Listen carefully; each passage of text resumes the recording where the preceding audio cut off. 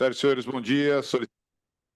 Ladies and gentlemen, we request that you please take your seats and keep your phones on silent mode. We will be starting the event today.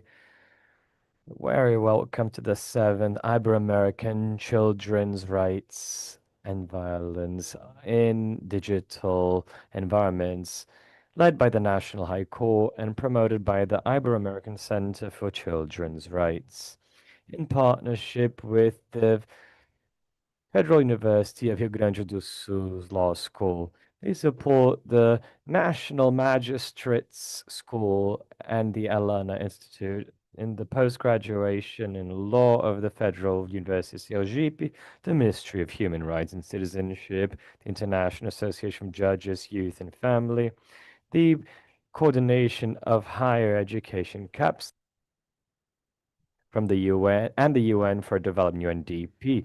This is also broadcast live on the National High Court's channel on YouTube. The participants will receive a certificate for their presence, which would take place once a day to check attendance, or it can be done through the link made available on the YouTube platform for those that are signed up virtually or online. And you can get your certificate online. We'd like to let you know that there is online interpretation to all three languages, Portuguese, English, and Spanish available, which you can get at the entrance of the auditorium. We also have hearing aid for visually impaired people. So my description, I am from the Seminas. I am 1.8 meters tall. I have a white shirt and a dark suit. So we're gonna start our panel with the discussion on the responsibility of teenagers in the digital environment. We will have as our moderator Karina Sposato, and the participants are Dr. Moacir Nascimento Júnior, professor at the University of Costa Rica, Carlos Tife, and professor of the Federal University of Sergipe, Karina Sposato. Also a professor at the Catholic University of the North, Jorge Fernandes, and also professor of the University of Chile, Gonçalo Berrios, that will be participating online. I hand over the floor now to moderator and wishing you all a great day.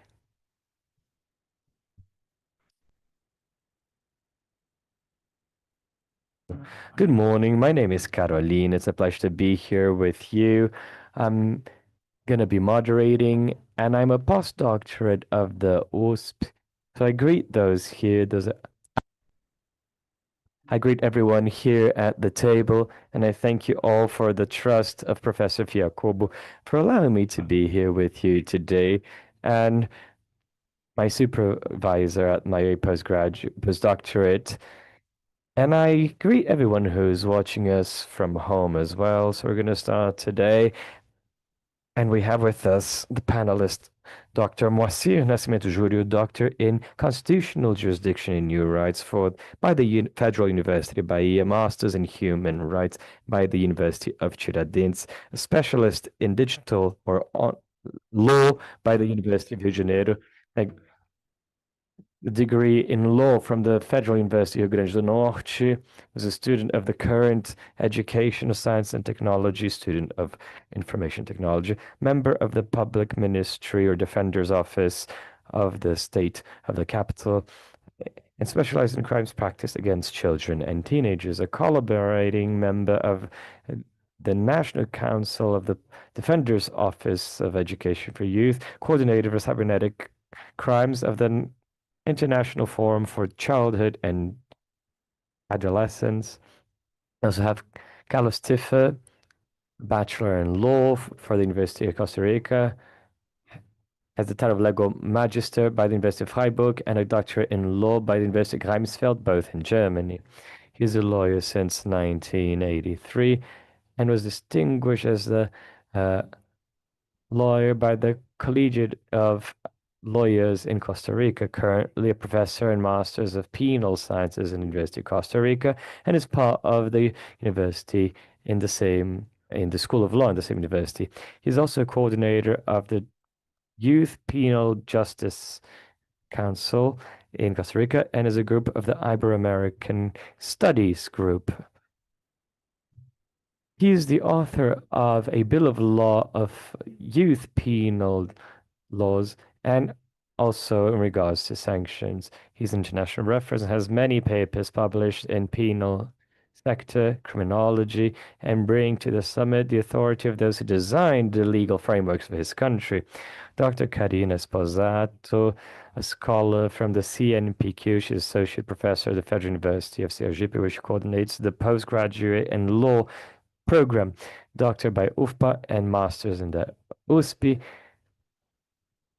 She also has degrees from the University of Pablo Olavich in Spain, with a solid institutional trajectory as the executive director of the Ilanuji Institute and a consultant of UNICEF in regards to youth and childhood justice. She's currently part of the Science Council of the Ibero-American Council of Children's Rights and the International Network of Constitutional Family Law.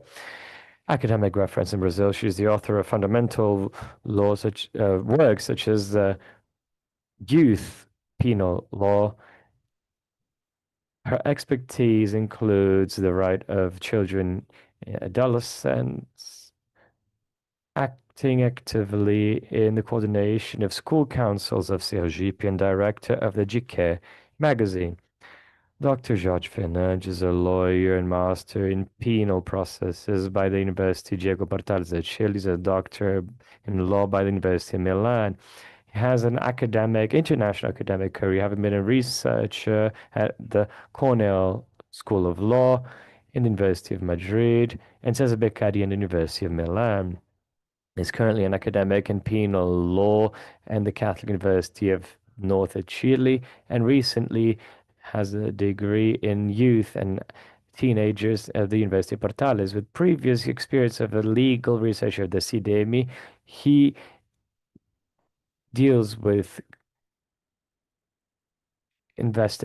research lines which include compared law and sexual crimes in digital environments. A specialist in European laws, he develops comparative analysis between the Chilean, Italian, and Spanish law.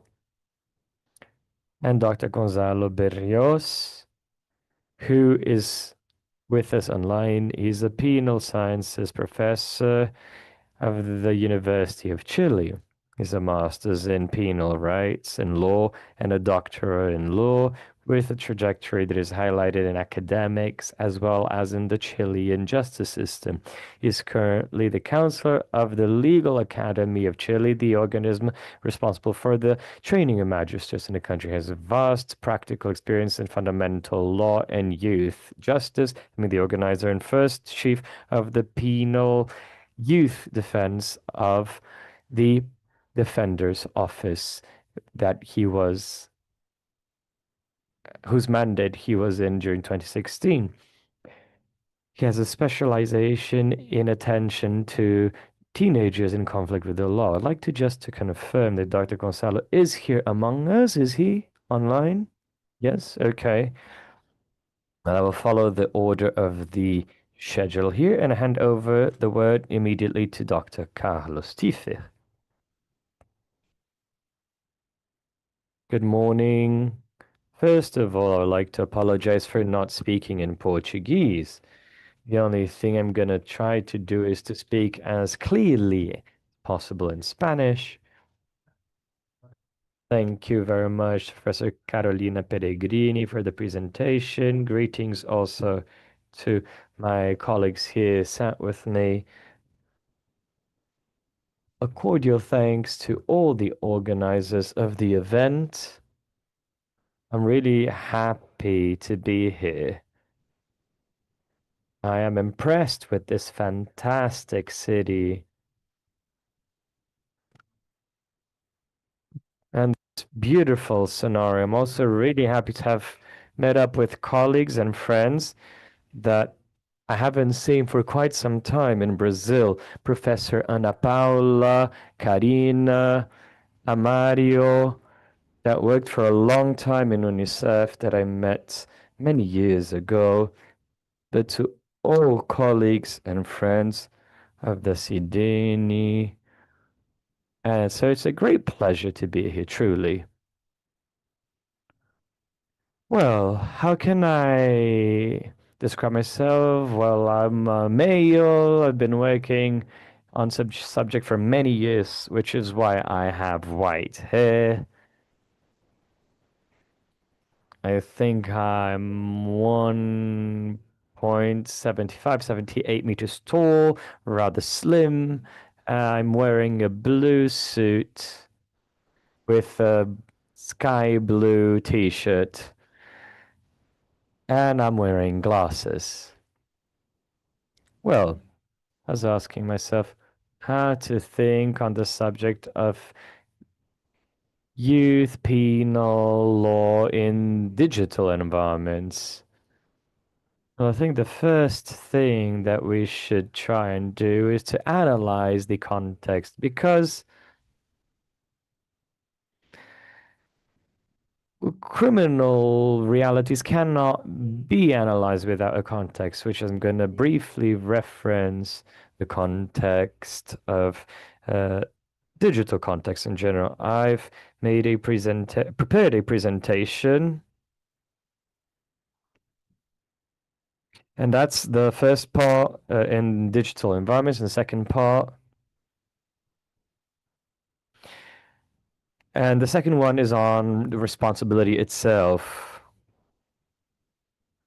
The first part is the use and abuse of children and teenage and the scientific consensus on the positive and negative effects subject on vulnerability in regards to artificial intelligence, to deal with the regulations and norms, and then talk about youth responsibility through a very important analysis instrument, which is the theory of crime.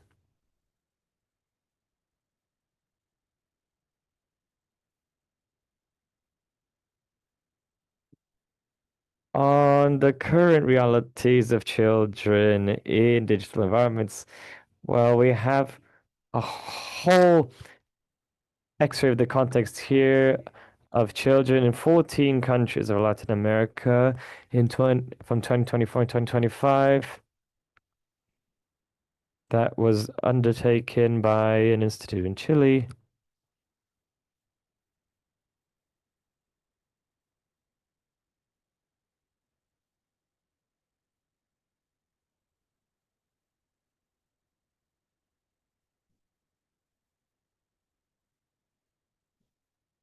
Okay, well, we apparently can't see it. I worked quite hard on the presentation, but I can do it without. Oh no, there we go.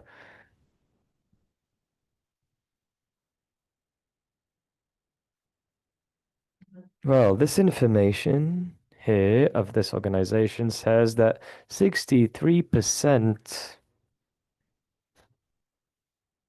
of those that replied have used the cell phone since they're 9 years of age. Some of them said they've been using it since they were 4 years old. 90% before, 28% before 9, and 9% don't use. There's an average of 3 to 6 hours per day online. And it's also important to mention that 60% of all these children declared having made contact with unknown people, strangers. And these are 10 apps that the teenagers use the most. The first three is WhatsApp, TikTok, and Instagram. And then you have the others that they use.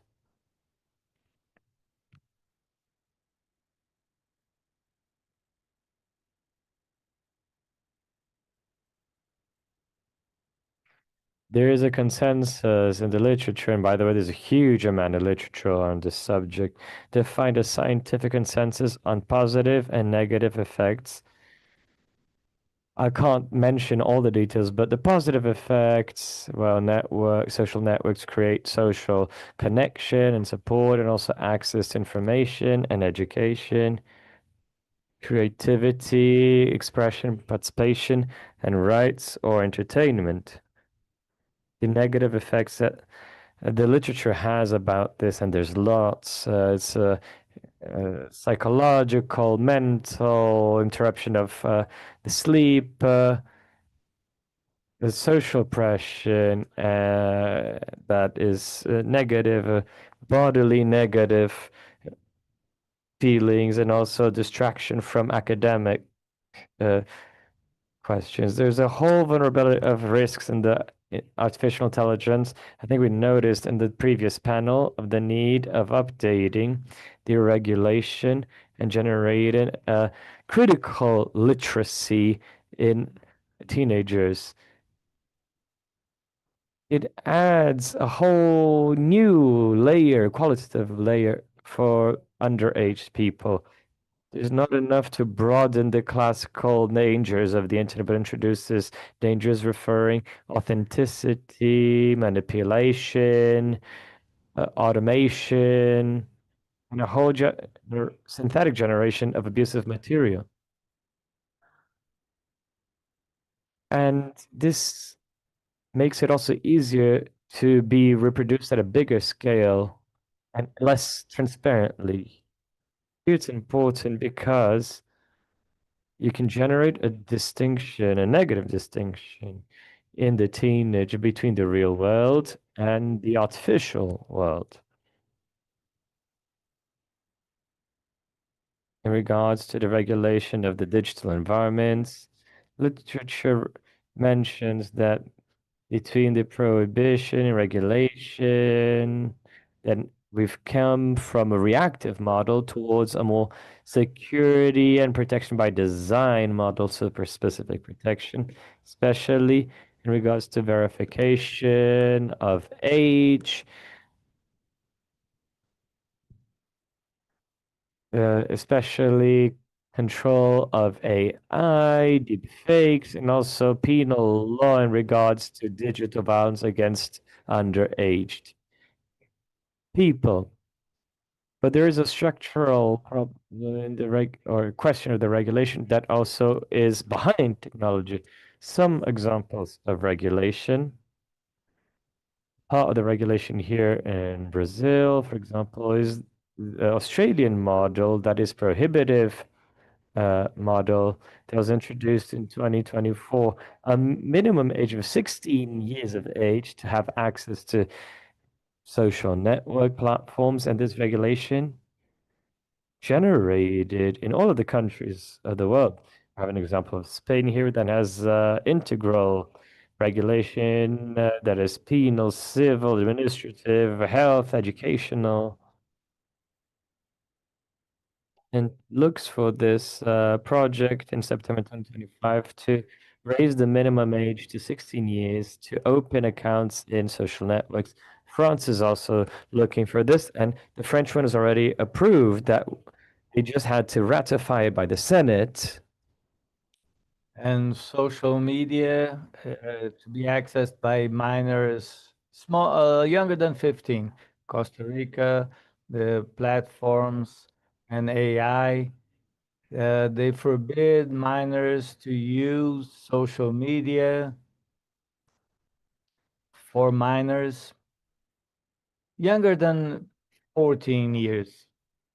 The challenges of regulation, technology, as we've said, advances faster than law. A major challenge is to foster a balanced use of the digital surroundings, establish responsibilities for tutors and parents, oversight of use and critical uh, use by teenagers. There are difficulties in legal frameworks, considering the advancement of regulations, especially because of the global technologies and that are changing all the time. Second part,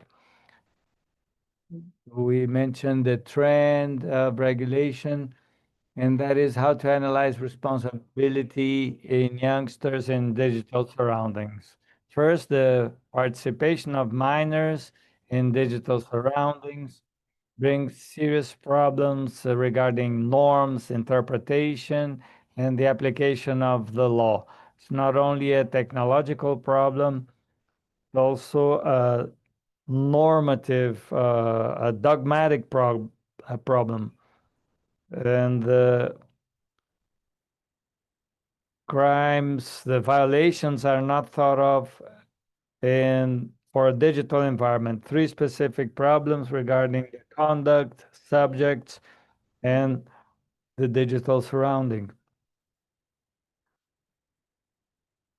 I am penal law teacher, so my focus is considering penal law, and I'll use an important tool called the theory of violation to analyze conducts considering violation, forbiddance, and also establishing responsibility. So we use that theory of violation, and it would be the description of the conduct, because not all violations are thought of for digital environments.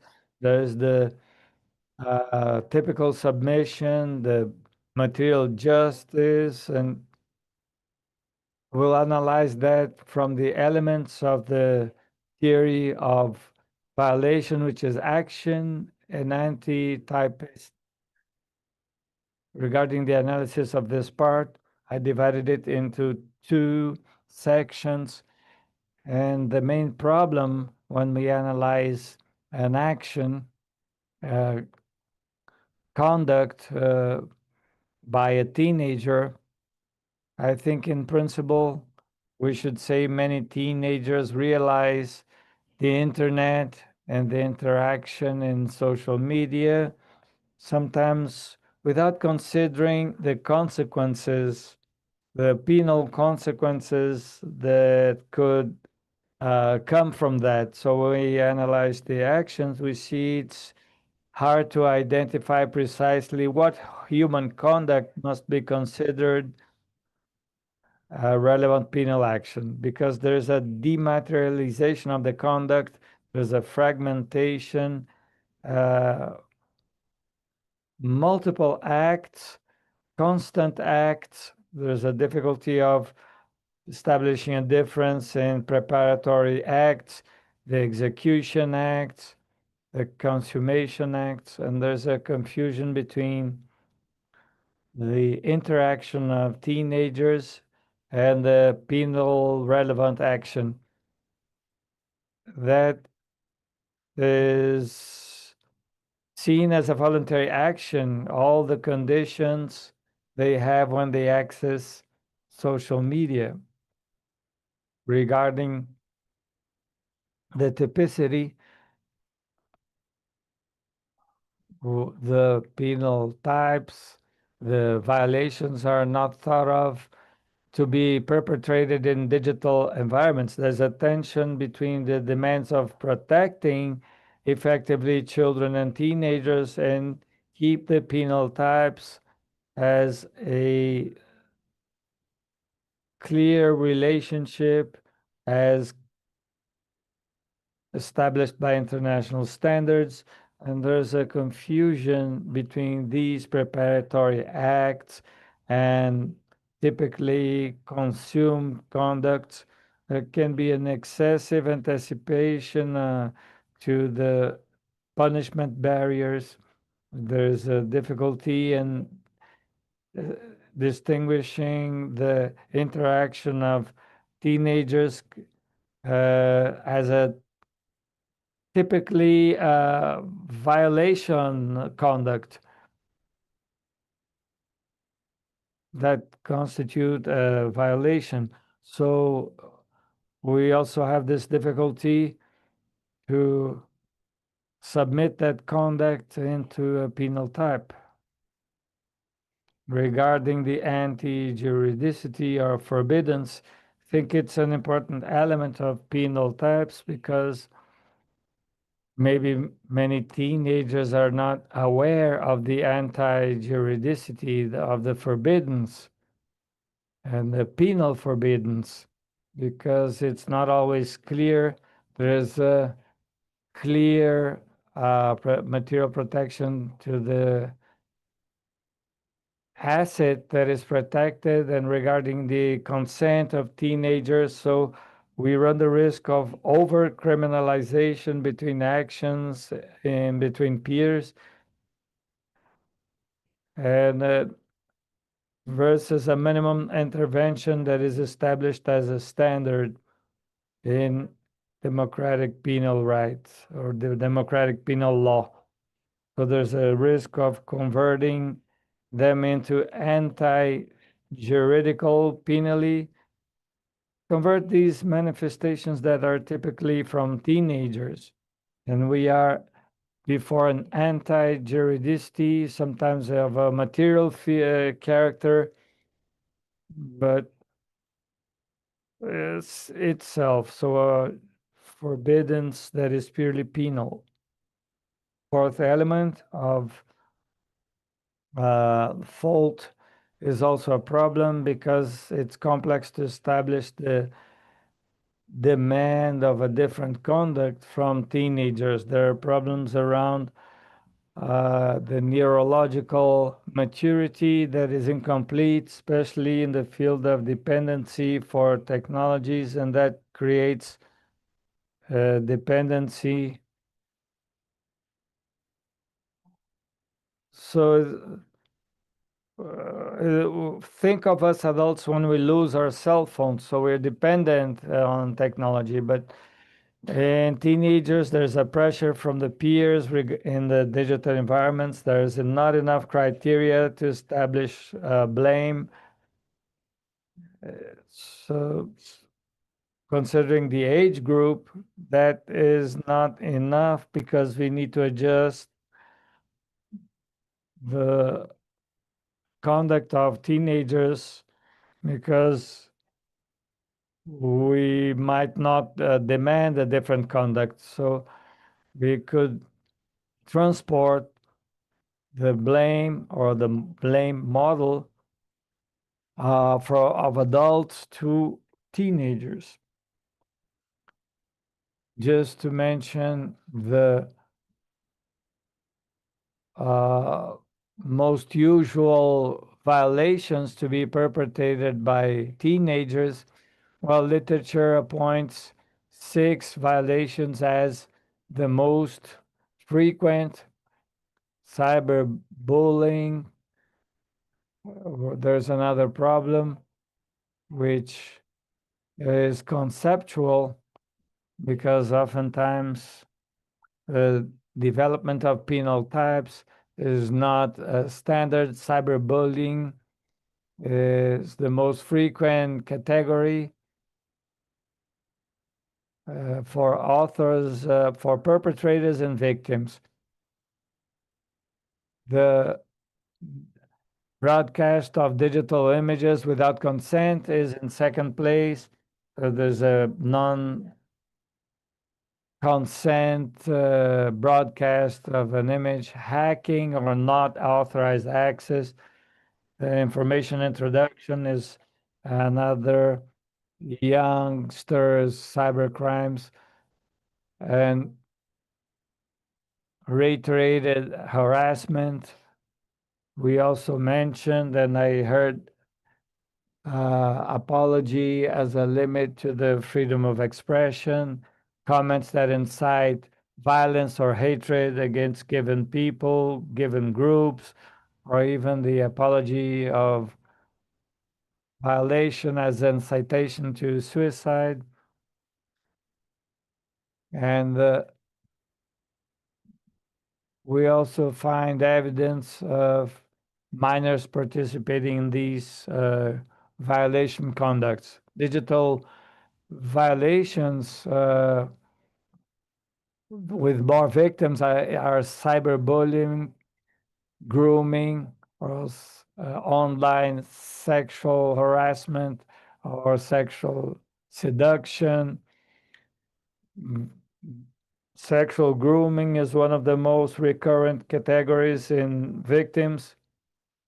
Extortion, Sexual extortion is one of the most visible threats and that grow faster, and the production and storage and circulation of child abuse online material are most frequent reports. Moving towards closure, seems very important to me to consider general observation number 25 of the Committee for Rights of Children.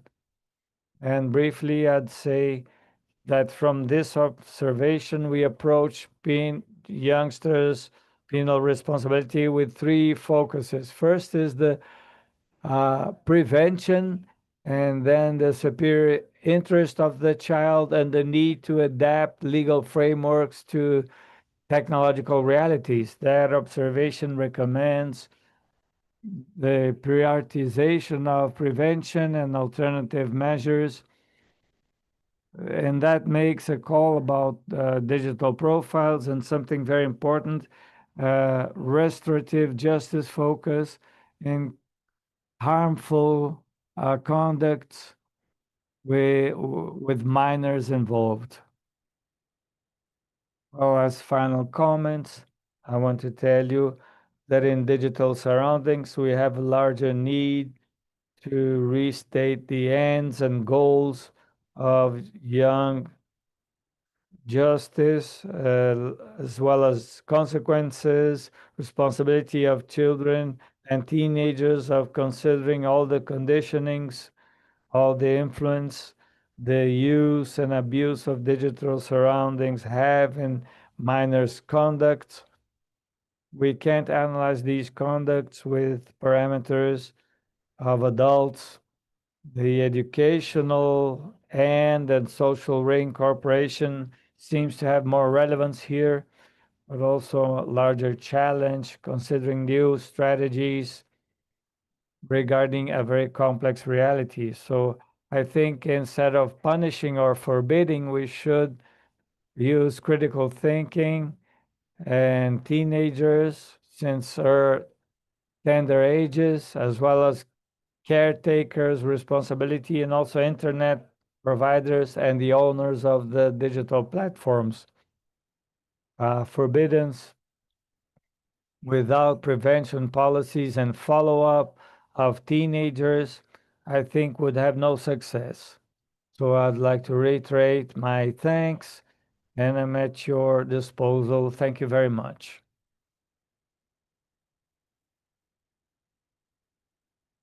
Thank you, Professor Carlos, for your important presentation. Because of our schedule, I'll give the floor to Professor Gonzalo, who follows us virtually.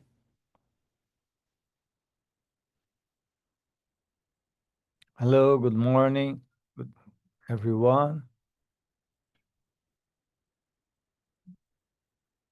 That's my only Portuguese. Sorry for not speaking your language. First of all, I regret not being able to be there in person, but a topic to discuss digital surroundings is a communication like this one, but I would have preferred to have been there in person. Thank you for the invitation to participate in this 7th conference. Dr. Misiero, Dr. Sofia Cobo, the Silene Federal University of the State of Rio Grande do Sul, Superior Court of Justice, that are the digital hosts, and also I greet the 5 participants of the panel, some of them, I'd say, old acquaintances. So making use of my time, and after listening to the good speech from Professor Carlos Tiefer, that was general, and allow me to bring specific topics regarding the situation in Chile. In general, I dare say their policies or proposals for policies and actions, they're not come into effect to protect children and teenagers of being victims of crimes through and by digital surroundings. That in social media, internet, through apps, online games, and also through the use of new AI tools, generative AI tools, the massification of early access to smartphones, computers have made it easier for more victimization through these means and surroundings. So in all cases, from my perspective, I'll focus on the other face of the coin, the other side of the coin, when these children and teenagers are the ones perpetrating some kind of crime using digital surroundings and means of access to the previously mentioned means. Certainly, these penal violations or crimes can have other children as subjects, but also it also happens to have an exchange. The same teenagers can be victims of these crimes and also the ones committing these crimes. So all of them are digital natives and use their free time connected, and there you find new spaces of socialization and entertainment of our times. They're not the only spaces, but doubtlessly they're pretty dominant for teenagers and also for a good part of the adult world. Professor Tiefer mentioned some data, some added aggregated data from 14 countries. I'd like to go deeper into some parts of this digital geography for the case of teenagers and children in Chile. Some over 7 have access to a technological device. Nevertheless, a mobile phone, a cell phone, is not until 10 that they get access to. 38% of the younger than 18 use these devices for over 4 hours a day during the weekdays from Monday to Friday, and 52% uses over 4 hours during weekends. And this is meaningful for what we are talking in the panel. So half of teenagers have experienced cyber harassment or has been a perpetrator of any of these situations. So these conducts that are so harmful from teenagers being excluded of digital means, offending, being offended, broadcasting rumors, threats, create false accounts, and other measures. They share or receive some kind of compromising image. Or images that have sexual content. Let me just also highlight that in Chile we have a law of penal responsibility for teenagers from 14 to 17 years old that is being applied since 2017 and that has recently been modified. This law, like many other laws that are similar, do not have a own catalog of penal characteristics, but you can apply the different penal types that the penal law has in a general sense, except in infractions that are of smaller gravity, where there is a certain limitation being by age or because of the criminal characteristics of the act that is committed. And the professor mentioned with a lot of detail the way that we usually deal with this is having a differentiated, a special kind of judging that limits in practice some of these penal consequences considering particularities of teenagers. And here I will, we can go back to what Professor Tiefer said in regards to the different elements that make up the traditional legal theory of crime. Without accepting some penal codes that have special characteristics for crimes that cannot be applied to teenagers. In the Chilean case, in 2007, and it was quite advanced in the Spanish-speaking environment, we have rules that is known as Romeo and Juliet, protects the sexual interactions that are consenting between pre-teenagers under 14 years old and teenagers over 14 years old that can have relatively symmetrical relationships in regards to age. They cannot have 2 or 3 more years of difference depending on the kind of act, where we wouldn't criminalize the sexual conduct that is, of course, always with consent. And this is in line with the general observation number 21 that was mentioned of the year 2021 in paragraph 118, where that is explicitly said, materials self-generated by a child that is shared with his consentment cannot be penalized at its principle in theory. And I say that because when we introduce the first group of crimes that can be committed in the digital environment, although they weren't all thought necessarily yet for this kind of environment, but they can be easily applied. For example, having pornographic or sexual exploitation material, to agree that they show or record sexual images or of their genitals, being of their own or other people that are under 14 years old. That can be obviously done through online platforms, messaging platforms, games. That happens often, and that is how it can happen.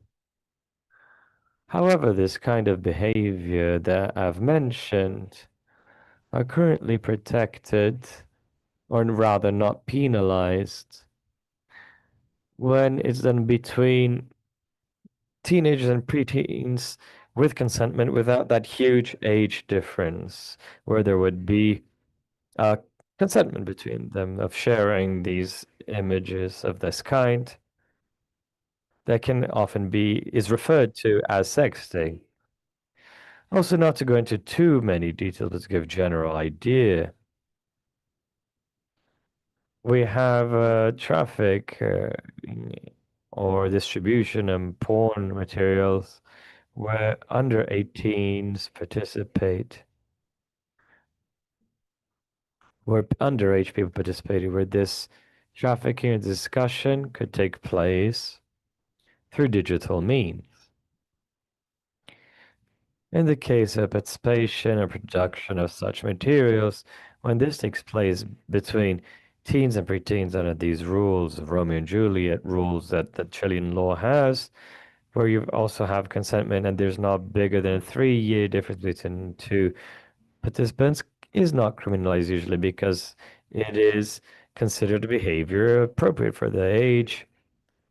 If they decide, for example, to record themselves, not the distribution though, which would be penalized and is not protected.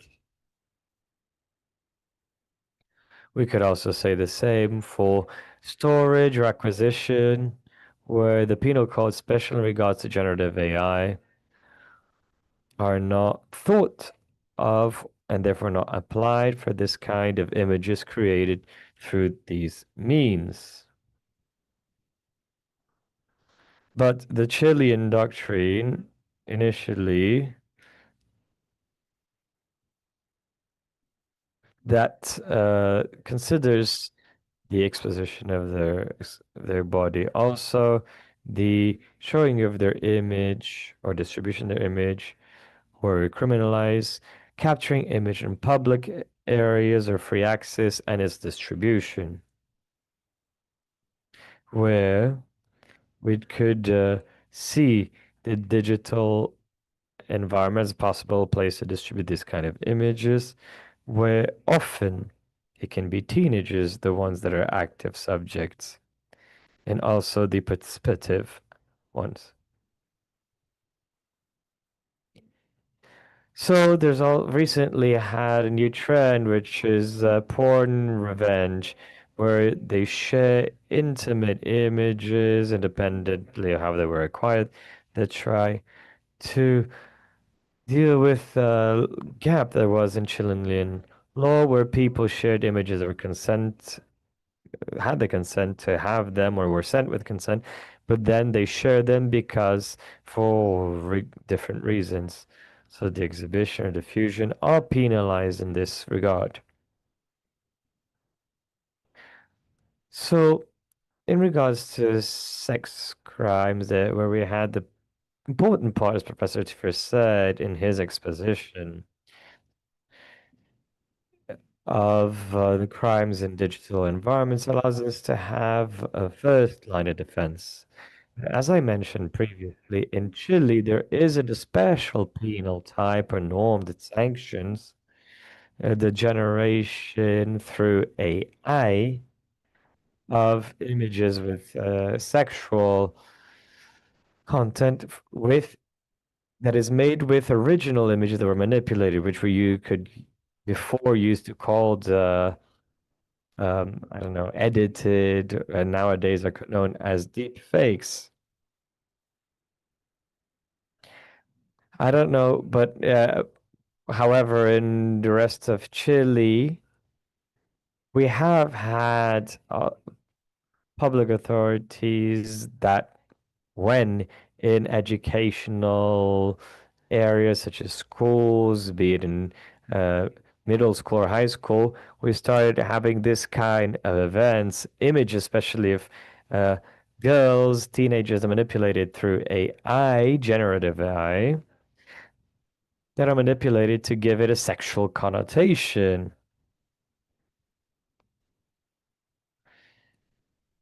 And so there have been some responses, civil acts of the moral damages that these images can cause. But we have bills of law that are being discussed for quite some time to try to deal with this kind of new behaviors for adults, but of course for teenagers.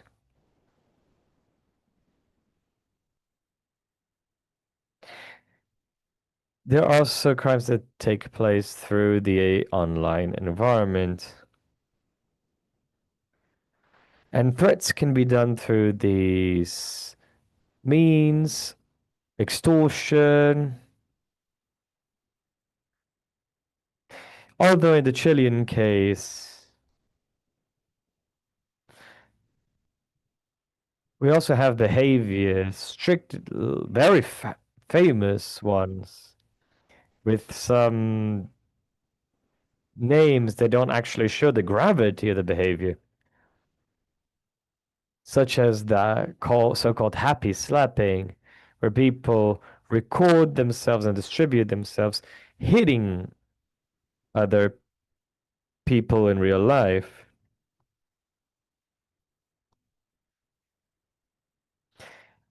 And you also have all kinds of swindling that take place online, other of than the typical online or IT ones, which is hacking into accounts and such.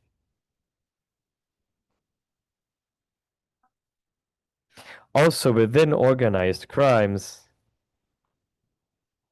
we've had several reports here in regards to this, since it's a phenomenon that is extremely serious and quite international, where they also participate online, where they have new opportunities for creating or undertaking crimes, trafficking weapons, trafficking of people, loans outside the formal market. And that is done also through social media nowadays.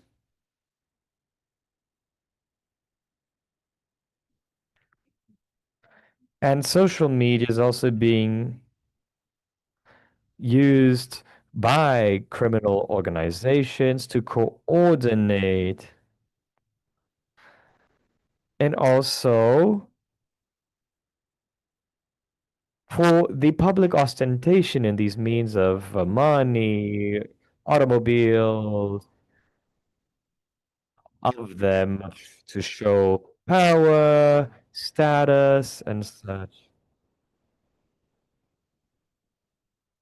And so the last point,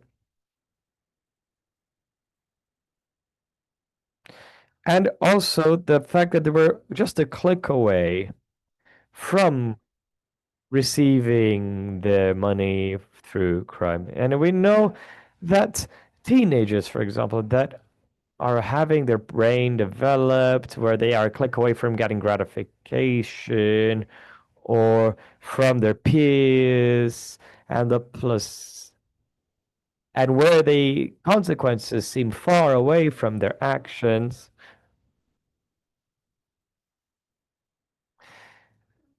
they induce crime with the facility, the ease, and how immediate the actions are. Think of sexting, where two teenagers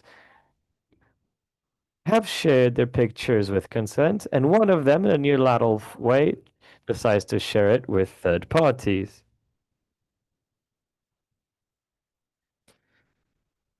Two people who might even distribute it. And this is a powder keg where teenagers are really just a click away from possibly committing crimes.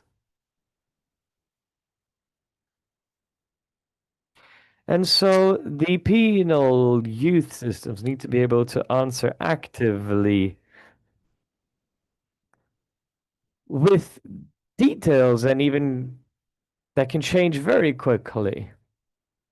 So we need informational campaigns for children, teenagers, and also for adults that need supervision and literacy. We have a lot of illiterate people in these tools. Uh, the,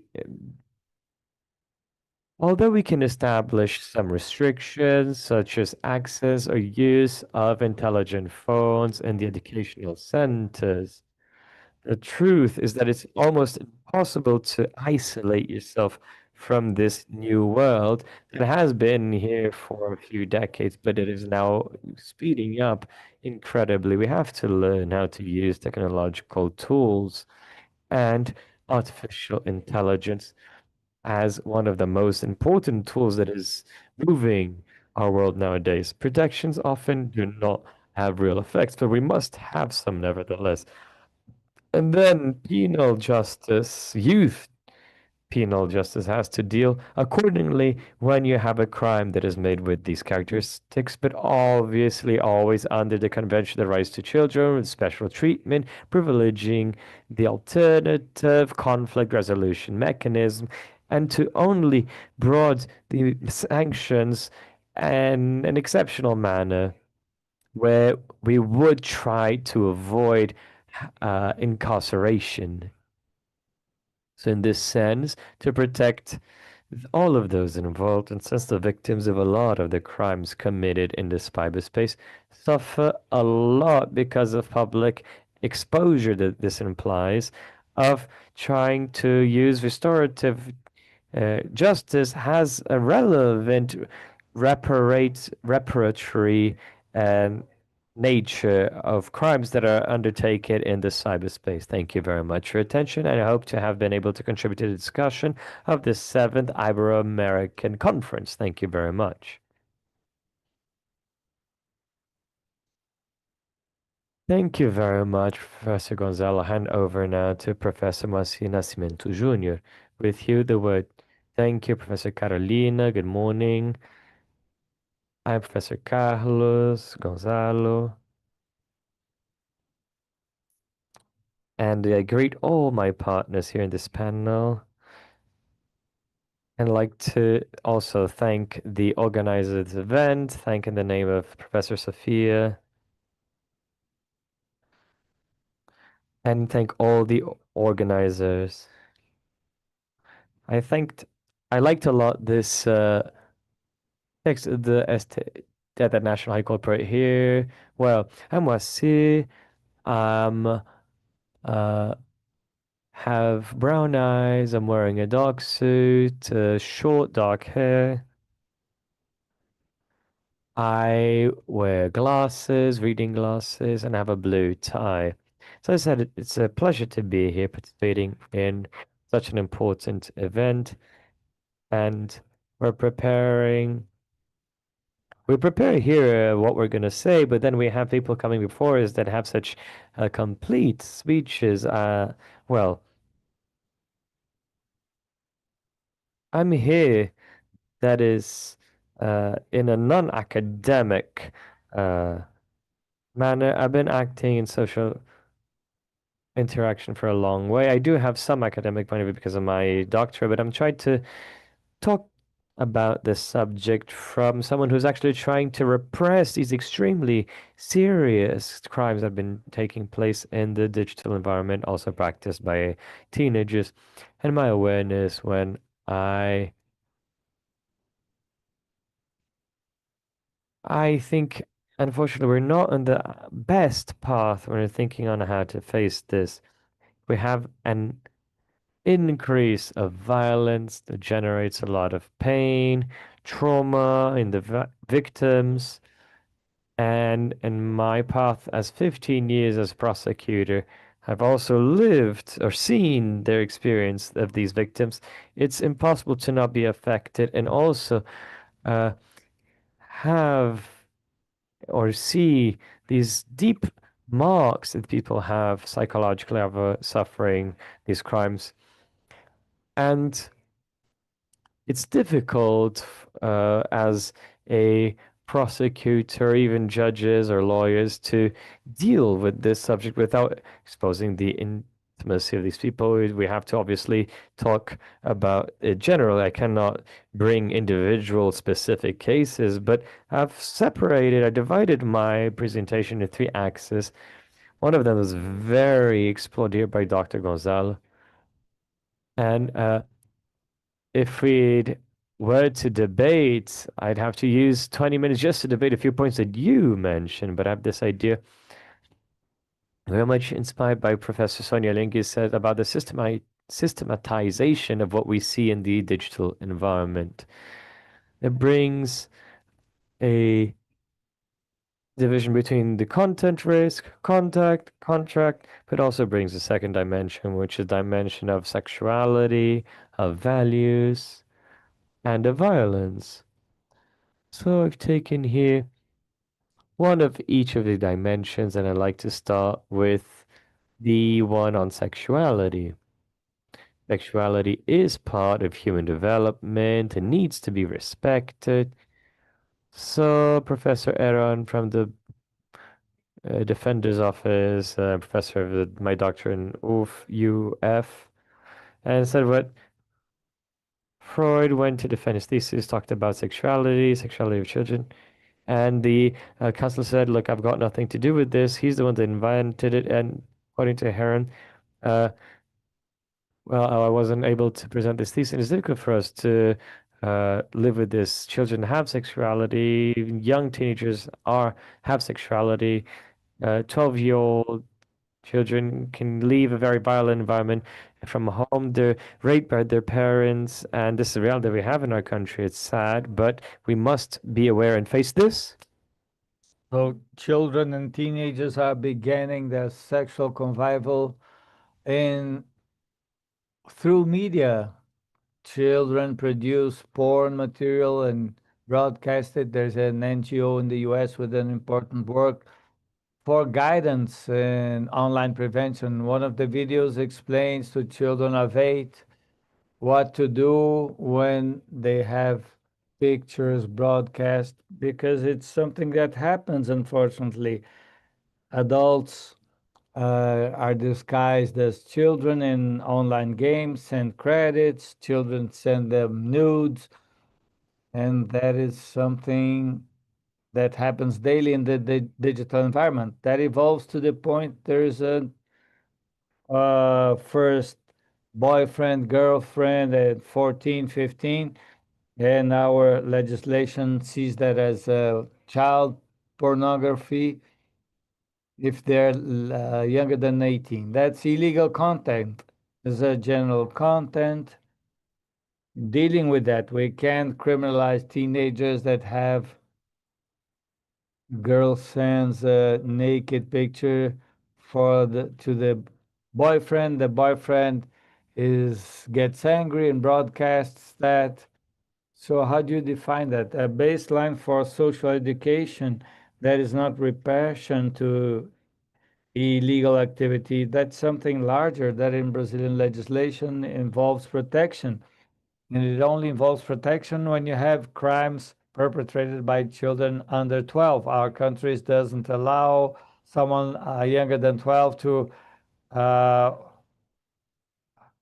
have a social educational measure applied. That's a reflection I bring because a 13-year-old or 14-year-old girl is the criterion of the Convention of Europe. They separate that from self-content and something that is not illegal. We don't have that providence in Brazil. Our legislation understands the pornographic content of younger than 18 is illegal. It must be erased, couldn't be produced or transmitted. So what I highlight in this first axis regarding sexuality is that the young girl who's sending a nude to everyone in their group is in a risk situation and needs an intervention from the justice system. And that may come through social education. And the state prosecutor knows that is solved in the first hearing. And that creates an opportunity for a guarantee system to apply protection measures to the situations and not punish them. There's a police report, and that's an embarrassment. But what does the police marshal do when a mother comes and says, and he needs to send that material to the justice system, but that material that shouldn't be a punishment unfolding must be protection must be used. Professor Carlos uses the expression of normatized digital interaction. That's very important because the blame of this teenager seems to me not to exist, but the ones who judge this are not policemen, they are magistrates. So this must have a protection side. So I'm talking about an instrument of social education in national legislation, which is the application of protection measures. I received a police report involving a 16-year-old student sending images of a colleague, a classmate. So we talk about this in meetings, and when the teenager was heard, he said, I didn't send this. And so his defense was the girl was unsatisfied because he didn't want to be her boyfriend anymore. So the family was called, the girl was called, and when the Instagram information, the Instagram account was obtained, or information was obtained, that is easy to provide. The girl sent many things. So it's social education with the opportunity of removing a person from a risk situation. So that's the first reflection regarding sexuality. Regarding violence, I see my time is almost up. I'd like to highlight cyberbullying, mentioned before. Brazil criminalized cyberbullying with high penalties. And we know cyberbullying is not cyberbullying that happens mostly in middle school and basic school, which not something that generative AI created. That always existed. You created an account at Orkut and posted a story. Didn't need any pictures. You just told a story, and that would destroy the emotional part of the person, because everybody would be reading that. But deep fake, this new technology that is very disseminated in an irresponsible manner with the generation of realistic content, and this is being subsidized by major investments in technology. So the bubbles grow and they burst and things get renewed. It's accessible to everyone. Thiago Tavares said in at an event last week that services that have no legal representation in Brazil offer services that create a realistic image without consent. So it's a serious violation that needs repression. Teenagers do that for the most absurd reason you might think, different grades. So things appear from nothing.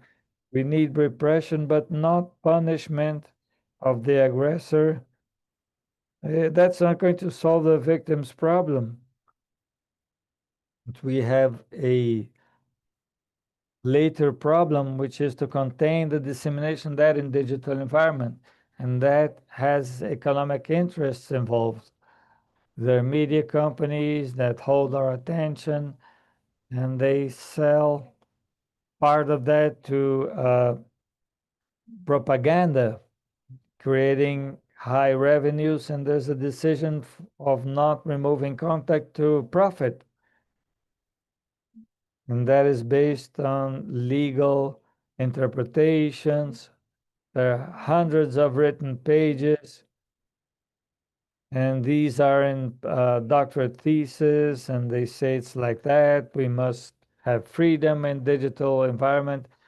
When you see who is writing the thesis, it would be someone connected to a big tech, and that starts to have a solution in Brazil with the digital ECA, with the decree. So as state prosecutors and police officers, you can send a letter to this company. So the way of promoting those letters, of sending those letters, is difficult. Some companies only receive them if they're part of a criminal proceeding. So today we have providence in the decree and in the law for electronic flow of information. So we shouldn't wait for a court order, because if this order arrives in 48 hours, there will be something new happening.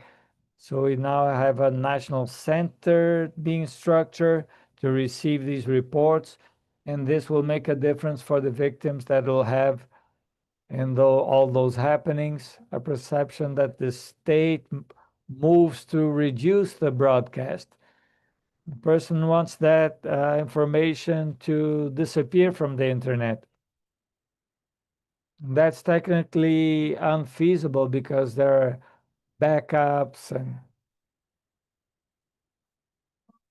a big technological structure can't remove something immediately from the internet, but you can create filters to reduce dissemination, and that will be done when the police forces communicate, the judiciary is structured. Federal police has no structure. They don't do the investigation that is done by state police. That's a long path. Purchase of expensive equipment and licenses that are very expensive. So how are we going to create that? As back in 98, the US provided for task forces to tackle environmental crime. They have a fund of $70 million to equip state police. Recently, a bill was passed for organized crime with the National Public Security Fund. So that's the way. Without money, you can't investigate, neither punish crime in the digital environment. And I get to the third axis. I was talking to Rafael yesterday, talking about the hatred networks. And you must make use of technological infrastructure to disseminate messages. Broadcasting, things that only Globo did. Anyone now with an electronic device can transmit that to many people, so that what England has been doing with the access control, checking the age. I am 18. You're 18, yes, all right. So it has no logic. You can't give that power to a 12-year-old to have the ability of disseminating messages to a million people. You need to have responsibility with this. And the ones providing the service, now you have a regulation in our country also. Then I could talk about hatred and neo-Nazi networks, inciting suicide, violence against women, and other groups in an unequal society. But I would like to bring you something simple. Alcohol beverages. And the countryside, a girl drank in a party, was victim of rape, and behind this, there's a billion-dollar market. Largest companies are alcoholic beverage producers. So in the internet, we have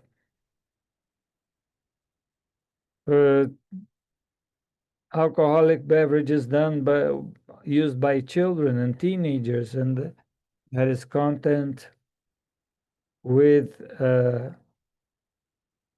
brands, types of beverages that can't be broadcast on TV. Spirits can't be broadcast on TV. Wine and such can only be broadcast at late night, and that goes through the internet to millions of people, and that's not broadly disseminated. I'm not saying brands hire children directly, but in the countryside, you take that blogger. Professor Eduardo will bring his assessment about that, this child artistic work, which is the publicity work, and the representative of that brand of poisonous beverage sends the bottle to her house so she can do a party, make a party, and people with less than 18 that does propaganda for other minors is a violation. It's in Article 67 of the Consumer Code. So I'm not saying we should arrest that teenager, but we have an opportunity coming back from the SEST case. A social educational system is an open channel for interventions of the most varied kinds. And one of the interventions is to stop that propaganda. We need to stop girl that is influencing that community must stop her making propaganda of alcoholic beverages. In schools, we can't have this kind of propaganda. It's harmful to health. It would be a crime. And teenagers do that. So to blame those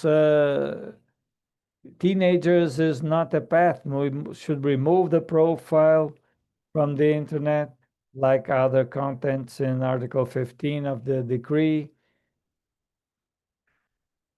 Things that don't can't be associated to teenagers, like alcoholic beverages, guns. So so they should have a healthy development. My closure is about the potential of social education. I know your area is penal law, but social education, at least in the Brazilian experience, is very rich because it opens possibilities for interventions, but and also activation of circuits in the prosecution office and other organizations that can responsibilize a topic that Professor Karina will approach. So my time is up. Thank you once again for the invitation.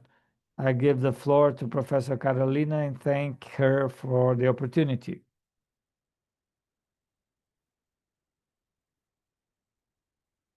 Thank you very much, Professor. Before the next speaker, I'll do my audio description. So I'm a woman. I am 174 high. I have long brown hair. I'm dressing a white shirt with blue colors. I wear glasses, brown trousers. I'm white, but I'm tanned at the moment. So I'll give the floor to Professor Karina. Thank you. Good morning, everyone. Initially, before I do my self-description, I'd like to greet Professor Dr. Ana Paula Mota Costa, thanking her for all her dedication and also for her inspiration. She's a professor, an academic collaborator that brings that topic of rights of children to beyond the academia through schools. We have many cooperation projects. So I want to thank her for being ahead this important event with Sideni. And I take the opportunity to greet Professor Miguel Silero, who is a reference for all of us who study rights of children and teenagers here and is here with us. I greet all my colleagues at the panel. The person of Professor Carlos Schiffer that establishes our trajectory of standing for the rights of teenagers regarding infractional acts, not under a repression perspective, but as a guarantee perspective, saying they're subjects of rights and responsibilities. I want to acknowledge on behalf of the post-grad program in law of the Federal University of Sergipe, where I'm a coordinator, our thanks for being part of that initiative, acknowledging the presence of students, teachers that presented their work and are with us. Professor in the law of children. So I'm a white woman, average height, brown eyes, straight hair. I wear reading glasses and I have a green blazer. So my presentation is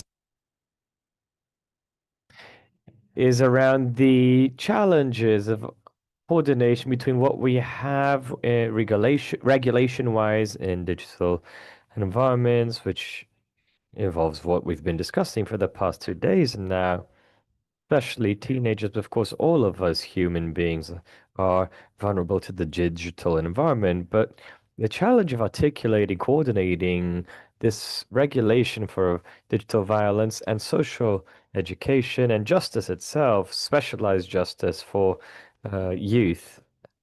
In this scenario, I'd like to highlight initially what concerns us is that the way to deal with the responsibility of the individual, which is the teenager that can be both the author or the victim of crimes in the digital world, is to somehow try and avoid the selectivity of this system, because we know that depending on who the person is, very often the answers and the legal consequences are specific for them, and also the possibility of a possible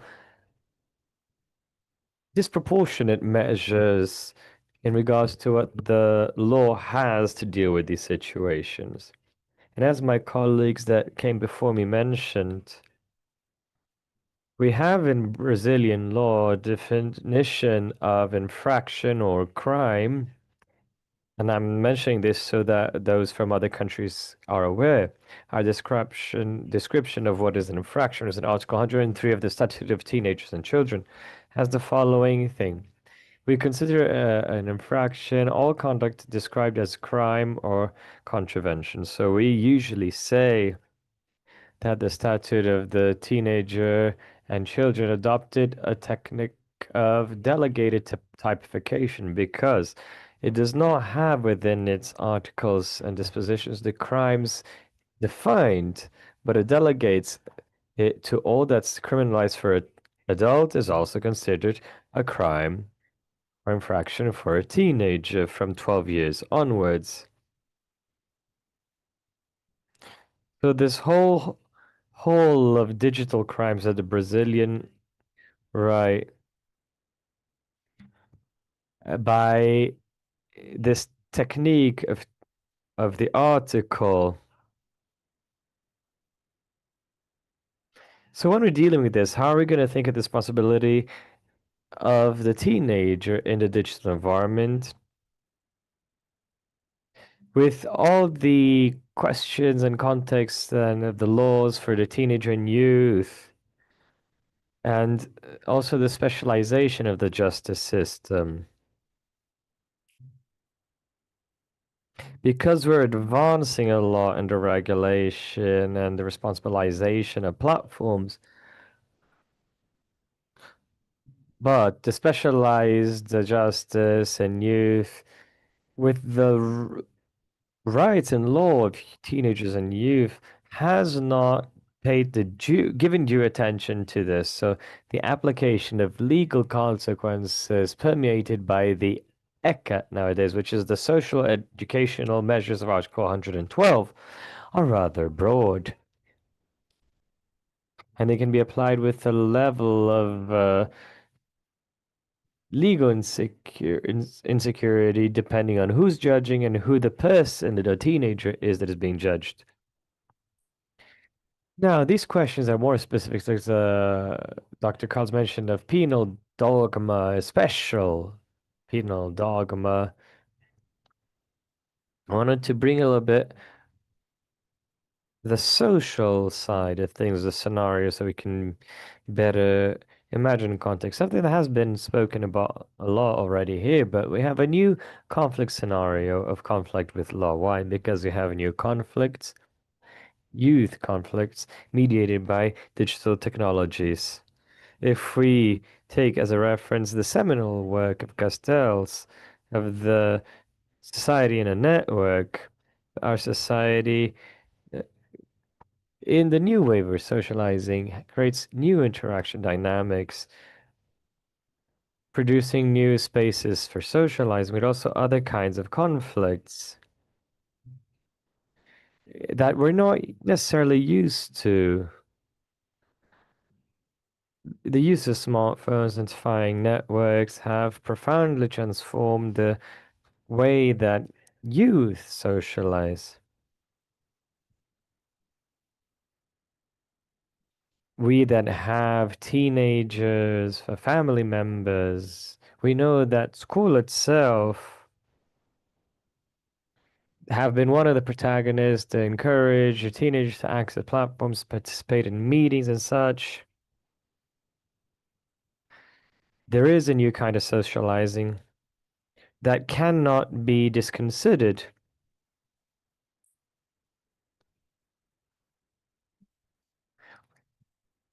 And the teenagers are not just victims, but are the authors of online illicit activities. And they demand on our side institutionalization of the practice of dogma as well in dealing with proof and also looking for proportional answers.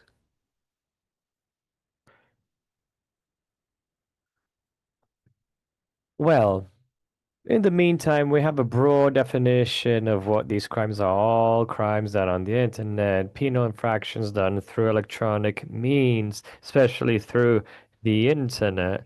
So we have cybernetic crimes that are cybernetic ones, specific cybernetic ones, where the penal code explicits that it needs the virtual environment to actually take place, and the cybernetic crimes that are the ones that it's the virtual environment is just another way of practicing that crime. All of the kinds of racial discrimination and prejudice that can be practiced in the physical world, but also virtually. Because historically in 2012, we established the mandate of specialized police stations, especially after the Carolina Dickmann event, to deal with cyberbullying. And so this also poses us a challenge of articulating these police stations and security equipment for the specialized teenager and youth police departments. And so in the case of the ley of 2012 called the Carolina Dickmann Law as the first regulation in Brazil of invading electronic equipment or hacking of electronic equipment. So we have a gradual appearance of other rules and other legal areas. And so I'm going to go over here. I'm going to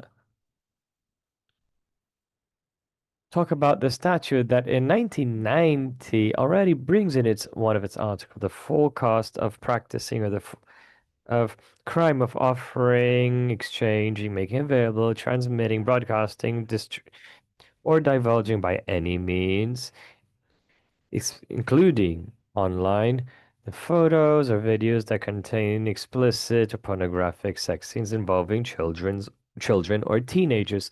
So we already have a type of characterization in 1990.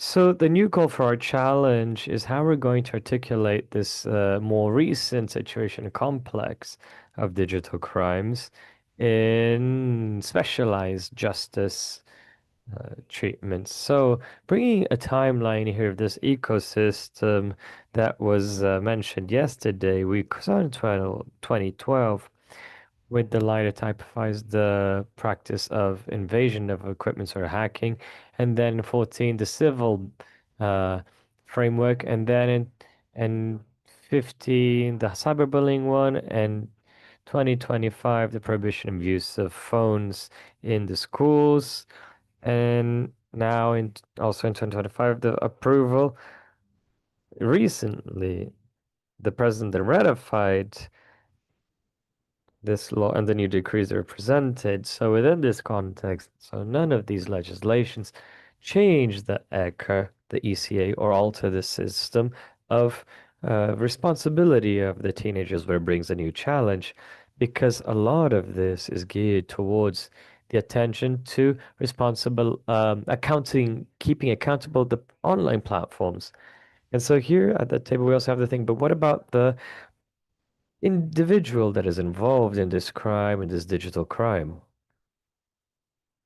So here we were invited to think the main types of digital environments we have here. So fake messages, digital extortion, all the crimes against the honor, cyberbullying, piracy, revenge porn, and the use of these platforms for sexual abuse. So we have a context that is that of violence and digital vulnerability.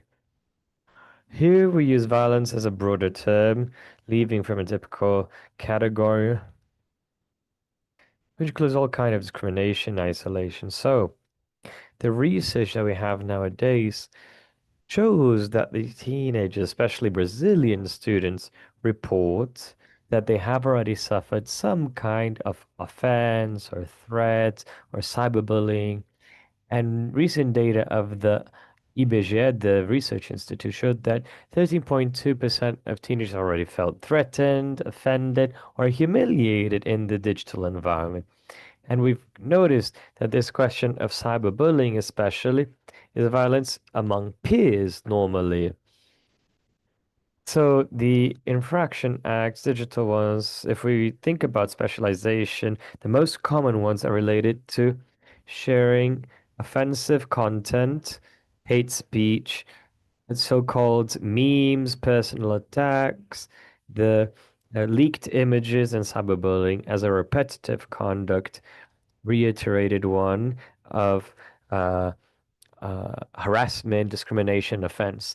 So I'm not going to remain talking just on cyberbullying. We even have to think this category without the nomenclatures and using foreign words. But I think this category communicates rather well what we want to translate with this uh, situation of online harassment through offense, abuse, and often it is based on the appearance, identity, and religion, the color of people in sexual preference to connect to humiliating messages. Whenever there is a systematic humiliation, reiterated offense, we can say that we are facing cyberbullying.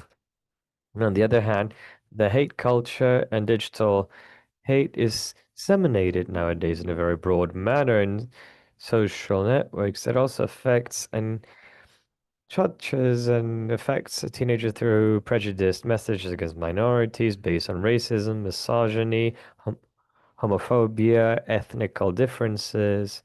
So this whole speech sometimes based on stereotypes. And what we notice often is the so-called haters or hate speech. They try and find this validation. So the more hateful the discourse or the speech, the more engagement they get, the more approval from the peers. A recent research that's already mentioned on TikTok here about TikTok noticed that there is sensitive and violent content shown to youth. We know that a lot of this network is used by a lot of teenagers and children. We observe where we did a test with children between 14 and 15 years of age in the research that started interacting through religious and motivational messages. And from that, they then also started receiving far-right content messages, political misinformation, and also of gender stereotypes, which proves the algorithmical discrimination and how much the platforms earn with the so-called or win with so-called hate speech. So there is a responsibility by association, the individual's responsibility of what is disseminated, but also the platform's responsibility that amplifies it, that engages and broadens the reach of it. I'm gonna hand over here, but just to highlight.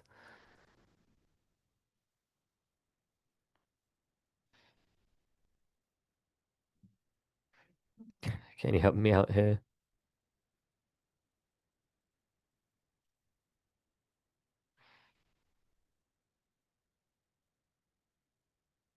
Sorry, I'm not very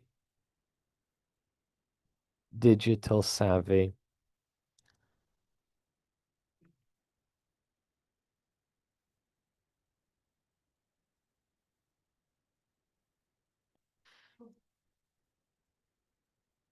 So just to say that we're talking about a responsibility that is individual and start from the principle that a teenager is a person that has responsibilities.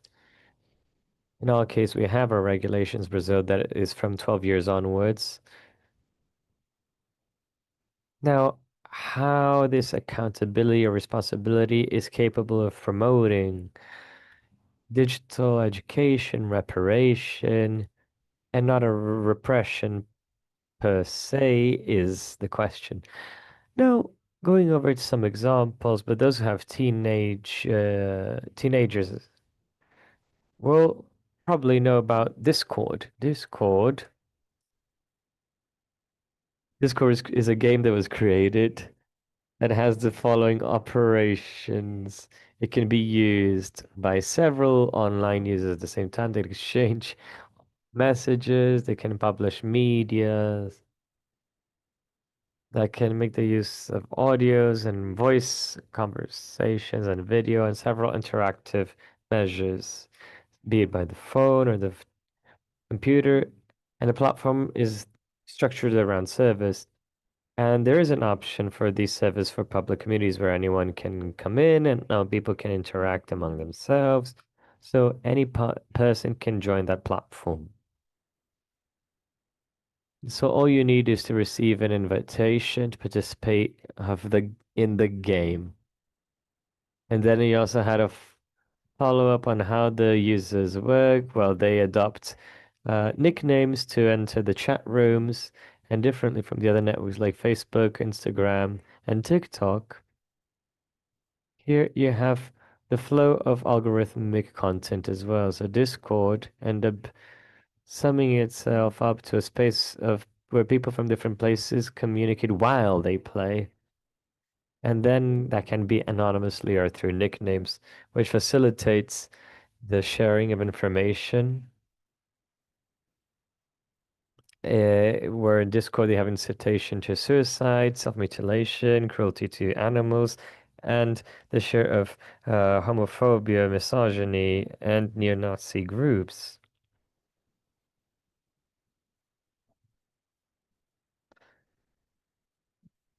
And then movement against anti-LGBT, anti-black people, racist,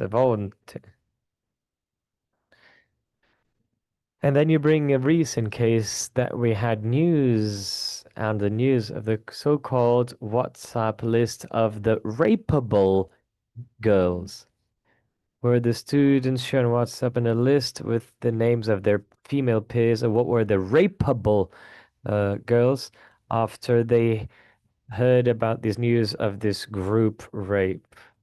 So we know that there is this danger, the digital crime or being practiced between strangers in a completely without any reason, but just for the intention of promoting hate speech. But there's also situations where the aggressors and victims know each other and live among themselves in a school or community environment, which brings yet another challenge because demands from our side as a justice and rights guarantee system to look for a reparation and accountability linked to a reparation. And then, so to finish, challenges I'd like to highlight for juvenile justice or specialized justice. First problem is the use of penal law categories for teenagers without due mediation by the principles of juvenile justice. So the automatic displacement won't see to principles adopted by Brazil, people in development, best interest of children, intervention, avoidance of judicialization. So somehow we are not used or familiarized in specialized justice to deal with that. And recent examples show a trend centered in civilian justice, not penal juvenile justice. 3 cases, one from the Court of Justice, one from the Justice Court of Paraná, and one from São Paulo. In this appeal, they recognized cyberbullying done by a teenager and resulted in the ruling for the payment of compensation for a lack of parent responsibility. A new category would be digital abandonment. In the case of Paraná, another appeal, responsibility of parents was recognized for broadcast of intimate images done by a teenager, so in vengeance pornography. And the Superior Court of Justice, in an appeal from Minas Gerais, consolidated the understanding that parents answer civilly for the illegal acts done by minors, and regardless of their presence in the moment of the fact. So we are platforms are being held accountable, and we're having indemnization from parents, but we have no clarity about individual responsibility of teenagers which perpetrate the action. And we see some trends depending who the teenager is. It's high class teenager, if there's a change in the profile of the teenager who does digital violence. So the trend is depenalizing measures. Just a warning. But if it's not a teenager of the most privileged layers, how to obtain proportionality? So we have important debate in criminal justice, and I'd like to highlight 5 points to finish. First would be relationship between specialized police stations and specialized for juvenile justice.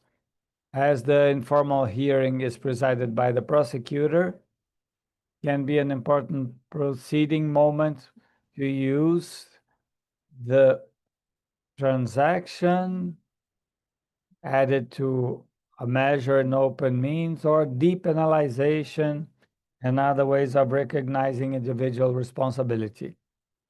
Third place, application of measures in open environment. So how this will relate to the equipment that perform the measures in open environment. If the social assistant equipment are able to do some kind of digital education. To finish, if the restoration practices and restoration justice can offer some instrument that is more fit to hold teenagers accountable for their actions, aiming to follow the victims that often remain in isolation with trauma and depression.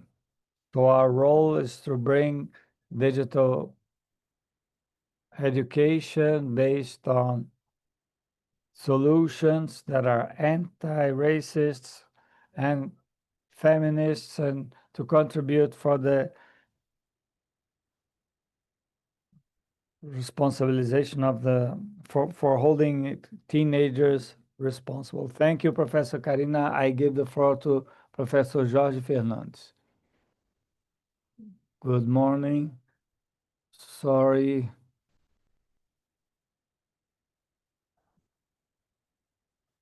Because I can only say good morning, I'll describe myself. I'm Jorge Fernandes Messias. I'm a male. I am pale. I am 177 meters high, dark eyes, black hair, and I wear glasses, beard, and I'm wearing a blue suit, white shirt, and tie. I want to thank the Superior Court of Justice, the Ibero-American Center for Rights of Children, Federal University of Rio Grande do Sul, for the invitation. I'm very happy to be here, especially people behind the institutions organizing the conference, Sofia Koba, Ana Paula, Professor Miguel, who was my teacher, my professor. I feel like your student, and people who are there, Belém, Luciana, Joseli, who helped me feel at home. So also Professor Carlos Tiefert, I recognize the relevance you had in my training.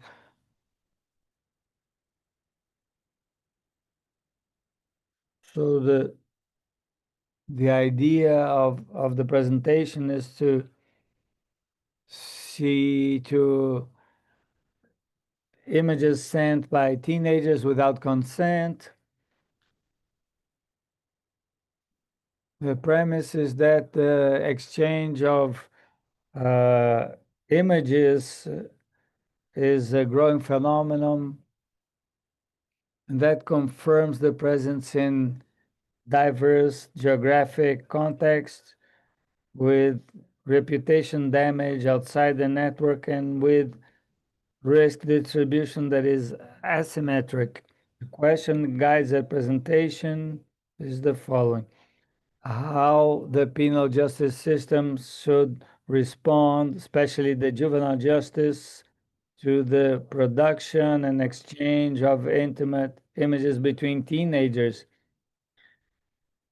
Can we bring the consent idea to the system, and what role has different responses this system can articulate?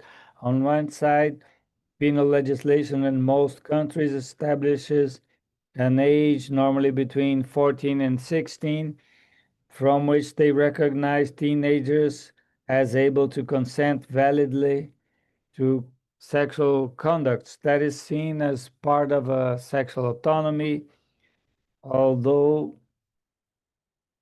that's reinforced by adults.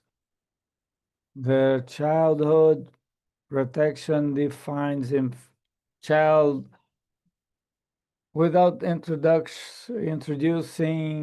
internal consent. This difference in focus creates a tension zone when the teenagers having the consent age exchange intimate images voluntarily. The definition don't exclude this conduct. Conduct is understood in the provisions regarding exploitation of sexual child material. I think Gonzalo mentioned that there's a specific clause of reserve by the state that excludes the possession of material protagonized by minors without consent. And always when this material, and this is the point of the providence that is highlighted and that produced and for private use, an idea that's reiterated by paragraph 118 by General Observation 25, which Professor Malov also mentioned in this conference. And on her side, the explanation report of the agreement of Lanzarote explicits the non-intention of criminalizing the sexual activities consented by teenagers, and also the experiences between in their development, and to also comprehend people who have similar maturities. And the compared space, these violations didn't have an uniform response. While some countries incorporated expressly the national origin, their implementation varies according to the age and proximity to the task developed, and other countries didn't incorporate the clause. But there's the preceding problem that generates the discretionarity problem. So others advanced in criminalization without clear definitions. Beyond this, the clear exceptions and concrete cases, the Lanzarote Committee saw as incompatible with the agreement, and the implementation of this session presents challenges. First one is consent and the transfer of the present discussion to adults in sexual education by teachers, and they mentioned general use and answer the question about what would be how to state if the person consented or not. And also with regards to the discussion in literature about consent, if it's in the state of the person, what specific communication acts, specific mental state, and also a gradual concept which has the issue of validation and ability. From a penal look, we have this through the binary decision if to apply it or not. So we have to recognize it or discard it. But beyond the coercion cases or awareness, we saw what degree this consent has. And obviously, these demands can't be the same for adults and teenagers, and that statement can't be only from the victim's standing point and the teenagers that has communication with others. And there's the ability of distinguishing between the clear consent and the not clear consent, considering Spanish legislation, with consent that's not valid. And this discussion has an impact in the penal environment. On one hand, what do we find? What is specifically required by the legislation for people to understand where they are outside penal law? Theoretically, we can mention what is planned by models of consent that are differentiated. I'd say there can be many differentials, and when it's required by the legislation, also by the legislation that is clear and everything that's explicit. On the other hand, what must the courts value? About which are the ones that should be mentioned in the ruling, the implications of the judges and what they want to validate concretely. So it opens margin for discretionarity in these acts. Beyond this, what are the elements that have to be considered grounds for the ruling? And beyond the problem, we also have to problematize it. So bring an approximation that consists in understanding teenagers often are not within a violation. And the violation, sexual violation of it would be an element of typicity without consent. That means consent of what defines a violation of sexual use, its presence, I'd say, in the sense of consent and its forbiddance.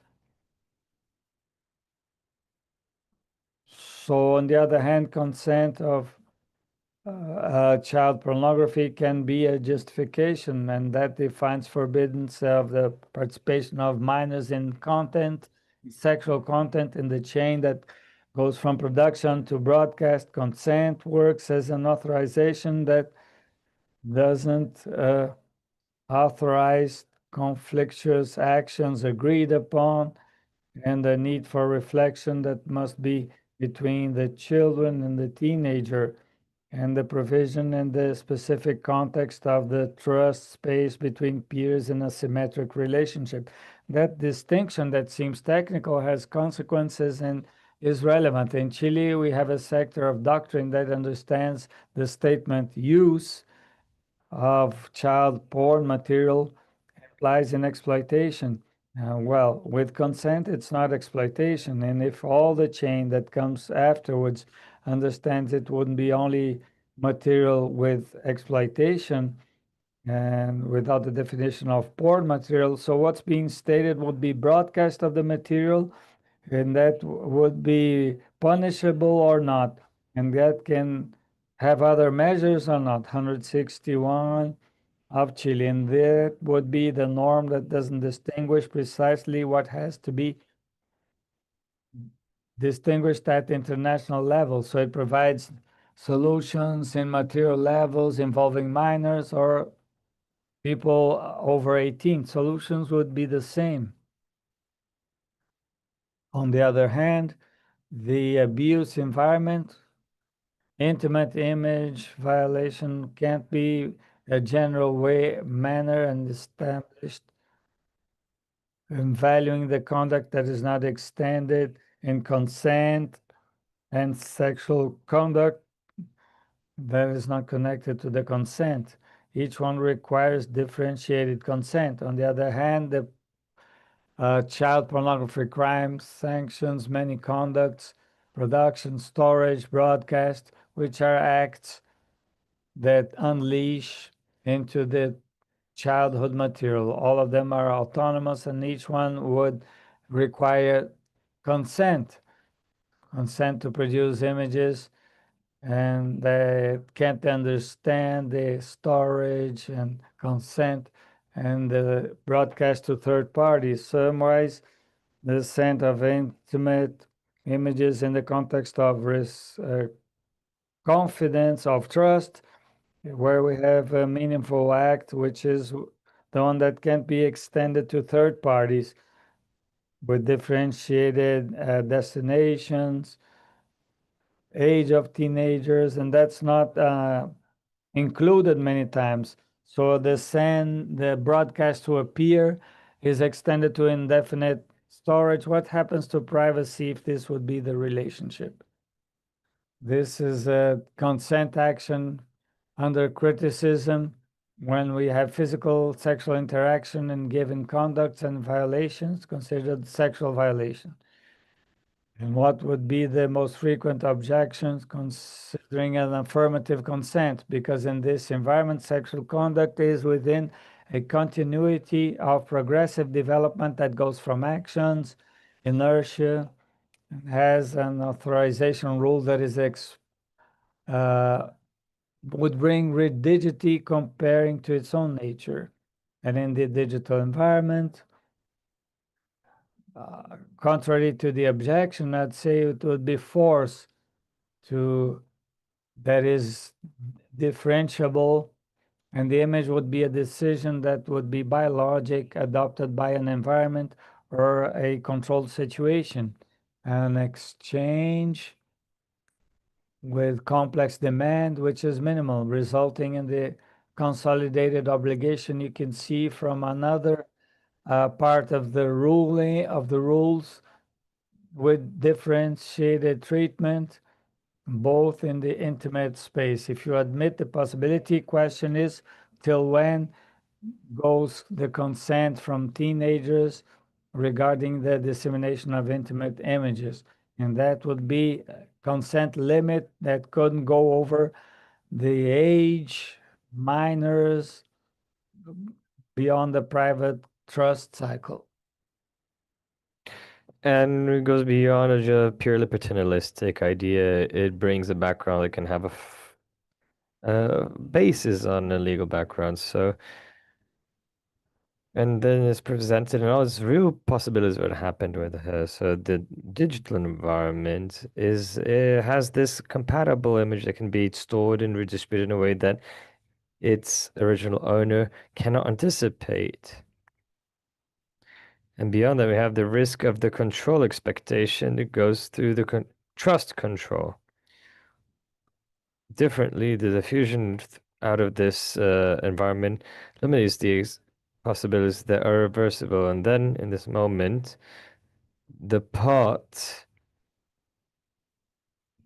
that is put by chance, and then, in my opinion, they cannot consent and control that which they're consenting when the consequence of an act goes beyond the control of the person's consents, which happens in the diffusion of images in digital environments. This consentment cannot be operated as a valid justification because it falls on something on which the person that has the right over it cannot control. And then we're talking about the space that we can articulate here from the interest of children demands that the acts do not create irreversible damage to them, and the structure of the penal code itself that does not configure a crime only once the damage has already been made. I think this is a danger of abstract possibilities of conducts that erode conditions that make it possible to someone control and protect their own intimacy, regardless whether the damage takes place or not. And the reason for this prohibition is this: once the image has gone through open networks, it is irreversible and can no longer be controlled. So the consent at this point means to consent in the country, loss and control of intimacy, and it's something that the law cannot consider valid because it is not an act with controllable consequences. So the first one is of the forbidden conduct and how consent has a different idea in this kind of crime, especially in regards of sexual abuse violations. The second one is of the illegal conduct and diffusion outside of private space, consented or not. And here, and if this is a penal injustice, how should they deal with this for children? The first thing they need to understand is the determination whether conduct is legal or illegal doesn't mean that a penal response is necessarily adequate, especially when we're dealing with teenagers.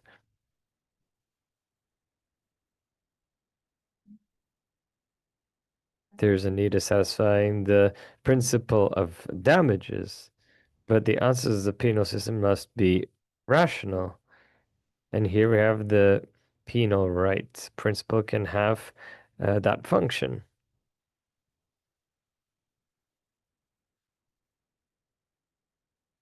Well, I think this kind of justification on accessorio ultima ratio has a logic in general penal law, but now in regards to law of 2025, it applies even more.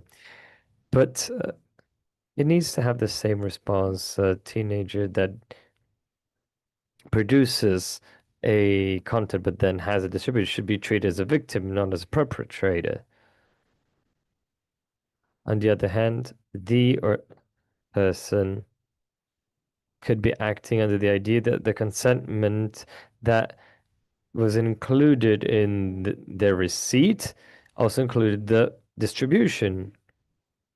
But in either case, this mistake, which mistake on the reach of a justification, must be kept in mind, in my opinion, differently than when it's an adult, depending on the concrete circumstances, but as with a special sensitivity. It is, for example, on the Swedish regulation for consentment, where the judges in similar cases could not agree on whether the teenager could actually truly give it. And the following situation is of the deliberate unconsented distribution where the teenager knows they have no authorization. There's no mistake, and the damage to the victim is concrete and immediate. But here we can't apply that previous approach. And there should be a socio-educational premise that requires a specific study. And they establish here the states to find best appropriate alternatives to repair this and promote the responsibility of the teenagers, in my opinion, can end up in being a more efficient response than, for example, a penal sanction immediately. Thank you very much. Thank you very much, Professor. I thank you all for your presentations here. because of how behind we are, unfortunately, we're not going to be able to open up for questions because we still have another activity this morning.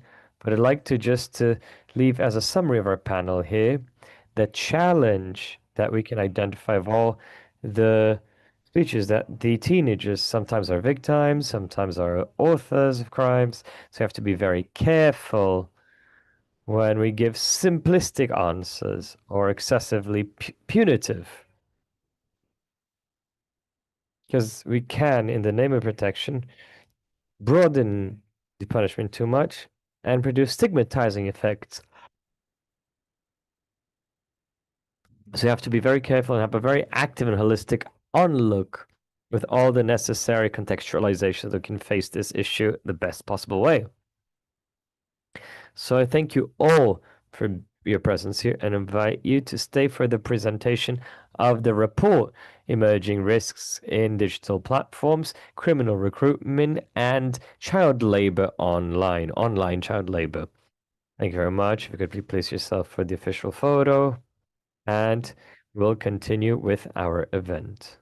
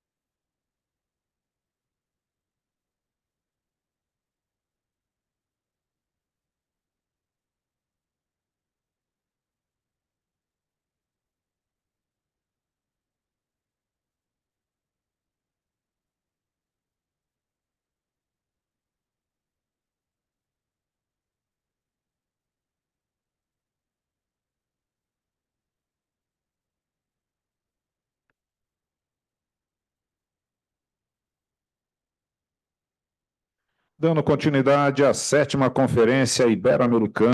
Continue with the VII Ibero-American Conference on Rights for Children in Digital Environments. We're going to present two reports on emerging risk on digital platforms, criminal recruitment and online child labor. So we have the judge of the National Council of Justice, Dr. Hugo Gomes, as a moderator. And as our speakers, I invite Judge of the Justice Court of the State of São Paulo and member of the International Association Youth and Family Magistrates, Eduardo de Mello.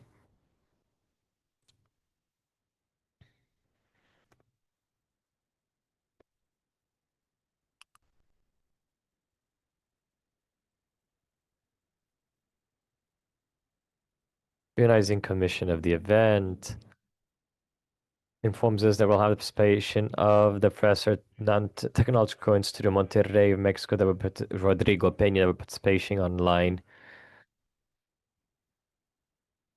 And we'll have, of course, the broadcast on the internet sites of the STJ. So thank you very much. Good morning, everyone. This event, as we've heard since yesterday, is a benchmark for the judiciary over the judiciary branch, especially in the integral protection of teenagers and children in the digital environment. We have no doubt that the work that has been presented since yesterday will leverage our actions in any part of the judiciary for for an online guide towards the teenagers, including the vulnerabilities that have been analyzed and witnessed in the digital environment. I have no doubt that this morning, during this presentation of the reports, we certainly sees inputs and strategies so that our actions can be more geared towards this analysis and transformation of our justice system. And we'll definitely leave here enriched with the speech by Dr. Rodrigo Peña from Monterrey, who will present a video on his findings. And then by my colleague and friend, Dr. Eduardo Zengimelo, from the State of São Paulo's Justice Court. So without further ado, and because we're way behind schedule, I asked the team to please show us the professor's video. Good morning, my name is Rodrigo Peña. I greet you guys all the way from the city of Mexico City, and I am sorry for not being there with you. I would have loved to. But I think it is nevertheless a great opportunity to share my work with you, and especially certain research that I think is very important for the conference and for the subject in general that involve the rights of children and connected, of course, to criminal violence. I'd like to first of all thank everyone for the invitation, especially Sofia Kobel and all those who participating in the conference. So throughout the next 20 minutes, I'm gonna present two studies that I participated in, directing them together with a research team that was much broader. But I'm currently a professor in the University of Monterrey, the biggest private university in Mexico. But this research that I'm going to share with you were done especially throughout the whole of last year in my previous institution. I'm a part of the Monterrey University only just recently. Before I was in the Mexico College, Colmex, directing a research that was called Seminary on Violence and Peace, which is where we created these two research papers. I'm just explaining this because I wanted to give due credit and also to explain where this investigation comes from and the results. So during this time, we've already had two research. One of them is already been published, and you can consult through a PDF that I could easily share to you should you be interested. And the second one will be published soon, in about a month. It is currently being edited, and it's just a question of having that finished. Both research are concerns in regards to criminal recruitment of children and teenagers via TikTok in Mexico. And from my point of view, they're both connected. So I'll start with the first one, and then I'll deal with the second one. So I can then talk about the phenomenon in an integral way. So start talking a little bit about the general context of criminal recruitment and social media in Mexico. So this research was done in 2025 and started in January 25. And started from the concern that gave birth to this line of research relates to the criminal side, and the second part, the internet as a huge social phenomenon, virtual, technological phenomenon, etc. These two elements, organized crime and internet, have had several dimensions that have been investigated, researched. For example, I made a research on how criminal governance was behaved during the pandemic. We also undertook research on hate speech and the political use. But then in the beginning of 2025, we decided to research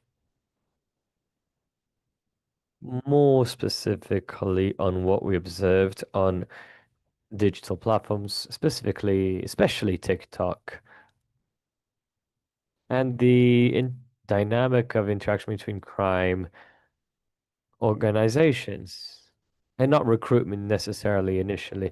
But what we did first was a collection and regrouping material of posts in TikTok. They're creating generation between organized crime and others. We observed initially so that there were posts on TikTok where criminals were expressing themselves and sharing information in different ways. But we very quickly realized that all of this content that this binomial interacted clearly showed an issue for recruitment of young people in Mexico. The data collection took place between January and March, and in March 2025, we discovered in Mexico, specifically in the state of Jalisco, as you can see in this map, is a map towards the west of the country that has one of the biggest cities of the country, Guadalajara, along with Monterrey, Tijuana, and Mexico City. Guadalajara, one of the historical capitals of the country, so to speak. And next to Guadalajara, Teotitlan, and in this village, we found this farm. The farm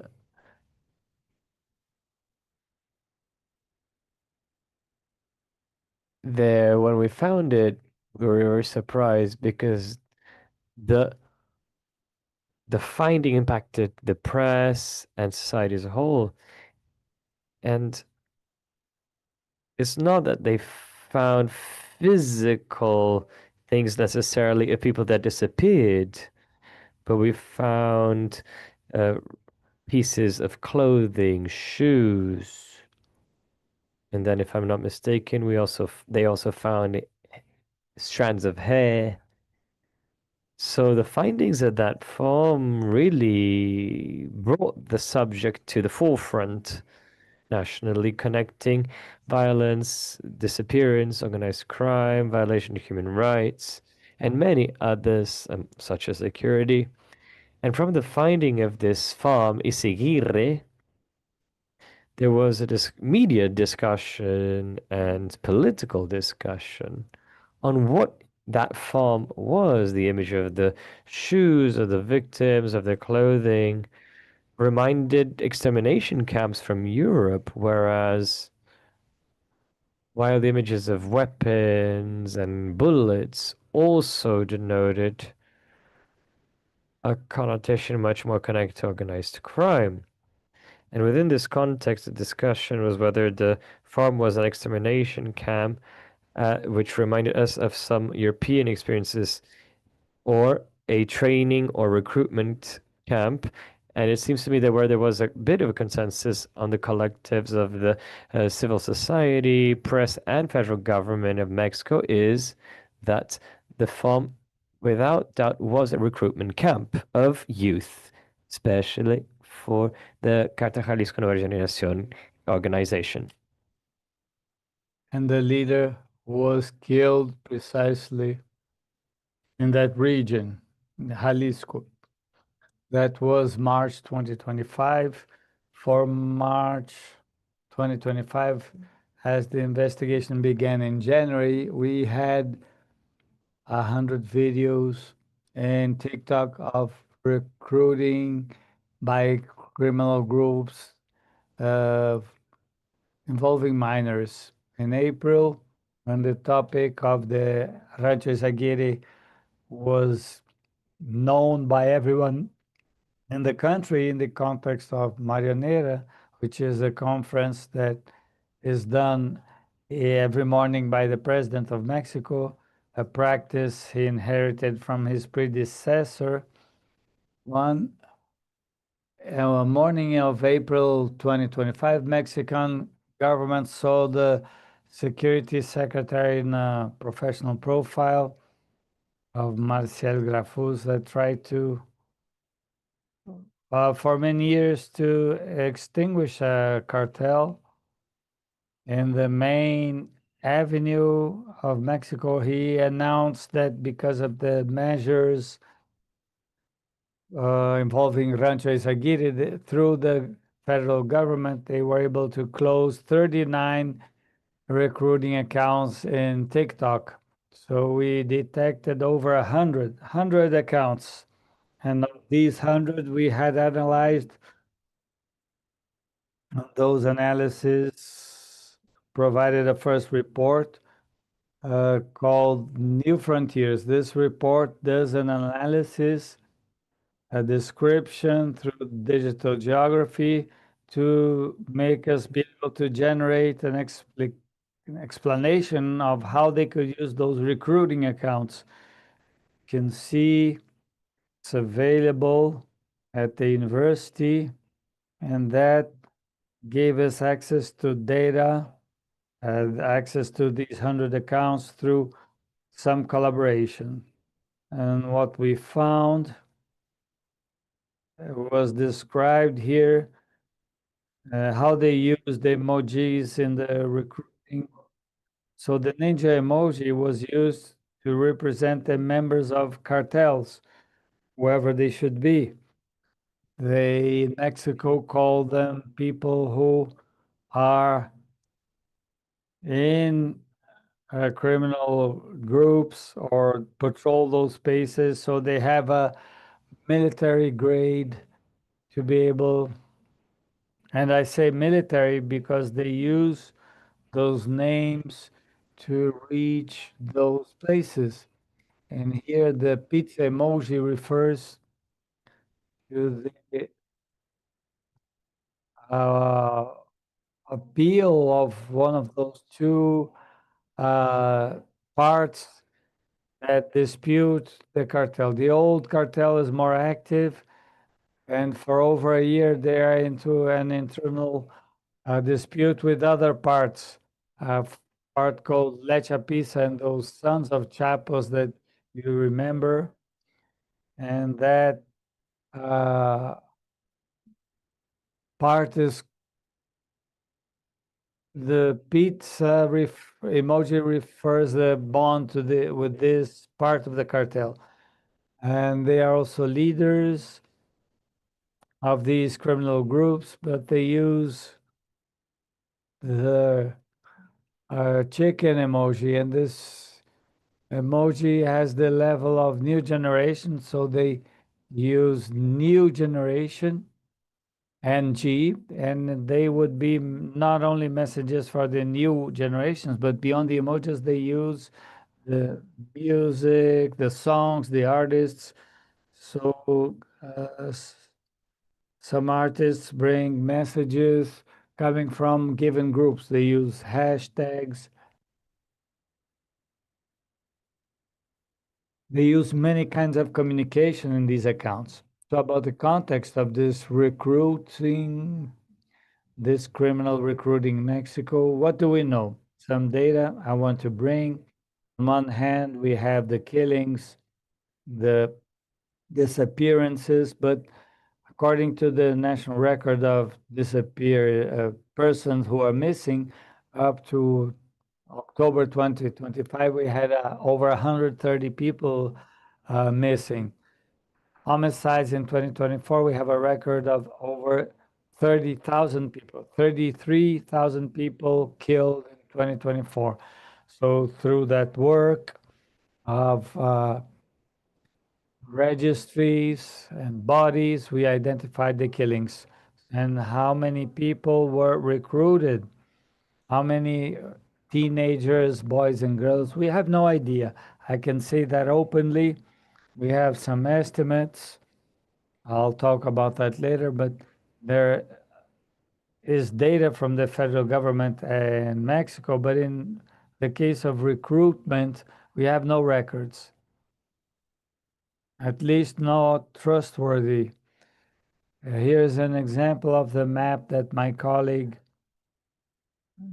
did, Alejandra, in the report from 2001 and the Ministry of the Interior 2021 and the Secretariat of Government, where we have this recruiting cases.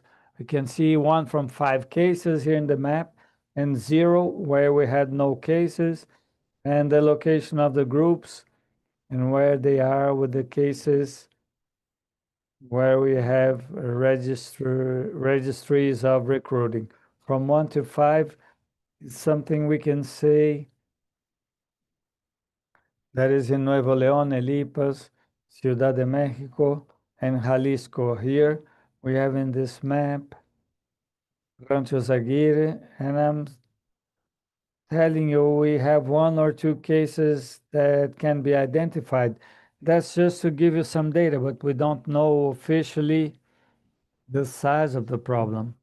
What we know by estimates and academic exercises and also through society is where we got this data. Here's a study of 3 colleagues, Rafael Preto, a mathematician from Mexico who is in Vienna.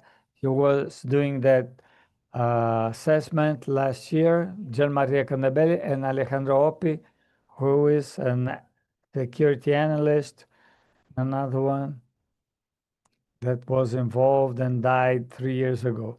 So they did this assessment where they found that between 2021 and 22, 285 people worked as cartel members, and that would be converted into a phenomenon of recruiting, the largest one in Mexico. And in that assessment, the topic is fascinating because they're sophisticated things. They had to extrapolate the data possibilities, and that comes with official data results. But on the other hand, the IN network, which is the child rights network in Mexico with civil society, Experience Works, calculates that between 145,000 children had the risk of being recruited by these criminal groups.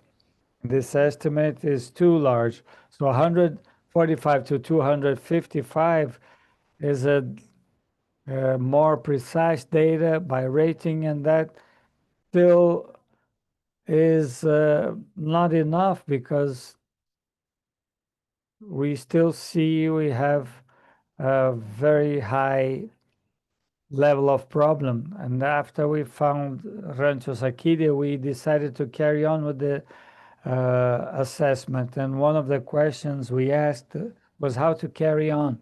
So we had to recover data, gather more data, and what we found was the answer of the question, what happens to this recruiting that is apparently not forced? So here only a screenshot from TikTok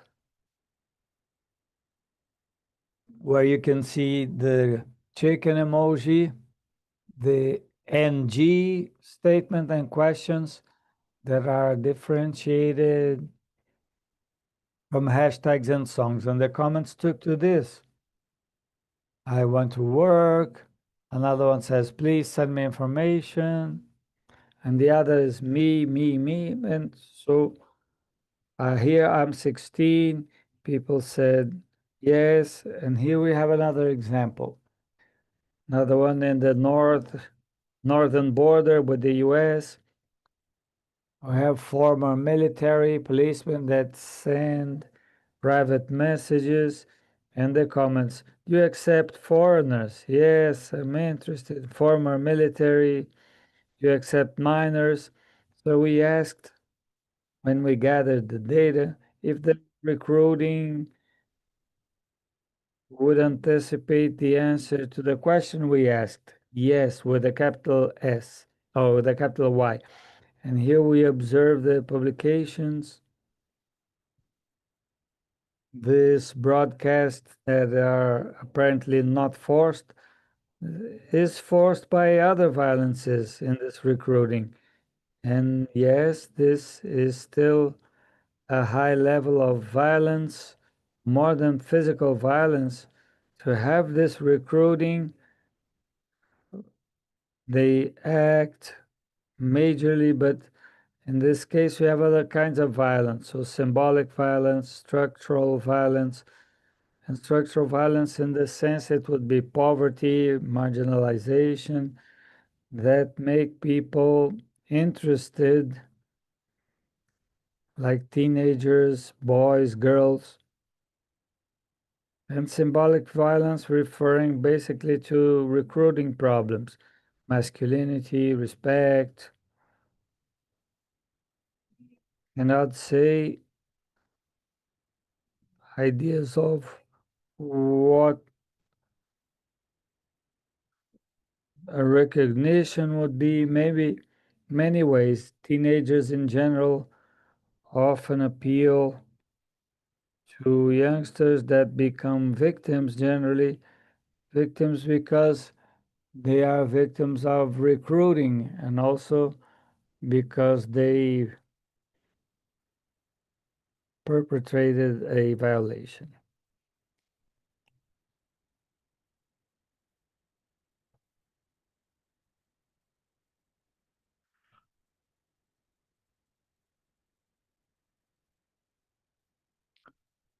So afterwards, we will make the video accessible so you can find out about recruiting in the digital platforms. And we were at an event in Rio de Janeiro where this concern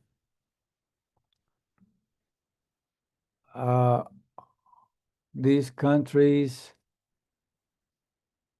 are being concerned, especially with the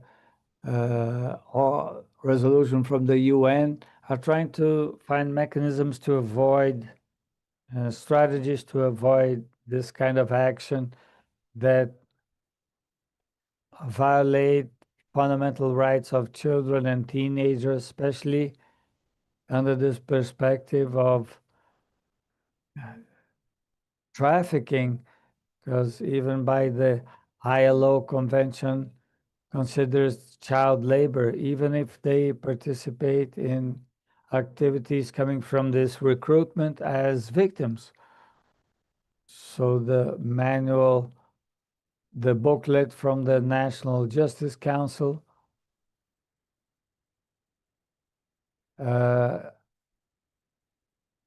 just to detail, Rodrigo Pena is a professor in Monterrey, where he's the regional director of the International Affairs and Political Science Department. Without further ado, I'll give the floor to Dr. Eduardo Rezende Melo. He's a judge in São Paulo, has postdoctorate by the University of Lisbon, Portugal, and a doctorate in law by USP, focusing human rights. Is a master's by the University of São Paulo and a master's by the University of Freiburg in Switzerland, and works as a coordinator for childhood at the Paulista School for Judges and integrates the coordination for youth in São Paulo. Does academic research, does advanced studies, and is chief editor and coordinator for research of the International Magistrates Association for Youth and Family. Finally, he is a former president of the Brazilian Association of Magistrates, Public Defenders, and Prosecutors. He has they think on the international child and teenager rights. Good morning, everyone. I'd like to thank for the opportunity of being here with my longtime friend, with whom I collaborate in many fields. I'd like to thank you for the invitation. Thank Professor Ana Paula and Dr. Miguel Sigero, Sofia Cobo, for the opportunity for our association being able to support this event and bring the collaboration from colleagues, judges, not only from Latin America, but also from other parts in the world. We believe all these topics that are new need not only institutional dialogues from the legislative branch, but also the improvement of the legislation, but also between judges to reflect on how to deal with these cases. So I'm here to make a presentation of a scenario regarding child labor that talks to what we saw this morning as to how much the law is out of date, the institution regarding child labor. So I mentioned particularly as a member of the coordination of child and teenager coordination in São Paulo, where we work with child labor. I know in other countries this issue wouldn't be a justice question, but could be related to other institutions. We're thinking about wider protection systems. Other authorities would be in charge of doing that control in other countries. So it seems to me it's important to think on that international dialogue as to who this control is up to, how it's done, and what would be the most effective measures.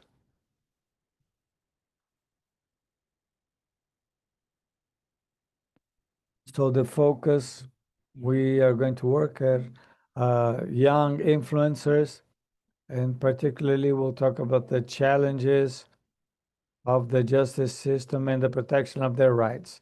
This is a guideline, institutional guideline process with many challenges I'd like to share with you, done by the coordination of children and teenagers of the Court of Justice of São Paulo, in charge of doing policies, prosecution office of the state, and labor prosecution office.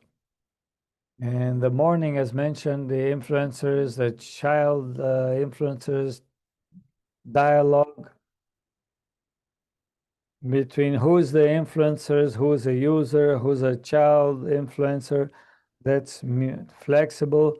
But UNICEF says a third of internet users are children, according to research done by Alana Institute from 2019. 48% of children and teenagers using the internet mentioned they share images or videos in the internet where they were appearing. That's the beginning of the child influencer work. And according to the Time magazine, 1 in each 3 teenager mentions being an influencer as a career goal, as a life goal. That's in the horizon of many children. In the Z generation, last generation, 11% of the people already describe themselves as influencers. So a large amount of people that have worked in that field. And according to the research, we can't esteem the amount of children being influencers. We can't find the amount of people working in that context. So in the social media platforms, this is also recognized. They revenued almost $11 billion in publicity in 2022 with North American users under 18. So it's extremely profitable. And the work activity or labor activity, this is already described by many studies that show the monetization of these accounts, the orientation of perhaps in regards to external expectation. But there's a point that hasn't been so emphasized, the involvement of parents and hierarchy. There is regards to children and their parents, even in the digital environment where the teenagers' accounts under 16 years old need to be connected to their parents' accounts. There's several situations, share from commercial advertising, where parents are counseling their children. And these influencers receive money through the platforms, either through ads or sponsorship or through exchange or receiving other products or experiences. So, what is the nature of these teenagers? There were discussions, is it artistic work? I heard this, so there was some discussions yesterday on this subject. This has been thought of far more as an influence marketing, where strategy to use the influence of these individuals known as influencers to promote products or services. People, and they have this capacity impacting the opinion and decision of their followers. And there's a person who's very efficient and valued by the social media because it creates an authentic and trusting environment between the influencer and the public, which makes these campaigns even more persuasive and relevant. Now, the use of these influences, and here I got a lot of help from my friend that works in a big multinational company in São Paulo to give me a lot of data that's going to help us feed this. The influence market moves over $13 billion in 2025. So in 2020, there was already about 50 million content creators in the world. And the brands often collaborate with these people to be able to have this investment. So is social media made up of through big groups of users, the content creators, that determine the language, the conversations, each platform, the communities in which they're involved, and the brands that have an interest in divulging certain products. So these influencers know people, are authentic, and can help these brands to reach other commercial objectives. So we have different levels of influence here. Talking of influence all from the smallest profiles that are up to 10,000 followers, up to the micro influencers of 10,000 to 100,000 followers, the medium one, average ones of 100,000 to 500,000, the macro of 500 to 1 million, and celebrities have over 1 million followers. So this marketing strategy is related to this amount of followers. This generates ways of promoting this content that shows up. And so the influencers are figures that become public, in relevance and their influence niche, and work with brands or services to divulge them. So they use their name, reputation, and background to build the bridges between brands and audiences for this promotion. And this will stimulate a certain desire of having a lifestyle, ideals, or simply because it's a reference for its audience. But these content creators are occupied by people that are fundamentally by marketing, by creative people that have some kind of aesthetic sense of communities that have sites in digital culture. So we have 4 types of creators. Celebrities that use their influence to create income, and then have publicity campaigns on the TV and take it to the online environment, and the faceless creators. We already mentioned Discord. It has anonymous profiles, and in many other contexts, there's also the possibility of the use and creation of those memes that repeat with memes that can be created by children and that generate income. So the average costs and income that generated by this environment is huge. And for us, it's a $1 to 5 reais, so we have about 1 million reais, so it's $100,000 that can be generated by 1 minute of posts. So something really increased, and that's for the celebs. I have teenagers in my day-to-day to receive $20,000 for 1 minute of posting, and they requested legal authorization. So something that we are challenged, seeing children that are working they're working quite intensely. They do not see themselves as a victim.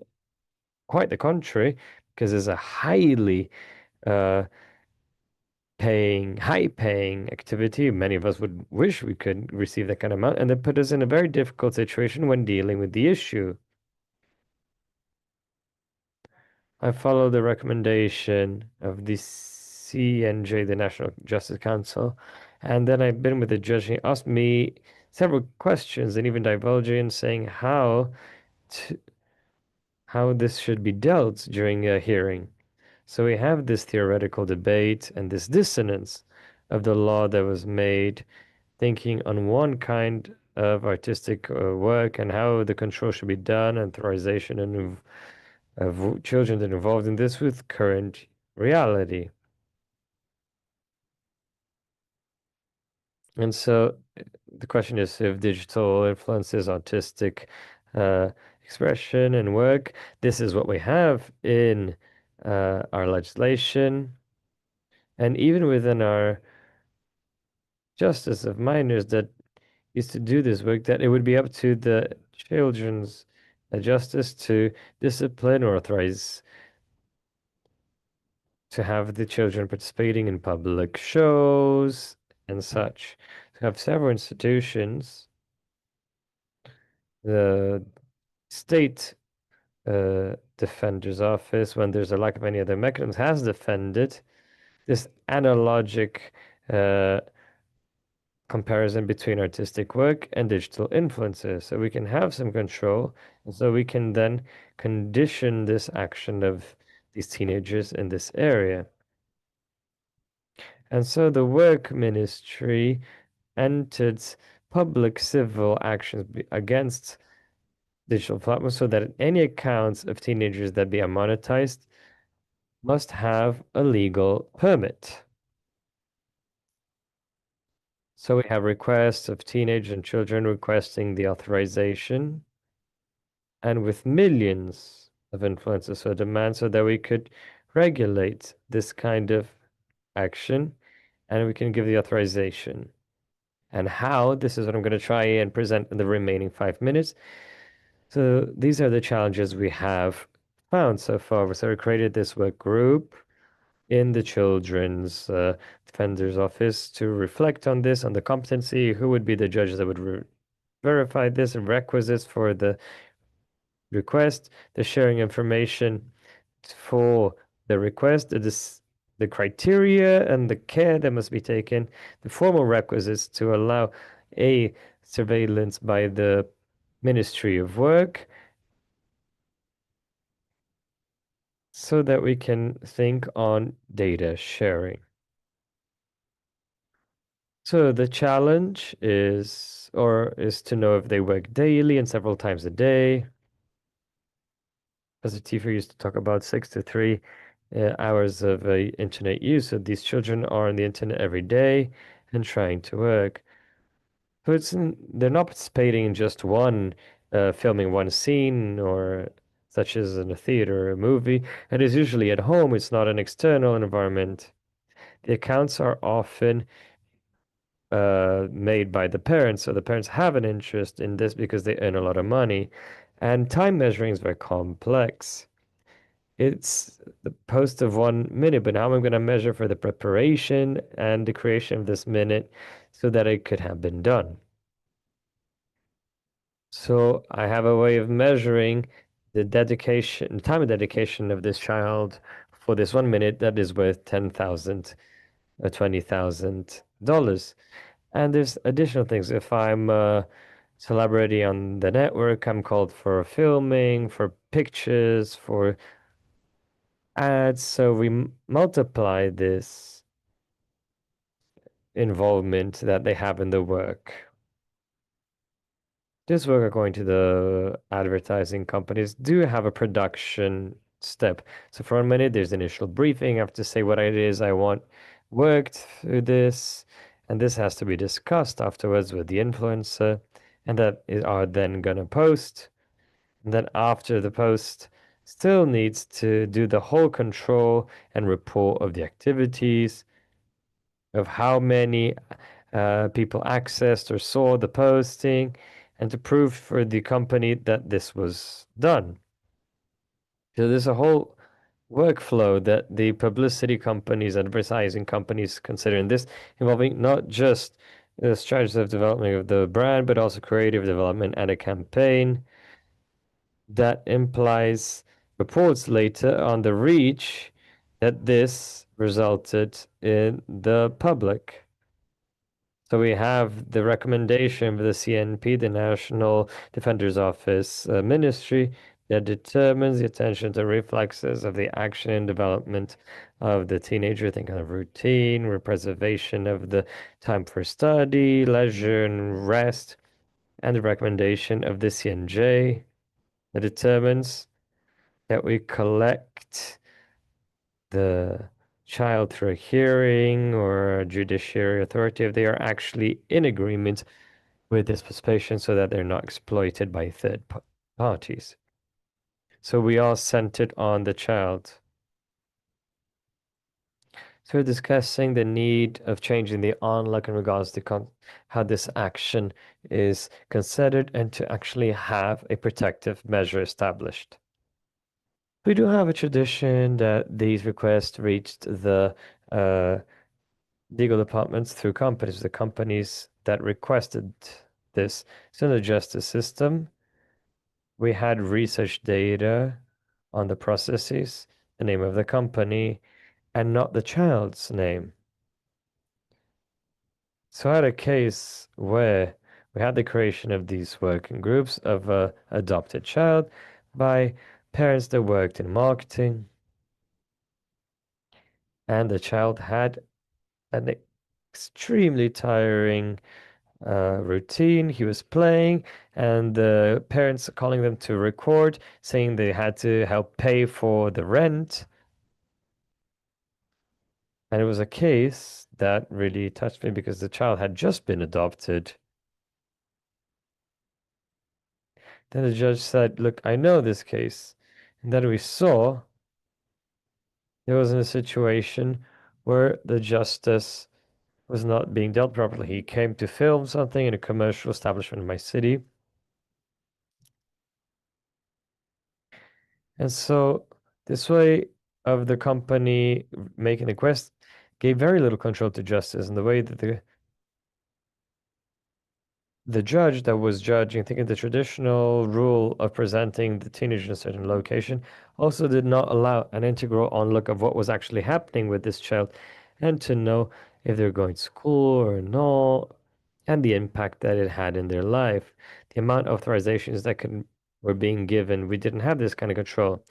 So we've been discussing, although this is a criteria that is jurisdictional, we understand the competence to do this should be geared not towards the location of the event, but rather where the child lives, and that it be a judge that could have a more integral vision of all these authorizations, and that could therefore also have an onlook on how that child's life was in that context. So the reasons to defend this, the difficulty on behalf of the judges to thinking about the workload of these children, where there's a risk of abuse, prevalence of integral protection and the interests of the children in regards to the place where the recordings take place, the proximity of the network that can analyze their vulnerability are important. We've also seen, for example, that if it's a movie with several locations, a child must go through different locations to request for authorization. A traditional movie, for example. So imagine if all judges follow the CNJ's recommendation, each judge listening to the child, we're actually making this child have to go through several hearings and transportation where they have to go from city to another. So that is not ideal. So the need of a jurisdictional articulation may facilitate is necessary, and having contact with the defensor's office one thing is to give the authorization, but don't evaluate within a current structure. The judge gives them the permit, but does the surveillance, and that is done through another institution. So this has made a more effective control impossible. My time is over.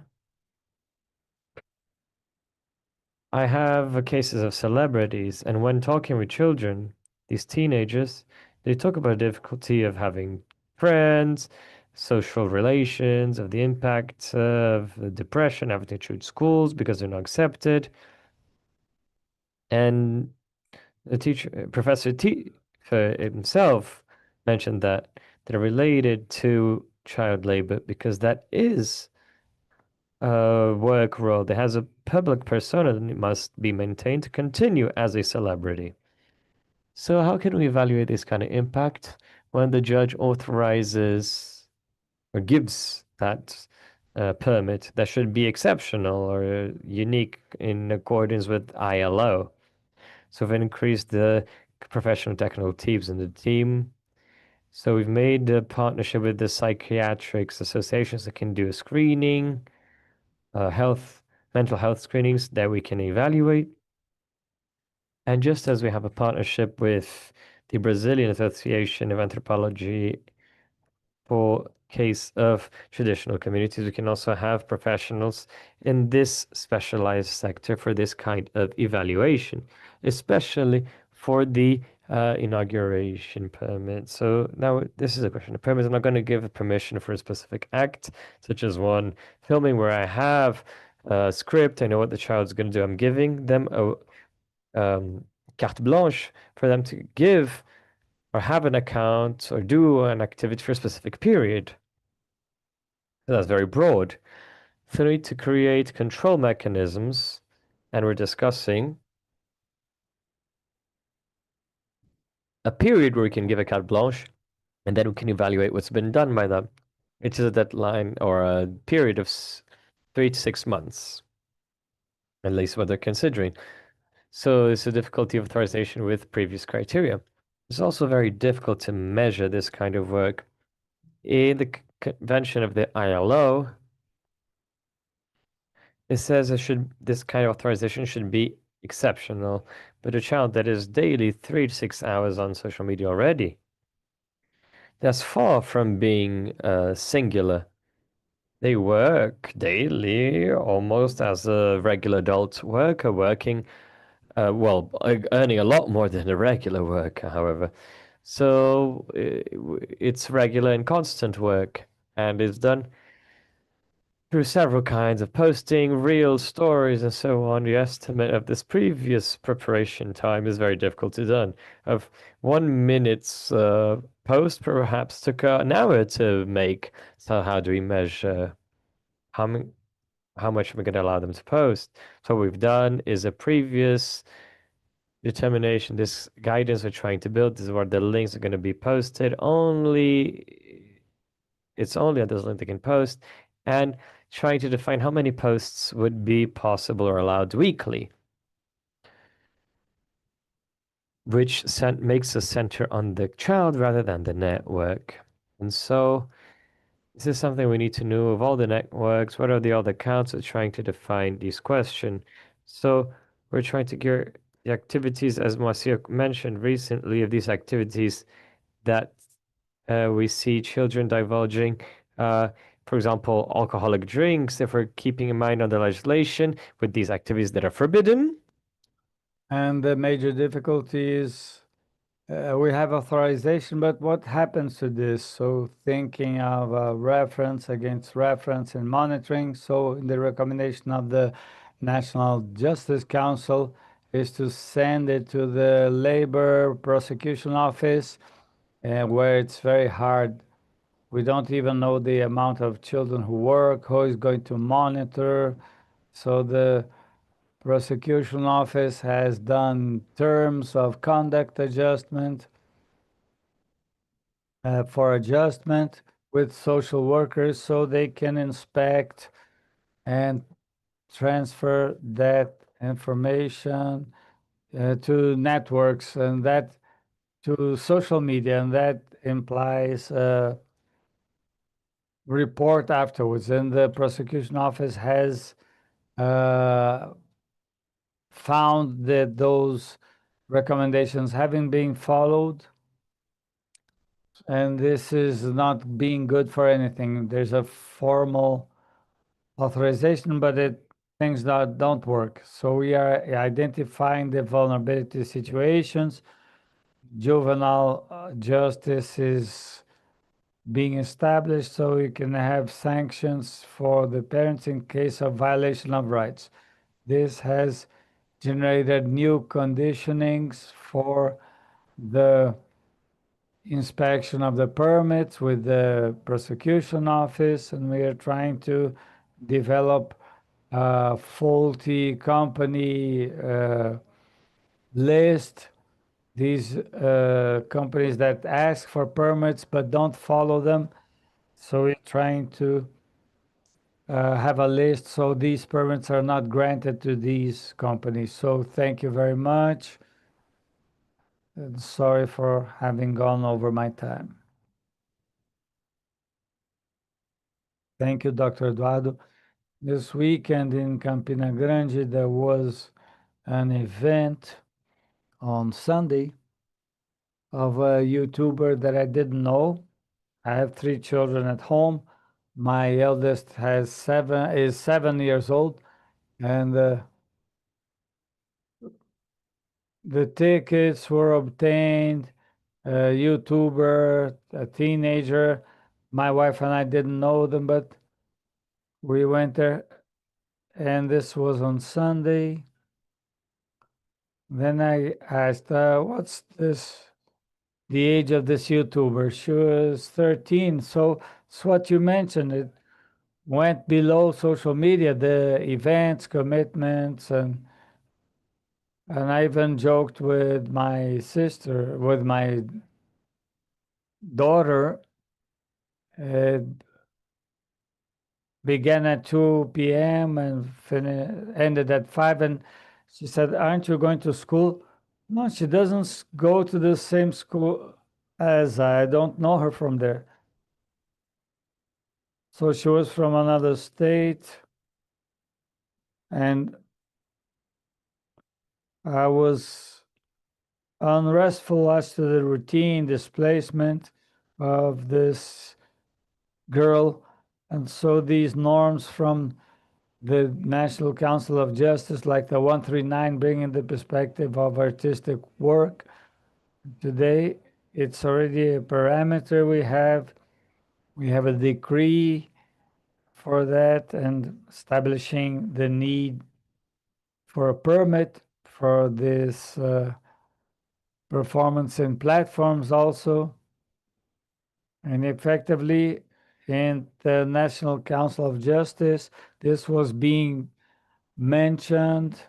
So tomorrow we'll have a meeting to think on guidelines, parameters. If it's regarding recommendation 139, if we can extend it, but with all the details of the networks, platforms. So it's a group from Sao Paulo that will get us closer. And yesterday we were talking about the relevance of having joint participation so we can have this look, because there are many concerns that appear, so we can provide guidance for the justice system with these issues. So first we have the difficulty,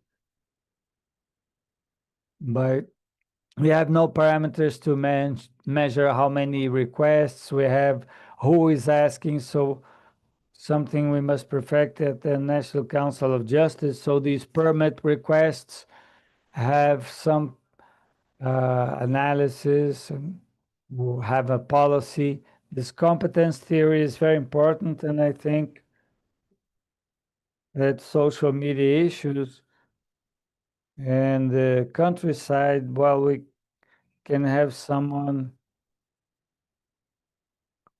going to this in this direction in the digital environment, and would the judiciary have a structure to deal with with a topic like this, to do what is necessary,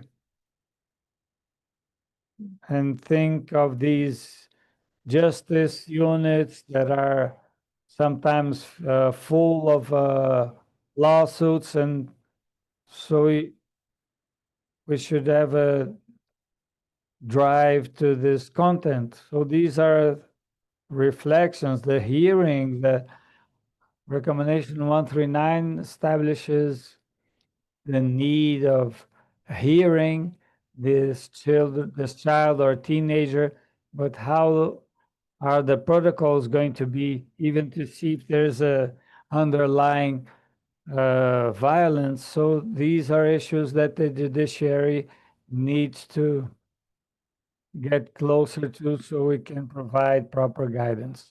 But anyhow, these two speeches were very important and up to date, so we can find strategies to strengthen the justice system. And the National Justice Council wants to work with the justice system, so we provide proper guidance for full protection of our children and teenagers. Because of time, we won't have Q&A, but by email, we will be able to have suggestions for this debate. And so I close this panel, and I thank you for your attention. And in the afternoon, we'll carry on with this topic. Thank you very much. Thank you. Thank you for your speeches. We'll have a break for lunch. We'll come back at 2:20 p.m. in the same place. The organizing teams asks the speakers and the organizing team to gather here up front to receive some guidance. Thank you.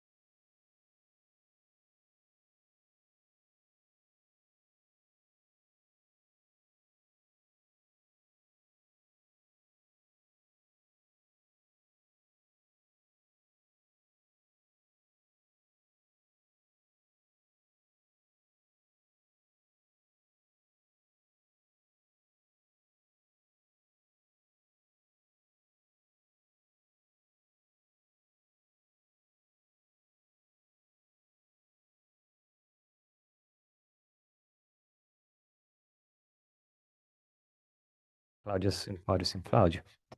And then the Minister of the Supreme Court, Justice, and Alana Hizo from YouTube, Vice Secretary of Ministry of Justice and Security, Ricardo Horta, his General Research Coordinator of the Center of Studies for the Development and Society of Information Citic, Fabio Seni, and Director of Information Literacy and Wikimedia in Chile, Patricio Romero, that will be participating online.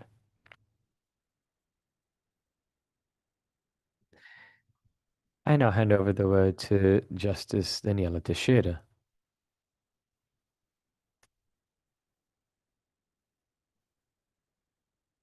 Good afternoon, everyone. It's a huge honor for me to be here with you.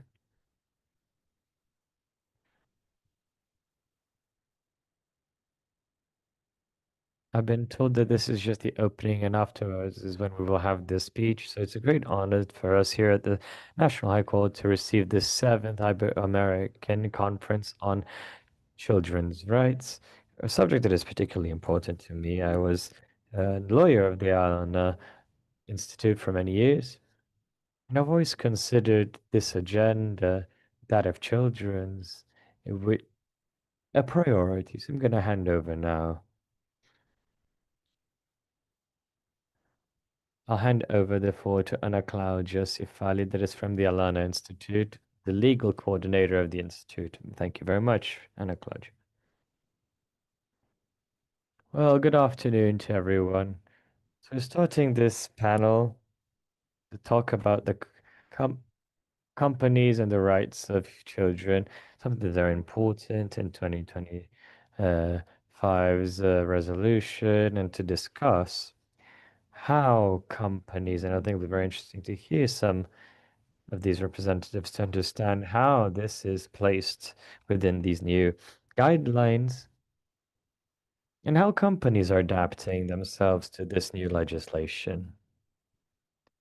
So to start, I'll hand over to Justice Daniela Teixeira so we can start our dialogue. And Claudia, dear panelists here, it's a really timely subject, not just because we're here with the true arrival of the digital norms, but because the Brazilian constitution, as many know, is the only one in the world that foresees that it is a state's absolute priority and the site's priority has to be children.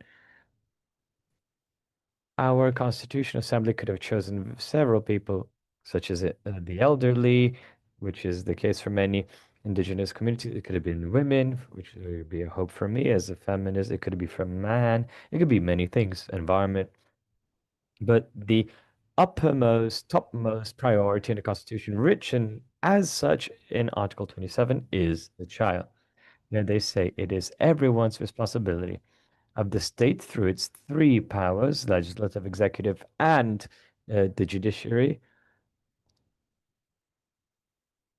and includes parents. Sometimes we forget that. Legislative forgets that, the judiciary forgets that, executive forgets that, but it is within the Constitution. And this conference is timely because it is always time to remember that a child should be a priority. In regards to the digital environment, this priority has been somewhat forgotten. The children could enter in online environments as a mini adult.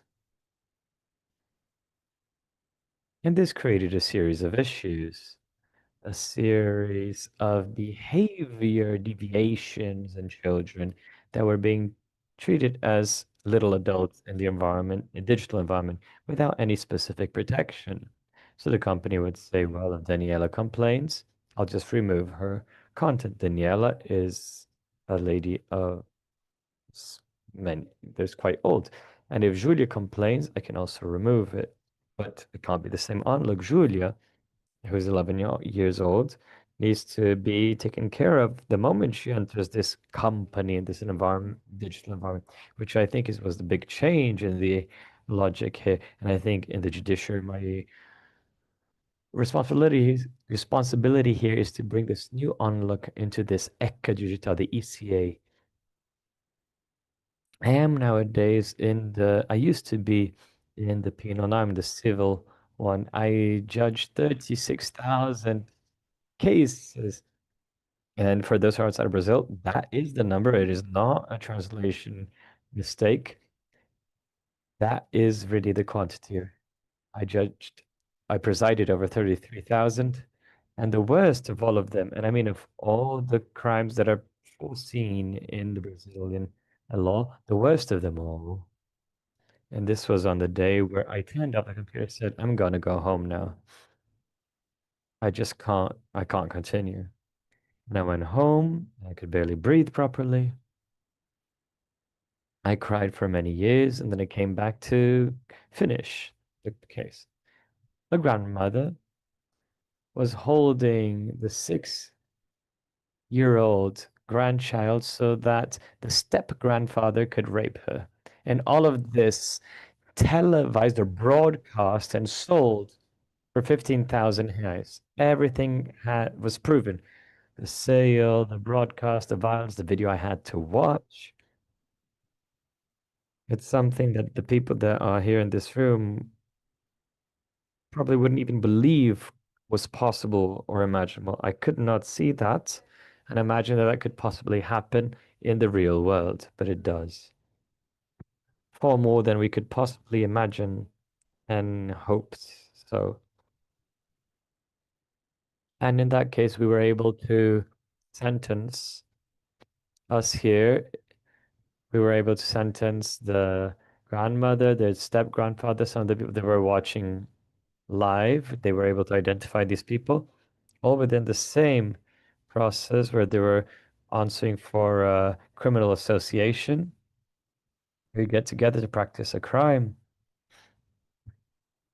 Some people were fell under this group, but the large mass was invisible. The company that made it possible for that to be circulated in the internet were not punished.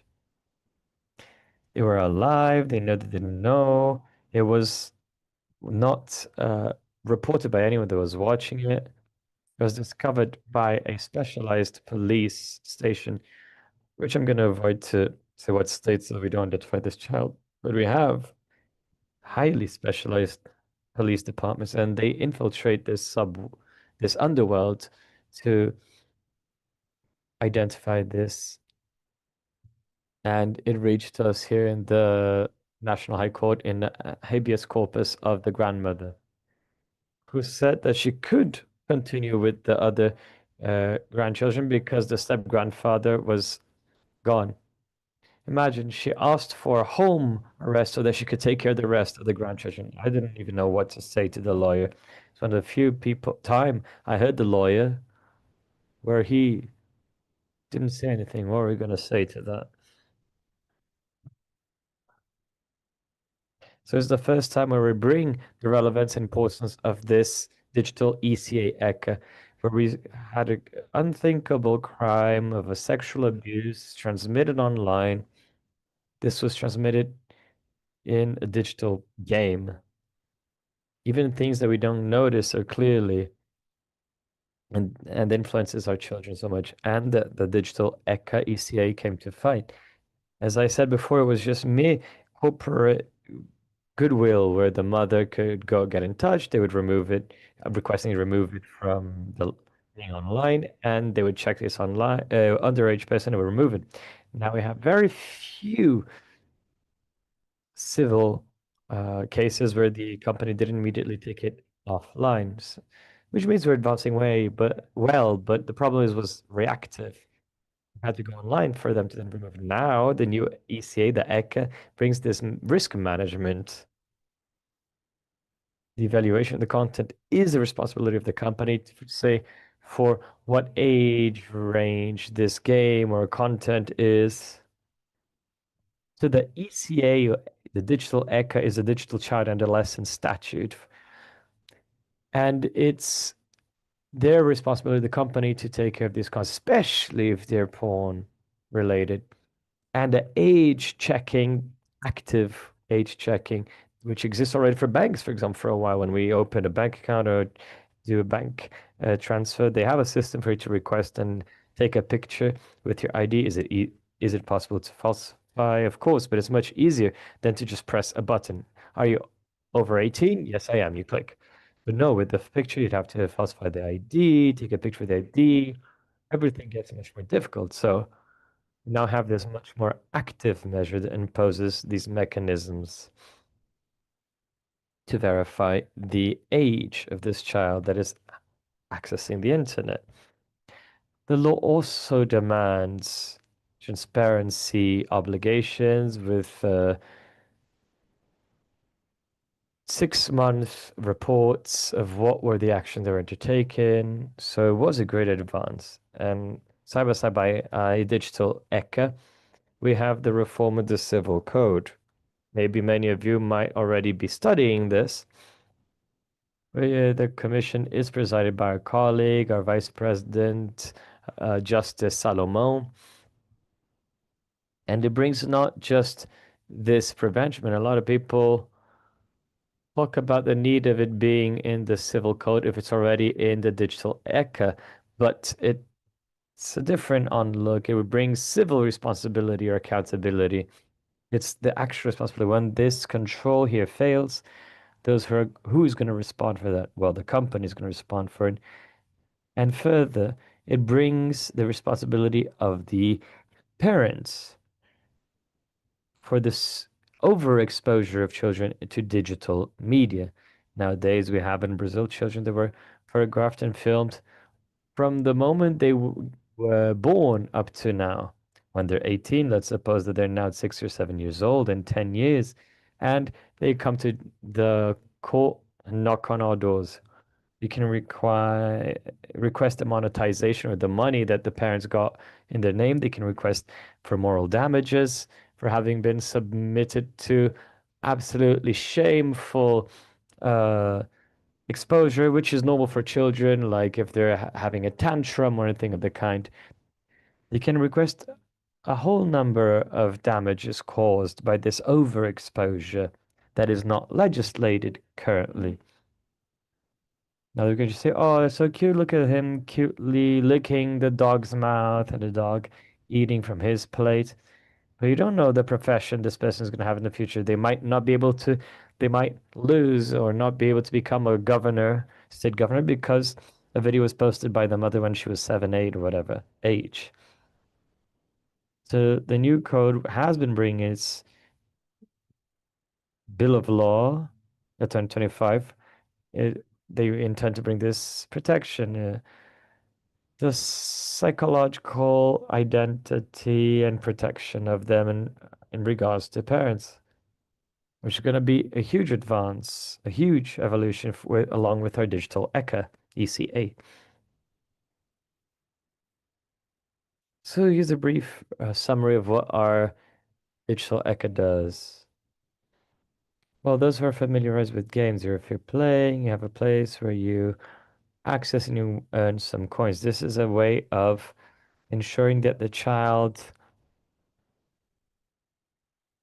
gets addicted to the game. If you have adults that are addicted to betting, imagine you have children that are even more addicted to games. And this addiction can be shown by anxiety, crying, insomnia, lack of attention in school. You end up taking this to whole other diagnostics when it was even simpler than you imagine, which was just a video game. It would just remove that. So this is called of loot boxes, is now forbidden and treated as betting. And this cannot be used in children's games anymore. Previous, as I said, verification was simple self-declaration. Now you have efficient ways to actually prove what that person's age is. Parental control was optional. I, as a mother, did not used to have to approve. Now it's forbidden for younger than 16, and the parent must have a co-participation account with the child so they can see what they're posting or seeing, which is good for the companies, because if the child accesses an undue content, they can say, well, you're in their account with them, so it increases the responsibility and the protection of what we want to protect, which is the child. Content filtering or profiling. As we know, we have the store's algorithm. We have an algorithm where you enter a certain store and then you start getting ads for black trousers, for example, in every store, any other kind of digital research. That's digital or internet profiling, the internet thinking or knowing what they want and doing that. And one thing is to do it with me, differently to do it with my 9-year-old. So the digital profiling of younger than 13 years old, they won't be able to do that anymore.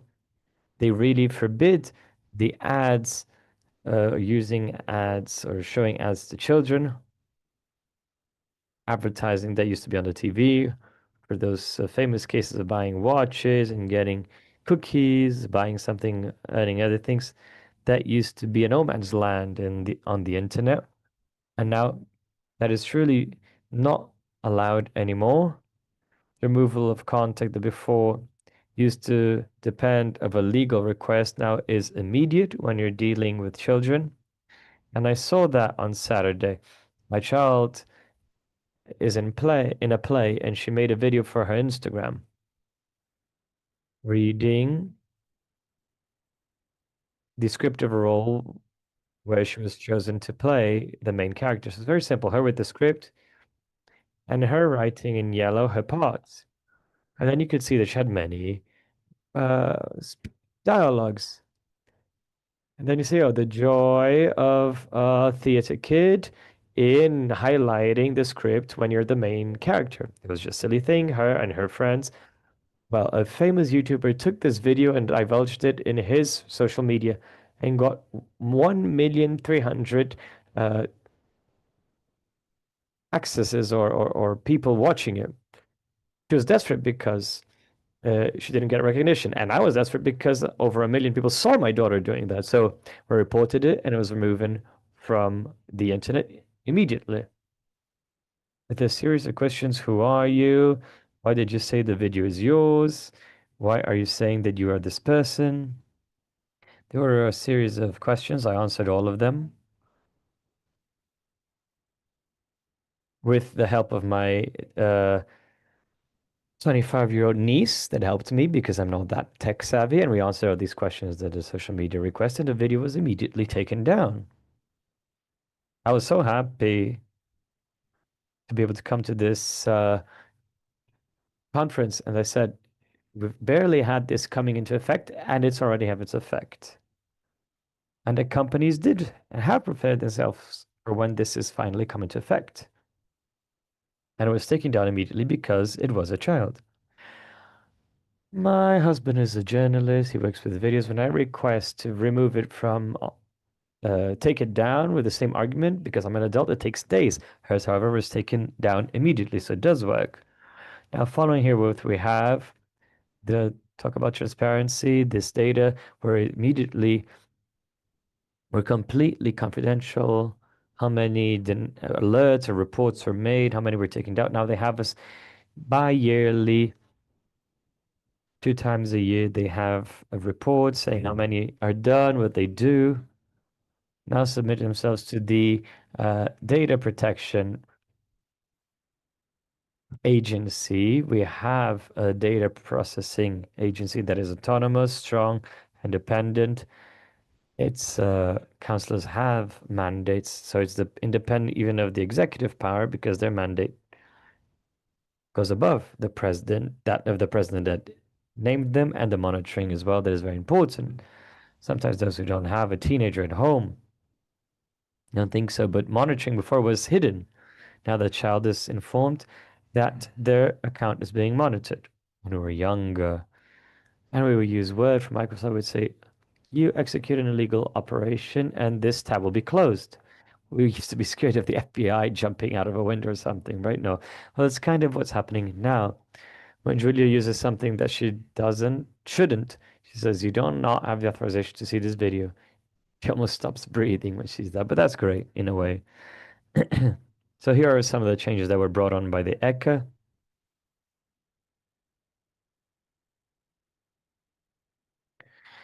And this is the unlock we're trying to follow in child protection and civil code that is still needs to be approved in the National Congress, but is basically ready.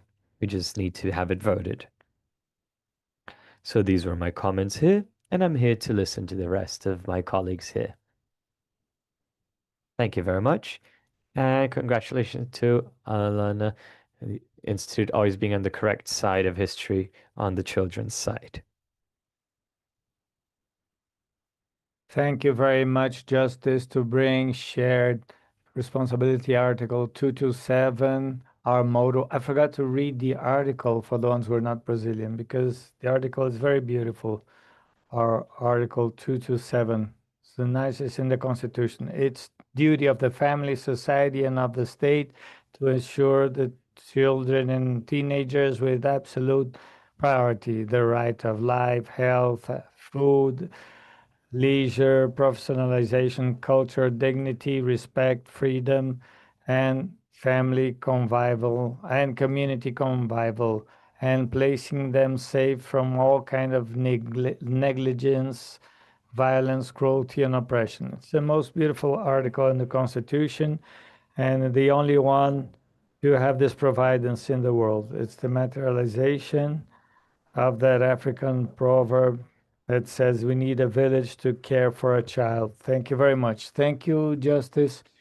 It's a choice we did to place children and teenagers in in first place, and that's where absolute priority are placed two words placed together. And I give the floor to my dear colleague who articulated the decree for the national policies of children and teenagers, protection of children in digital environment, representative of the Ministry of Justice, Dr. Ricardo Horta. Thank you, Ana.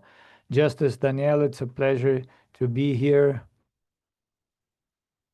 and addressing this audience that's so qualified in the court of citizenship. They were intense months. I'm Ricardo Horta, director at the Ministry of Justice, where I am for almost 2 years. I work in the digital area since the beginning of this administration. I'm a white man, scarce curly hair, gray suit, father of Francisco and Gabriel, 7 and 2 years old.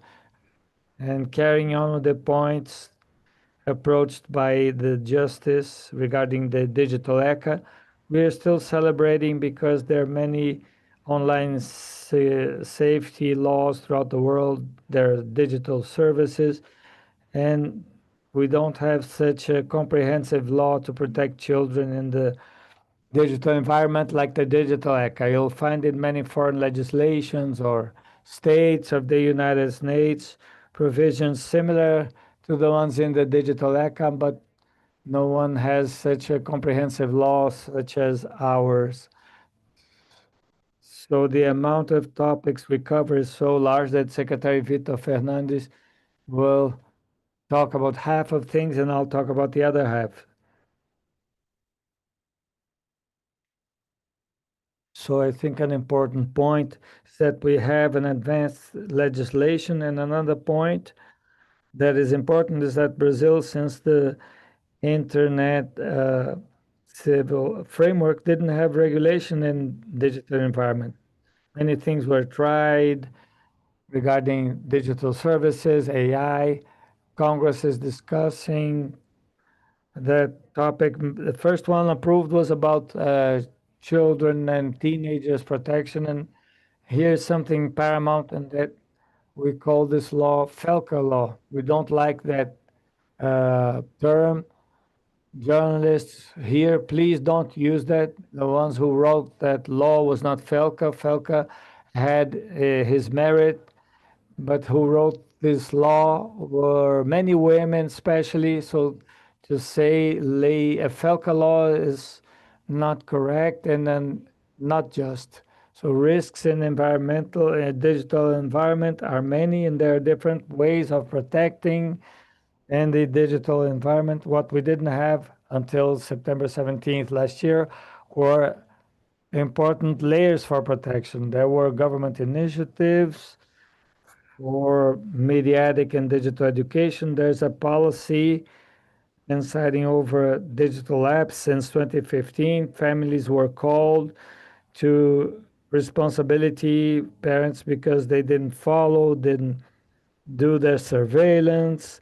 And when things went wrong, the police and justice system came in. Digital ECA fills many of these gaps and will bring a demand so companies, since the conception, design their digital products to be safe, like a children's school, like a club, like a water park. They have technical norms, so this is safe for children. And that is now worth for the digital world. Have clear entrepreneur responsibility that was transformed by the civil framework, and a whole sector, economic sector, was left without any accountability. So this is important, Justice, because we looked to the internet, and your example was perfect. And the logic after the damage was done, then I look for the judiciary. If you have a systemic flaw, if you have a product design, you have to act proactively, preventively, systemically. This is not the domain of the post-damage. This is the economic regulation, services regulations that ANPD starts doing now. We have clear duties regarding the removal of contents, and we have more layers of protection to reduce risks and protect children and teenagers in Brazil from damage.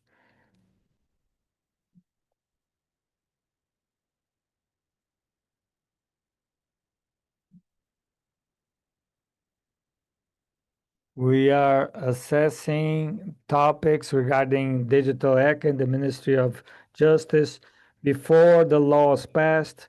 So where reports from internet happenings are, how do they occur? We're studying this since mid-2024 in the Ministry of Justice. So before passing by the Senate, we were listening to companies, talking to civil society, going to international fora, and talking to foreigners where you had similar norms to understand how this could be done. Since October, we had over 90 meetings with gaming companies, adult content companies, social media streaming to understand how this law could be implemented. So this was good part of my work over the last few months, and the fact of being based in the international experience. Every time we read news and people said it wouldn't go right, it would go wrong. Many countries in the world, most of them democratic, is adopting similar measures. Although we didn't abolish internet before 16, as the justice said, we made a bet on the model in the sense that parental oversight must be facilitated because science is more and more eloquent, less controversial, especially social media are not safe environment for children. Definitely not. They always use the American law. In a case of extraterritoriality, using the 13-year-old milestone, which is a law from the United States. So we have more knowledge showing that teenagers shouldn't be in digital environments. Adults can use digital environments, but the environment is not safe for teenagers. That science imposes the duty of the state of inspecting, of companies of having better products, and have different experiences according to the age. That's important. We tell what we want is not to remove children and teenagers from the internet. It's very useful. It's good even for children to give parents a break, but for that, it has to be safe. If you give a cell phone to a child, a 9-year-old that has to talk to other parents, this can't be used for pornography. So I don't want them to access bad, extreme porn like the ones we have in the internet, different from the porn when we had VHS. This is becoming the education of a new generation with the effects we've seen. So we need a duty to fit the experience to the age. We bring down the myth of internet being open, everyone accessing learning, which is important. And we can't think internet of a 4-year-old has to be the same of a 13-year-old, 17-year-old, and an adult. There's another fundamental principle of child protection, which is progressive autonomy. Everyone that raises a child knows there's an age to bathe alone, to travel with a friend, to leave home alone, to go out at night. This was always like that in the physical world. We lost that to the internet, and the digital ECA allows us to rescue a basic principle of empowering families to adopt these decisions in an informed way. Age checking is the largest technical challenge for digital ECA. That's why we talk about it so much. That's why we studied this topic so hard. This document you see on the screen, if you want to download it, you have the QR code done by ANPD last year in dialogue with us, shows you have many different technologies to do that. Generally, people will say, I need to place a picture to buy alcohol. I have to identify myself to access a porn site.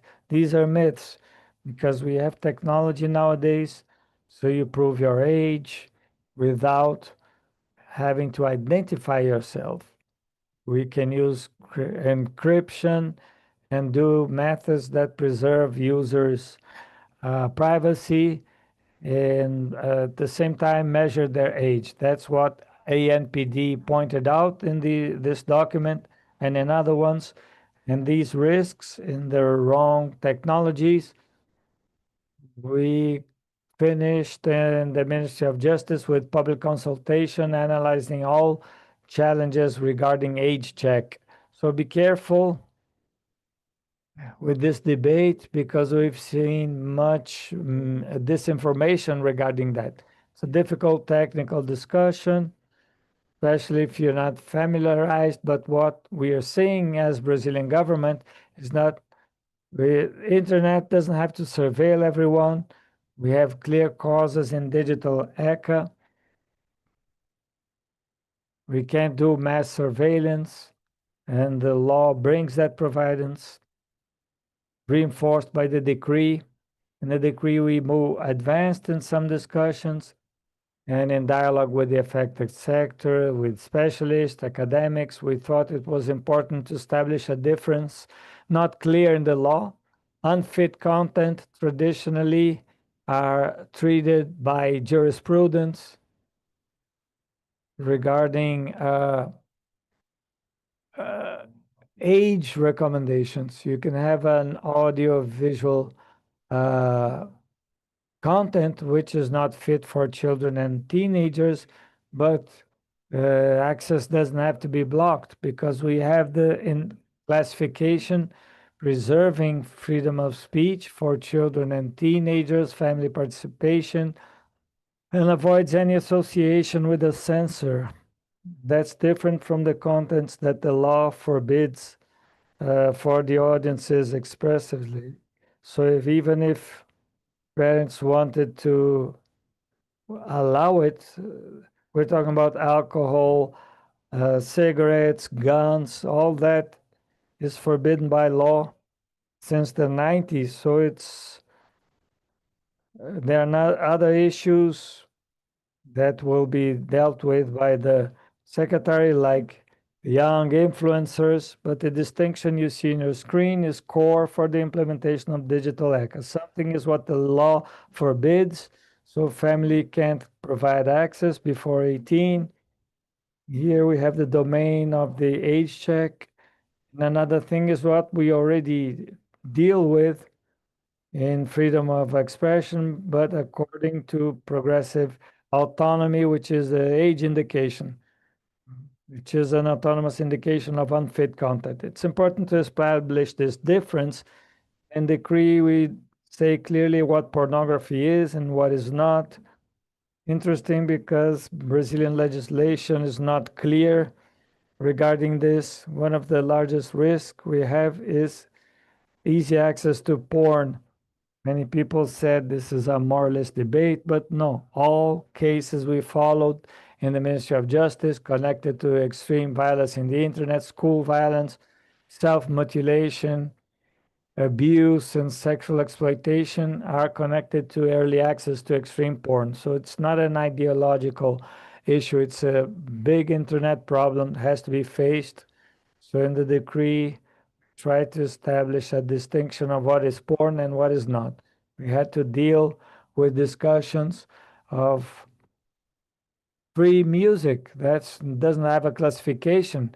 Sometimes it's connected to the people's education. And last time we blocked access to that was the decree from the 70s. So it was a clear choice that, well, this was a choice for freedom of speech.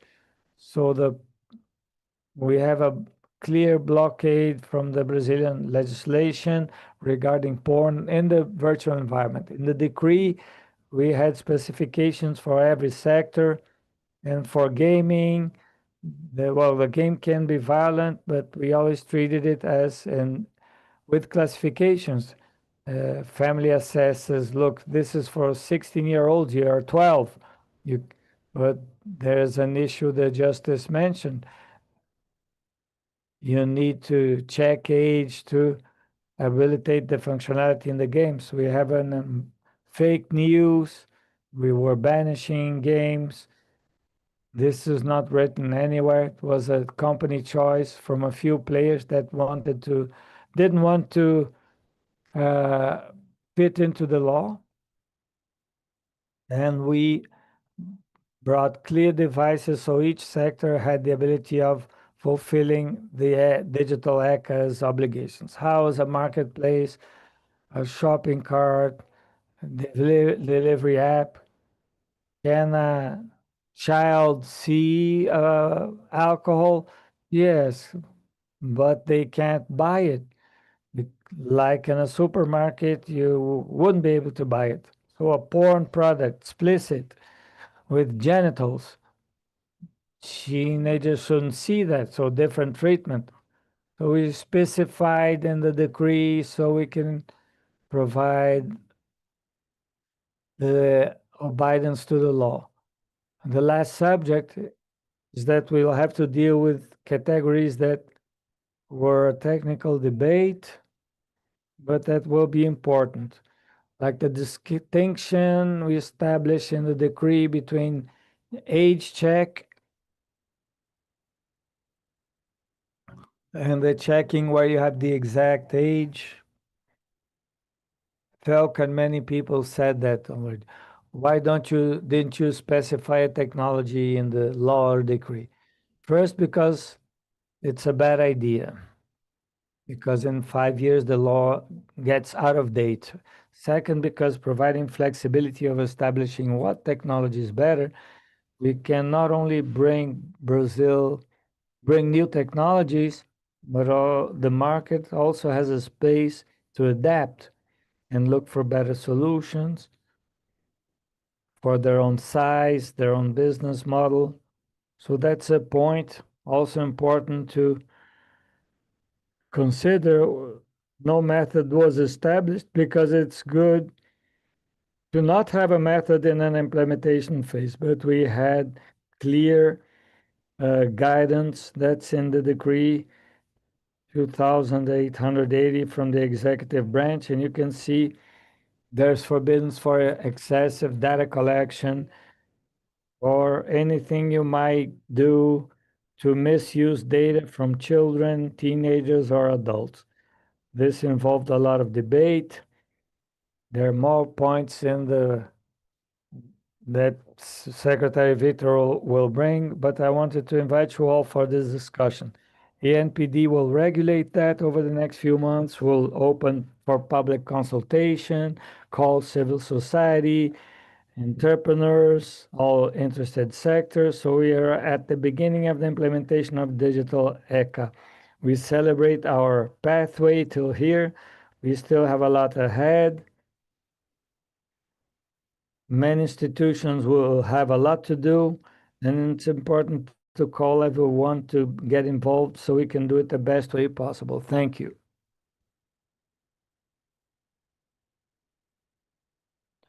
That's it. We do have a lot of work still ahead of us. Thank you very much, Ricardo. Then I believe we're going to have a few minutes for some questions. We're going to be able to have an interaction with some of our audience here. So I'll hand over to Dr. Lena Hees, representative of Google, Chief of Governmental Public Policies of YouTube. That is one of the most accessed platforms by children and teenagers. So welcome. Thank you, Ana Claudia. It's a great pleasure to be here. I'd like to thank you for the invitation, but also the opportunity of being here at the National High Court, the STJ, with such a great roundtable with people that are so involved in this for quite some time. And we're really happy to be part of this journey. We know how important it is that a company such as Google to be participating in it constantly. And as I said, it's like a shared responsibility. Everyone has their role here. And I would like to bring a little bit about our journey in protecting children and in light of everything that we're seeing and living through with the digital ECA. I think Ricardo's made it quite clear and from the Alerna Institute, how this journey that started quite some time ago, but how it's not over with just publishing the decree. It is a continuous perfecting of improving our products, changing our products, and this is a very fundamental process. So I've brought a short presentation.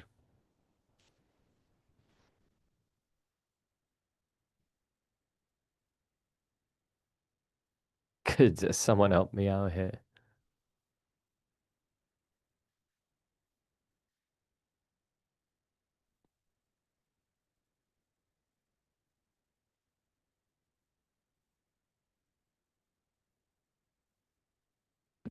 And so I'm sharing here with the justices and my colleagues here. I have a 2-year-old daughter, so that is a whole journey that is really important to me as well. So I'd like to start at the beginning, explaining a little bit what YouTube is. I'm sure everyone here must have their own personal experience with YouTube. But YouTube is this platform, open platform of videos and free access. In Brazil, we have millions of users per month. And something happened last month that I think is important to tell you at what point we are, which was the change in accessing the small screen to the big screen since last year. Our data have changed, and people nowadays watch YouTube on TV far more than on the cell phone. Of course, we're a mix.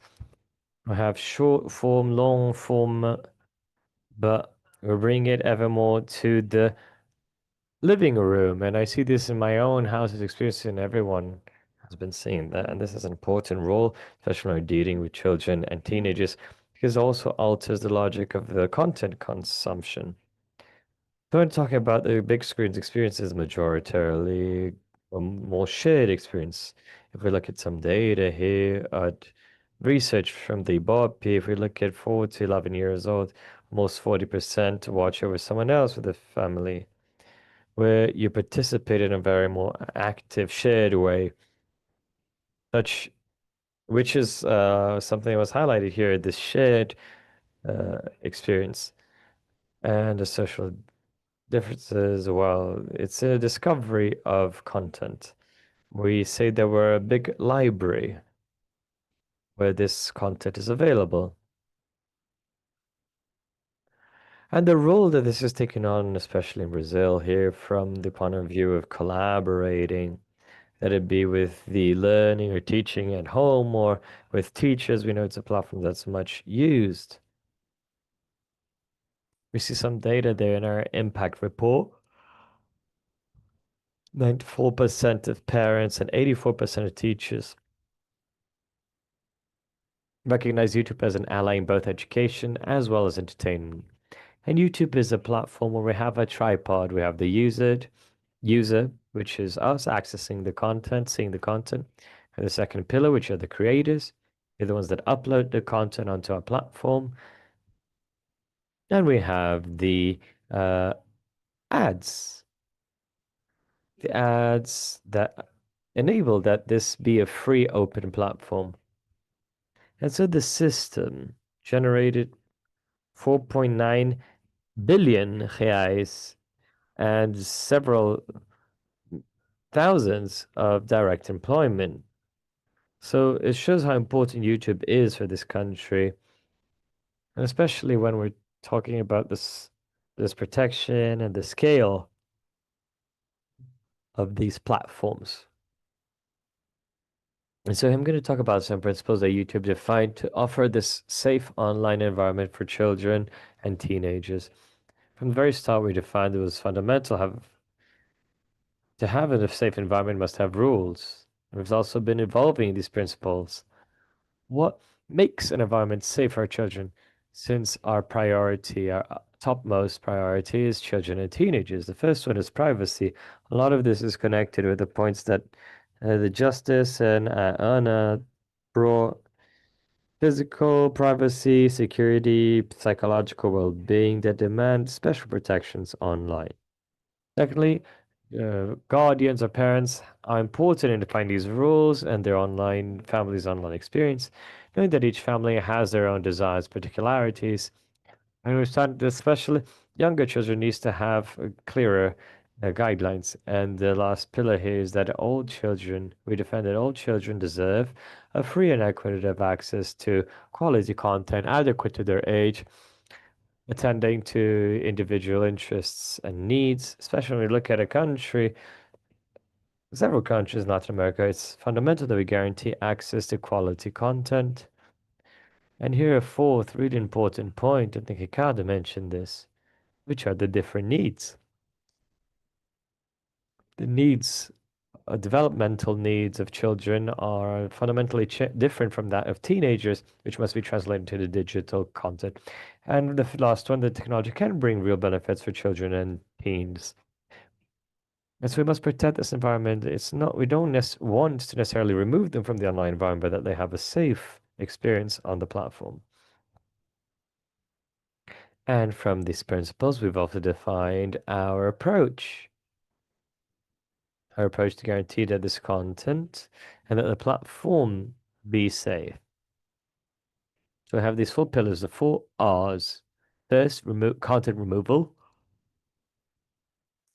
So remove anything that goes against our policies and that are not static. They change as we see new tendencies, new possible dangers, and we change because we know that the norms and regulations sometimes cannot deal with the challenges that are huge and numerous.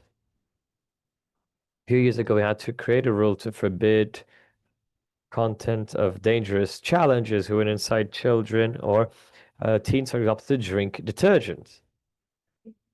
It's very difficult things that we need to adapt and adjusting little by little so that this environment can truly be safe and that we can remove this kind of contact as quickly as possible.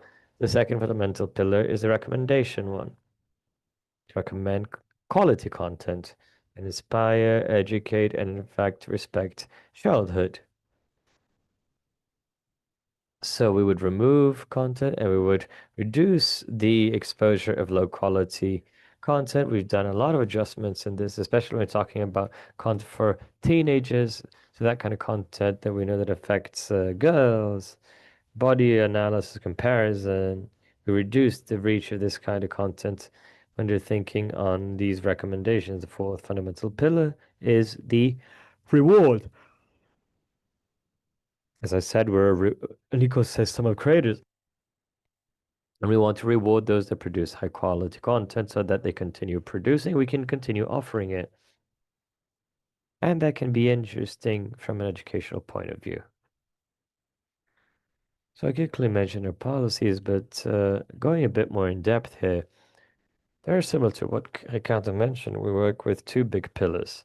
First is that content that is restricted to under 18s.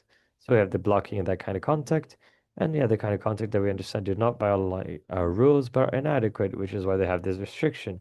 And the other is the ones that cannot generate. So it's a combination of all these things that you cannot, only over 18s, and now have specific restrictions for those under 18 accounts, which is deactivated chat and such things. or that becomes a default for under 18 accounts. Now, quickly talking about the principles I mentioned. These are principles we established jointly, not just with content creators, but with a series of specialists around the world to help the content creator to understand what kind of content is seen as a high quality principle and which are those that are low quality. And that helps a lot of creators to think about their contents as well.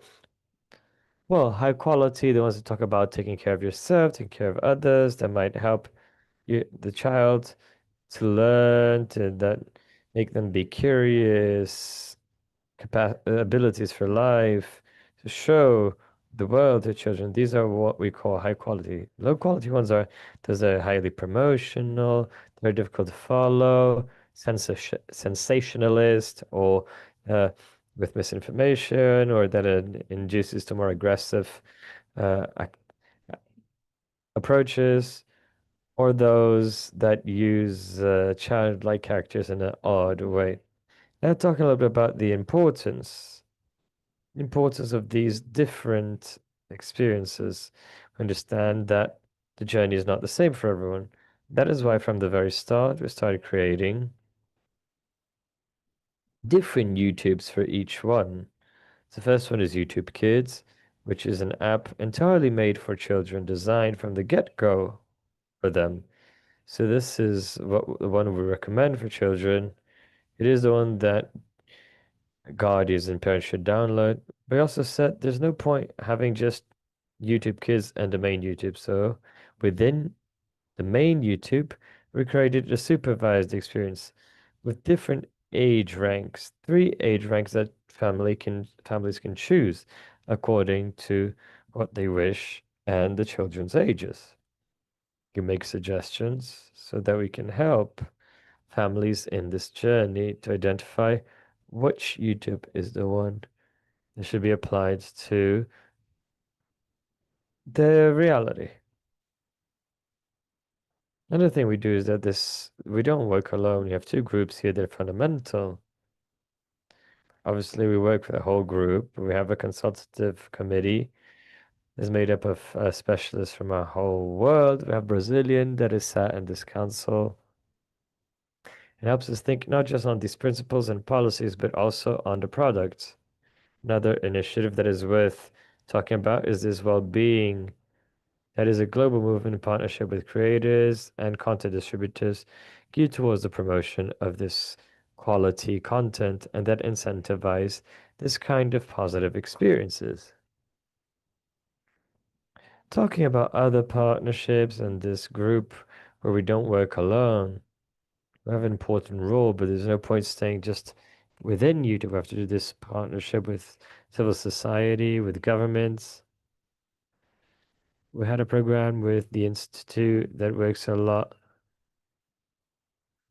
We have an accelerated program to discuss mental well-being with young people. We also work with the Institute of the Children and Teenagers geared towards the digital environment to bring reflections. Over 70 teenagers last year. And we have a sector in YouTube that deals just with health, is very much geared towards mental health programs.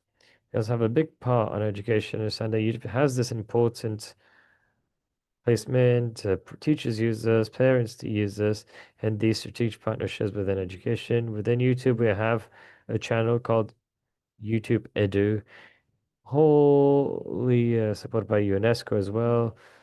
All contents available to students who go from the 4th and 5th grade. We know we have an important role in students, especially from the public schools, especially when they're studying for the university entry exam in A. In many cases, we're very happy to know that Wesley that got in first place for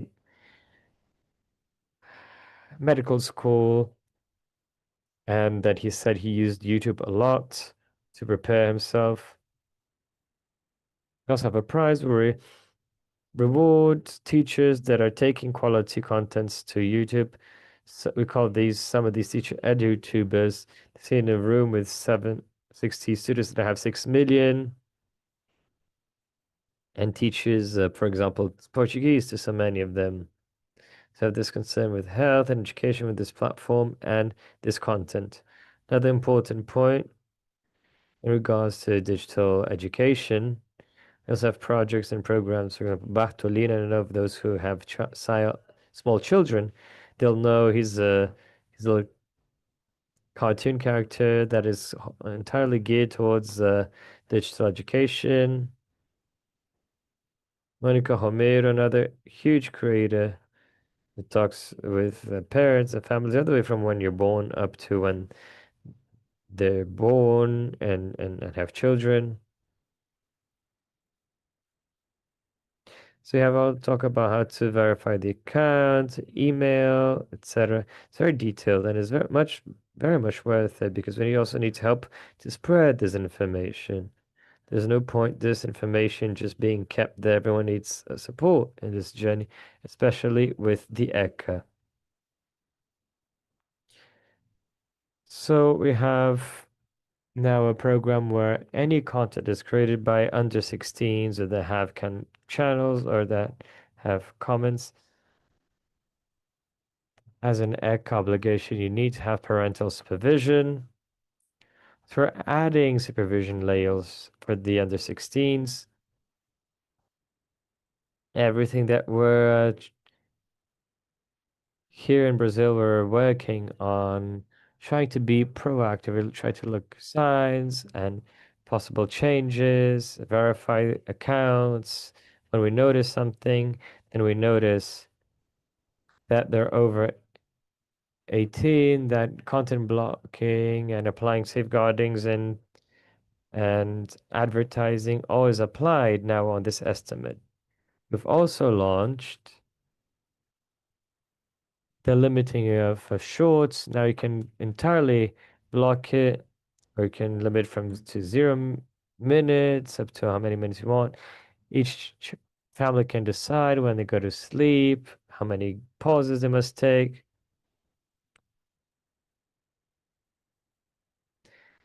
And this process helps in the media education for families, broadening the conversation between families with teenagers and children. Just to finish, this is some of the news we have, especially we've been working on. This is a journey, as I said, from the moment we decided to create YouTube Kids. We've been placing the child as a priority. We want this environment to be a safe environment that we be able to offer to families and responsible guardians.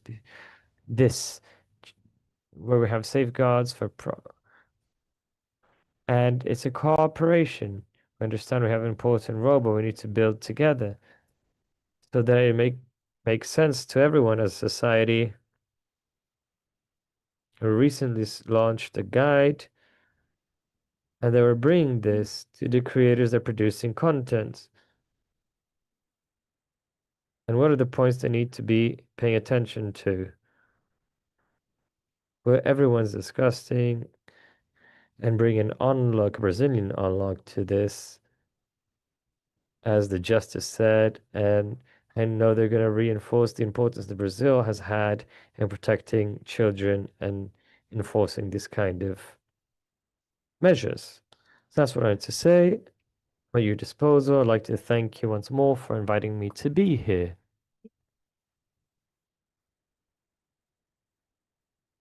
Thank you, Alana.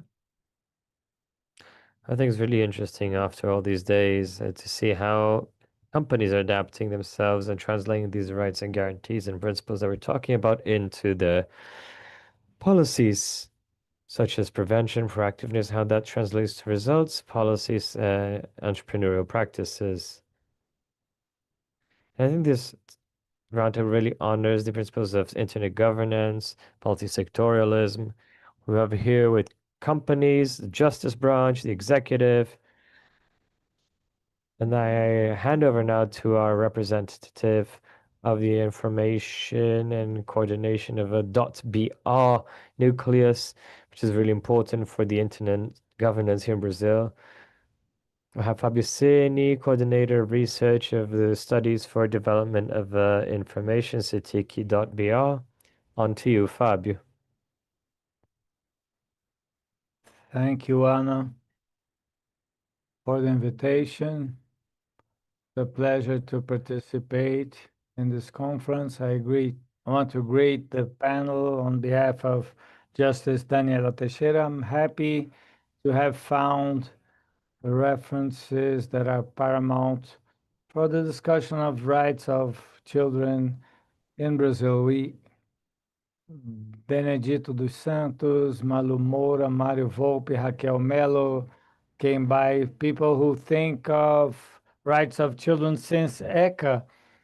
Brazil has a consolidation of that for a long time. I was happy to meet these people here and also the new generation of researchers and activists that are with Digital ECA. I'm Fabio Seni, a white man of mid-height, gray hair and beard. I have a blue jacket and a light blue shirt. I'd like to give a contribution from what we do in CETIC, which is a center for studies based on the multi-sectorial governance of internet in Brazil, including NIC-BR and CGI.br. CETIC has a mission with other centers to produce studies, evidence, data, to subsidize public policies digitally. We work with many ministries in education, health, culture, and the perspective of producing data on children and teenagers with the participation of these children and teenagers. I'd like to quote, before going to my topic, I had access to a conference at UNESCO. We are also a center for Latin America and African countries. It's available online. It's from Professor Alondra Nelson from Bristol, that was a member of the Biden administration and now still in the academia, and held an interesting discussion. As AI arrives and we have more complex systems and algorithms, we also have a debate about uncertainties, and public policies deals with a given level of uncertainty. We must follow the scientific advancements and do what we can in public policies. But Professor Nelson makes an important distinction of kinds of uncertainties. Something is what we are used to in the field of science, mistakes in samples, statistic model about cause in a given data, but she mentions a creation of an uncertainty in the political debate that ends up being a strategy of creating uncertainty to avoid accountability. So she makes this memory since the tobacco industry, going by the oil industry, and she brings some strategies I think we must be keen to,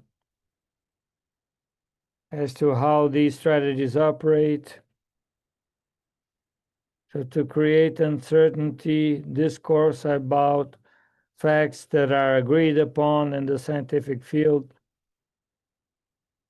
research where people have access to or not,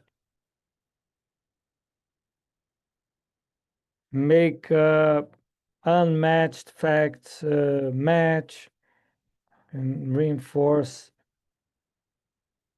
the evidence of your side and not the other. So this public debate about uncertainty is politicized, and we need to establish a difference. That's different from disinformation, because we're not necessarily talking about false content, but the ability of moderating access to evidence and information. So the main message I wanted to bring is the importance of creating an access ecosystem for monitoring, for research.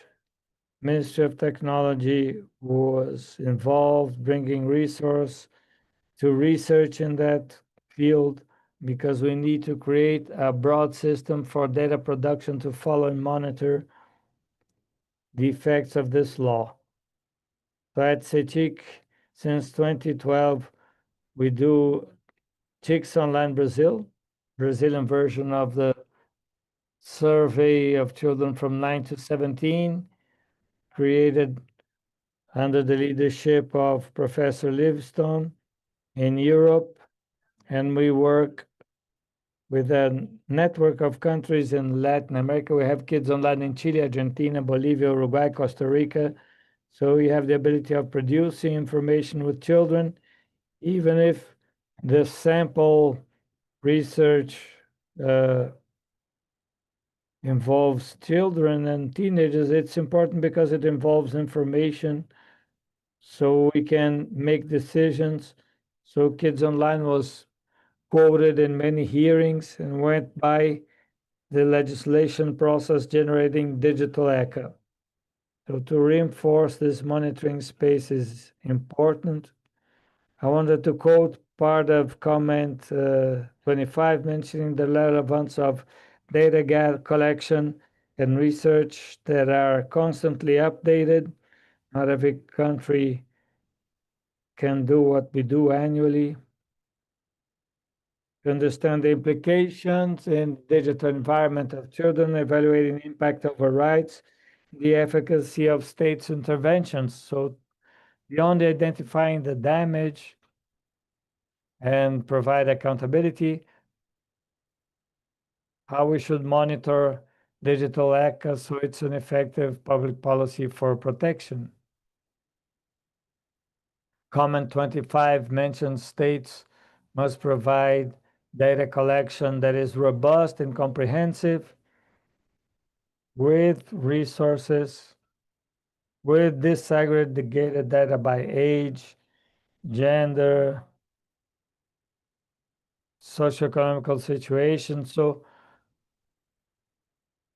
Brazil's inequality is paramount in that context, and we must be keen to those differences. So I think the comment is precise in that sense, and we're trying to provide a contribution to have that, to have regular data in the survey. Yeah, I didn't bring slides, but here you have a QR code from the last Kids Online report, just to bring you some figures. We showed with Kids Online, and that was important for digital echo, that self-declaration wasn't enough. In our last edition, we have over 60 or 70% of children under 12 stating they are daily users in social media. So the survey helped change the discussion in the sense self-declaration wasn't enough for prevention. We also showed that we could do an estimate with the declaration of parents and caretakers and we could see the use of internet earlier and earlier by younger children. So in parents' declarations, we have 84% of children from 6 to 8 years of age being internet users, 69% from 3 to 4, and children who consume some content online, and that data help understand the scenario and see what's going to change from now on. In the last report, we showed that generative AI tools are being accessed by 65% of children in that age. Most of the use is for school work. Ministry of Education is discussing that in depth, but 10% of the children interviewed said they use it to discuss emotions or issues related to feelings with generative AI. So this kind of instrument is still important, and we hope it's a contribution. For that data production ecosystem, there's another aspect I think is important, which is data from the platforms. So world data production community had a first initial optimism. So with the online trace, you can produce data for public policy. We saw that during COVID. So how epidemiological surveillance was done with cell phone data. You saw that in climate change. So we have a huge potential to use information gathered, of course, anonymous, but collected through digital traces for public policies. At the same time, we are in a moment of reflow in this agenda because platforms closed the access more and more. Some platforms allowed data APIs, and that was not available. I think that comes into the agenda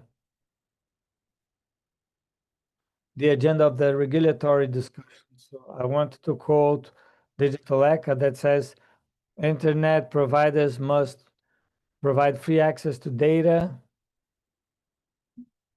So survey can be done over products and services on behalf of academical, scientific, technological, journalist institutions. So we have to see how we create an ecosystem for monitoring where data of the platforms are accessible for the independent survey. Finally, to mention a second assessment available in the QR code up on the screen that we did to subsidize digital ECHA and CGI and NIC contexts because we emulated what the user has of information, digital services used by children in Brazil, of bets, porn, IA, social media, games. So we made a list of platforms that are mostly used, followed an OECD criteria. They did this global assessment, and we adapted this assessment for the Brazilian context. We didn't publish the complete report. Those are the main results, just so you have some insights. Something we'll have to move forward in. Public data about this data are still fragmented. So in these 25 platforms, we had to click in over 550 different web pages, on average 22 pages per service to find information. Imagine the user having access to this kind of information. And we still found content in English, still not available in Portuguese. We found differences between minimum ages. And with digital ECHA, that trend tends to consolidate. Minimum day age and the online shop is different from the platform. We looked at the transparency reports, another paramount aspect of digital ECHA, and very few reports, only 6 from the 25 services we looked were made available, and few of them mentioned that specific topic of children and teenagers. Just to tell you about the contribution that whatever the models ANPD will make available, we believe monitoring ecosystem must be sectorial and have this collaboration and will depend on data that are produced by institutions, the platforms, government. To consolidate monitoring spaces paramount to understand advancements and do a positive construction for everyone. That was my contribution. Thank you for your attention.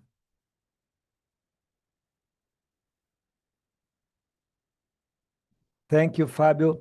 CETIC does fundamental work to base public policies on evidence, trustworthy data. Now, so we have this pointer in change and see what's going to change when digital ECA is approved. This is available at CETIC website. You can access them and also access the historical series so you can assess these changes during time. That's important to explore all that data and know the evolution in a long time. Now I give the floor to Dr. Patricio Romero, who will participate remotely. Patricio Romero is Director of Training, Literacy and Education of Wikimedia in Chile. Patricio, is everything all right?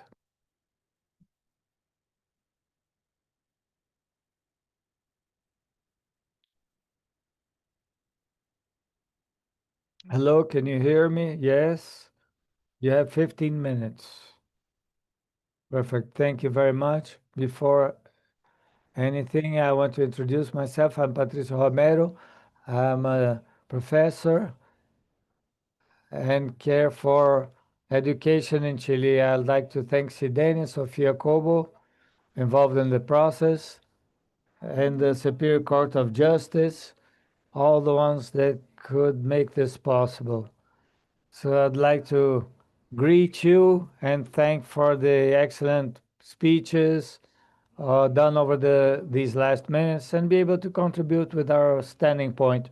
I'd like to greet everyone who see us. I come from an organization that works in the States, throughout the world, that has a different logic. Nowadays, our most known object would be, I don't know if you can hear me well. So digital structure, and our goal would be to present experience through a differentiated paradigm. When we talk about childhood violence and digital environment, we must have a reactive role. We must focus on damage, crime, or violation, restriction. And in the 21st century, the effective part of childhood is often raising barriers in digital surrounding. I'd say that's a place where children and teenagers are developing their identity. That's why the question I'd like to ask you since the beginning is, are we designing an environment to protect our children? And another one, are we educating our children so they can be in these digital environments? So from there, we need to leave a baseline. Digital platforms are not always neutral. That design is not always technical, but it can be a political decision, economic decision, or the use of ITCs. And that happens because our children, our teenagers are still connected, and sometimes they must observe which are the digital experiences they have. Our digital environments nowadays work as the attention economy.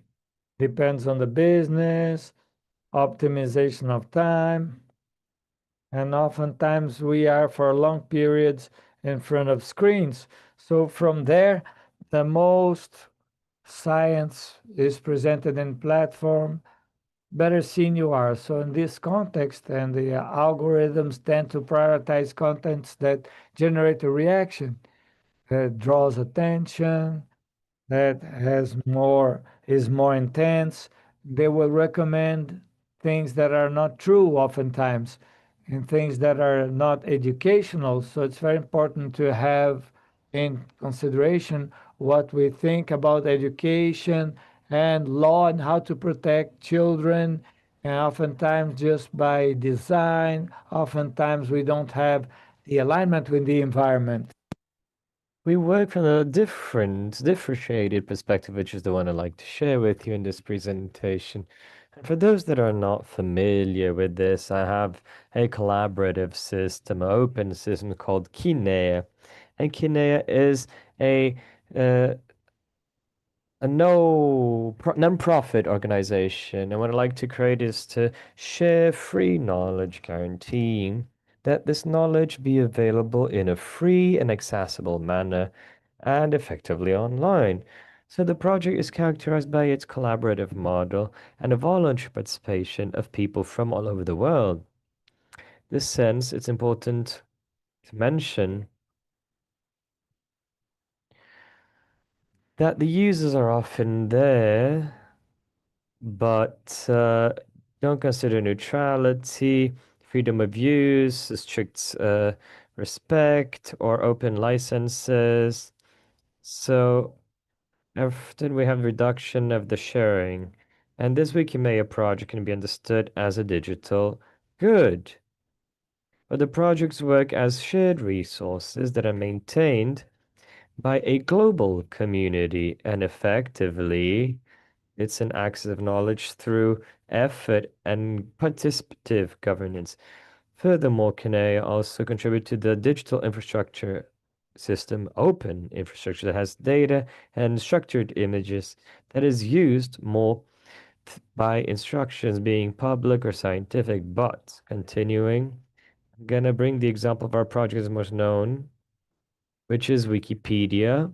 As Wikipedia, as you know, often works, but not as with ads, and does not bring a filtering of the user profile, and also not so strongly. So it's something that seems simple, but something quite profound or deep that does not structure a sense of putting content and capturing the attention in an artificial manner. Or perhaps it's an environment of active research. So in this case, teenagers decide what they want to explore. And this is what is the change of the logic of a digital experience from the passive consumption of information to even an active research of what is available. We also know that it's not a perfect space necessarily, but it just shows you that there are alternatives to different environments. And this brings us to key points for regulatory discussions, because not all platforms operate. Not everything has the same risk. So they can probably be regulated, but not always in the same way. So the regulators tend to and more involved in the content. What is the content they can show? And on the other side, they have a consensus, though, which is necessary to look at the process. For example, how the algorithms work, what is the data that is being collected, what is the incentives that are into play. And why? Because if we do not approach these parts that are more structured, well, then we run the risk of interfering only in the symptoms. And we're not focused on the causes. For example, data minimization, provide privacy before the design, not just thinking technical aspects, but also have a concrete way of being a subject of law. And this brings us not just to a security level, but also commercial manipulation or even resources. Hate speech.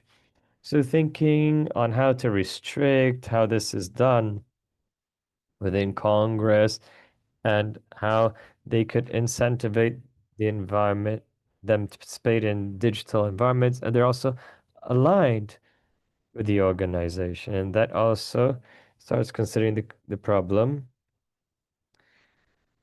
And for example, you design a platform that is used on a daily basis. But now, for my intervention to not just be within this level of design, I was also hearing what was being said here, and also some factors that were mentioned previously. It's important that we observe everything that is happening with the girls and boys and teenagers of the country. So this brings realities to us that often are positive points, but also negative ones, because we're considering access, for example, in Chile, access is pretty much universal in all sectors because over 90% of children and teenagers connect on a daily basis. But what am I trying to say? We know that there are sectors that connection is still not as quick or perhaps not as easy. And even so, we can say that we are facing a gap that is very broad. And that means that digital rights are not entirely guaranteed because not everyone has access. And those that have access often are open. So you have the other side of the coin here. Because from that point, you have boys and girls and teenagers that deal with what they've been suffering, their concerns, and many of them also don't talk about their isolated experiences, not with people or teachers. And very often the issue are not just those that we see, but are those that we don't see and they don't know what to do. So my experience in education is constantly repeated because I've been working for some students and I was verifying some information that was in on the network. And these were students that are completely familiarized with everything and they had all the information. However, when they had to verify, they were a little bit stuck to verify the information because they didn't know how to verify the information, didn't even know how to start, where to start, or what was the source they could look for. So they didn't know if the content they were receiving, if the source was trustworthy or not. And this is what you can understand as a difference in operational capacity. We know that the users as boys and girls, they know how to use technology, but that doesn't necessarily mean that they're going to understand if they're going to know how to manage this technology and are really going to use it properly. So if at one point we had so much access to information, this isn't translated automatically to ability of managing the digital thing. And then comes an element that I think is key that is seen in both Brazil and Chile, and that they showed that a big part of them is just reactive. So fewer spaces to follow and explore with them and the adults what is taking place in the environment. And there are some teachers, we saw that they reply to a lack of tools, use of information. But previously, they also highlight there was a positive change in the posts and the surveillance by adults. But we had a reactive action that increased quite a bit. So we have seen an advance in this education, but the environmental virtual environments where they can learn, we can't just allow or deny access. We have to generate situations where can be properly followed up. In other words, I can say it's a continuous challenge.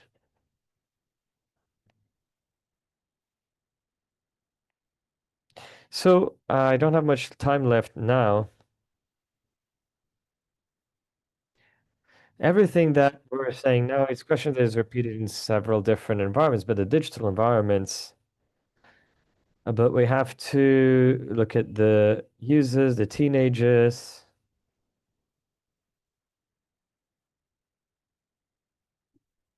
So how can we manage this is the question. How can we improve this training?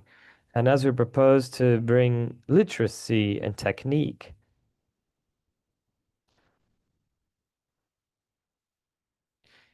So a literacy that is effective and concrete. And think what happens with the student. Did they just consume this information? Did they participate? So for example, when you have an article and you go on Wikipedia and you look for that article and you see the operational.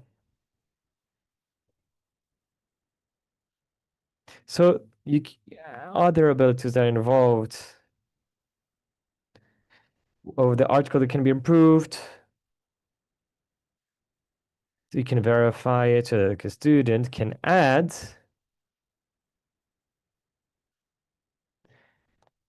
and so they can know if there's trustworthy information or article or not.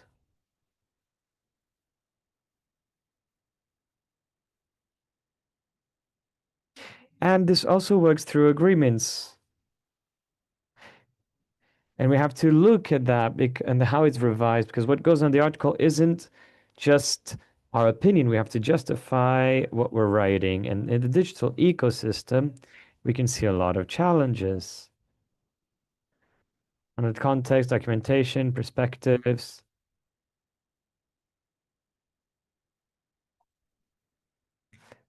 And to contribute the knowledge for the community. And in this case, they're not longer just a user, but an active user of the environment. Now, this does not obviously mean that this critical digital knowledge would be needed just by regulation, but that this generate measures that are complete. And the more you teach how to use the platform, and that will ensure that children and teenagers can have the necessary tools to understand value and participate with their rights. And that way they're limited in their tools, and very often it's a technical ability that should be thought of as a right that needs to be improved, that allows them to use other of their rights. And I'll end here because I think this is very clear. There's a challenge that is not just to choose, but to protect children, give the autonomy to the digital environment, as long as the right to protection is guaranteed.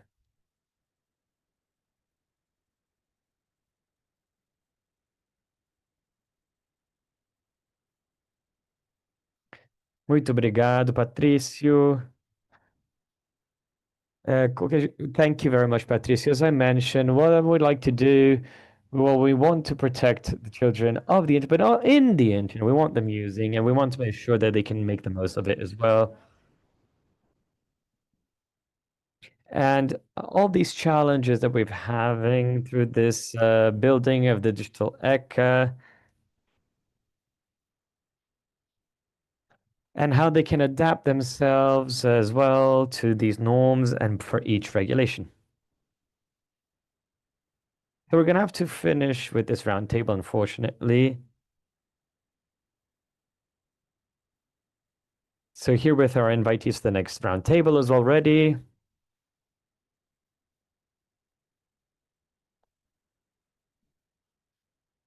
And so we're going to start our next debate soon after this. But first, we're going to get in position for the official picture of this panel. So thank the authorities for their speeches and comments, and we're going to now set up for a second roundtable.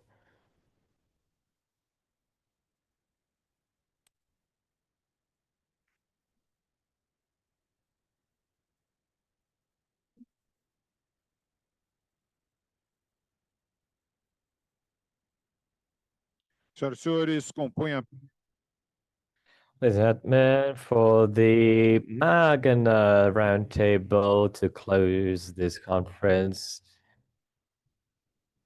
as the moderator, we have the president of the Ibero-American Center of Children's Rights, Dr. Miguel Cirello, and of conferenciers, the National Secretary of Rights of Children and Teens of the Ministry of Citizenship, Pilar Lacerda, and also Secretary of Digital Communication, Victor Fernandes. I hand over to our moderator, wishing you all a fantastic roundtable. Good afternoon. So I'll apologize, I'm going to speak in Spanish, but we're going to start our last roundtable. And we have two excellent speakers that have already been presented yesterday. The objective of this roundtable is to analyze how, through the recent reforms of the Brazilian statute called the Digital ECA, recognizing and strengthens participation of children in public policies, guaranteeing their rights, promoting safe, accessible, and inclusive environments, Just as the previous roundtable, we were talking about the companies, state regulation, and justice. Now we're going to concentrate on the participation of children and teens. So I'm going to present the two panelists, and afterwards, each and every one of them will have half an hour. Isabel Lacerda has a bachelor's in history and a University of Minas Gerais, specialist in educational systems by the Catholic University of Minas. She has a broad trajectory in education, public management. She has been a manager of public and private schools, was Secretary of Education of Belo Horizonte, and President of National Council of Education Managers. In the federal government, she was a National Secretary of Basic or Lower Education. She directed the FM Foundation between 2012 and 2020 and has been associated researcher and consultant of the VII Foundation in the same time. Professor Lacerda is going to talk to us about her experience in the educational world that has been a subject that's been permanently treated and talked about in this Congress, but always looked at from the outside, from people from the legal department or public sector. And now you have 30 minutes to speak to the audience. Good afternoon.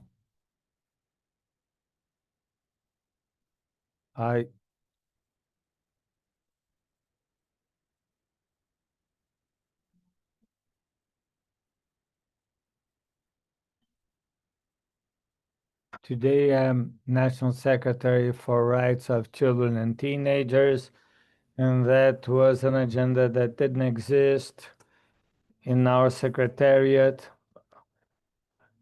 till 15, 20 years ago. It is also a generational issue because knowledge is generational. People learn differently in each generation. So generation after 1997 is the generation born with the internet working, and it will learn differently. And we must recognize that the internet is a deep field. It's a vast field, and we are not talking about hindering, forbid, or end the internet. We're talking about browsing safely. 1990, Brazil passed the Statute of Children and Teenagers. The internet was still very fragile and wasn't in children's daily lives. Risks we had for children were visible, physical, and territorial. So our work was not made easier, but we knew exactly where to act and how to act. 35 years later, this universe of children and teenagers that always were exposed to danger, physical, real dangers. Today we have the internet in the lives of millions of children. It's important to remember 93% of Brazilian children access the internet through using their cell phones, especially the ones between 9 and 17 years of age. We can't ignore that data, and I like to reinforce that because for some time there was a polemic I call a false one, in the sense this was not a problem of rights assurance, that this was a problem for justice, technology, computing science, but we didn't have the dimension we have today, in the sense that 1 in each 5 teenagers between 12 and 17 years of age suffered sexual violence facilitated by technology, and that's a data of only 1 year. These are children and teenagers that are in the room next door. And I usually say I wouldn't, they today are adults, but when they were teenagers, I wouldn't leave my son alone in the main square of the city at 3 a.m. You can't do that. It's dangerous. Be careful. Don't drink anything you didn't see where it came from. Today, everyone is in their own room. We are safe because our children are in the room next door. And you have that peace, but I've thought my mother exaggerated when she said, I only sleep when all of you come home. She must have she had 9 children, so I think she didn't sleep very well. But now you say, get home and let me know. And you think they're safe and they're not. And that changes all our conception of that rights guarantee network for children and teenagers. Over 3 million Brazilian youngsters were exposed to grooming, extortion, sharing of image without consent, and digital abuse in 1 year. And girls, of course, are the ones that are most hit. We are in a country where feminicide nowadays is a daily matter. Every day you wake up with news that a man killed a woman because basically he didn't accept being abandoned. So women are more exposed, more fragilized. Yesterday, the Senate passed a law making misogyny a crime, and some senators and representatives uh, are angry because they won't be able to make a comment anymore. No, they won't, because the girls are the ones who suffer by an aesthetic pressure. And us feminists know that every time we go forward too much, and Naomi Watts, still in the 90s, wrote the myth of feminine beauty or female beauty, and now we are empowered. We go to the beach with our bikinis, and now the dictator of skin of being thin came back. So we are limiting us once again. So girls suffer that much more than boys. And digital platforms are absolutely powerful. I won't get too much into that because we all know that it's a business model based on attention. So it develops by its business model all kinds of technology that will take to absolute attention, that'll take you to be there in what I call hell's vortex. And they said, Pilar, what are you doing? And I'm in this hell of spinning endlessly. And if you look well, news are foolish. After I uninstalled last November Instagram and Facebook from my phone, and it was impressive.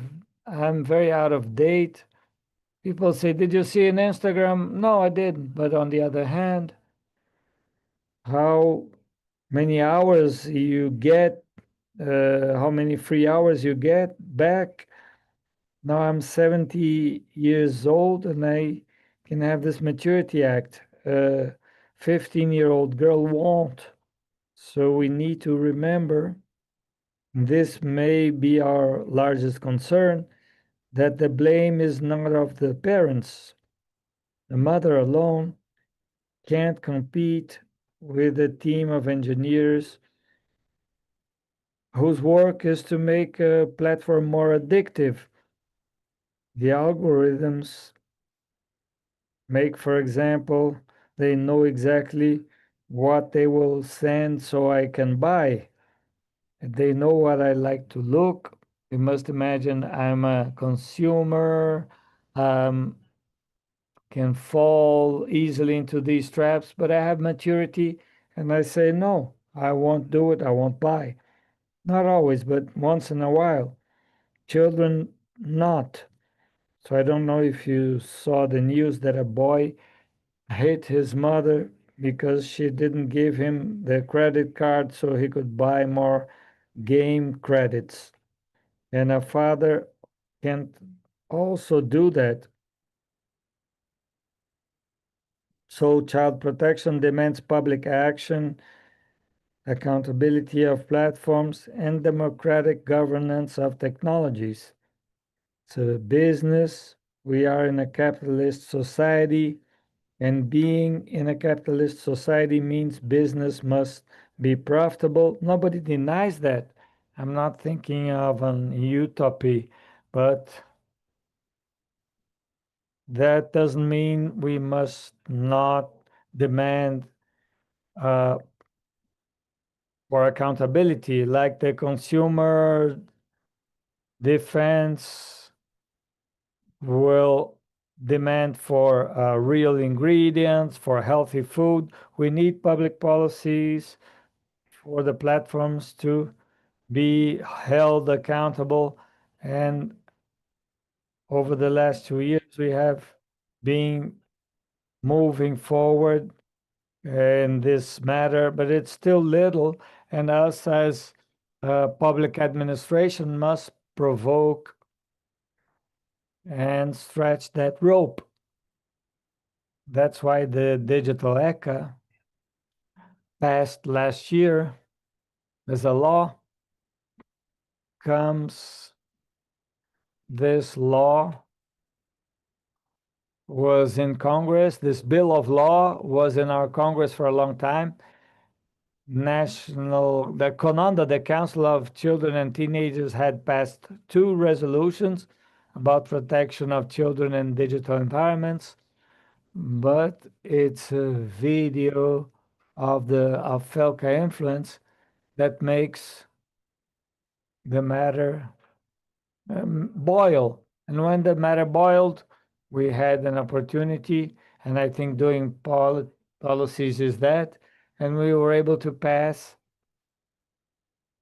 in this moment of conflicts, deep conflicts in our National Congress, we could pass the law 15/211, and they will bring responsibility. Digital ECA makes it clear that digital platforms are not neutral spaces, and that power without responsibility can't be tolerated when fundamental rights are at stake. Brazilian state has the duty, not an option, it's obligation of protecting children also in the virtual world.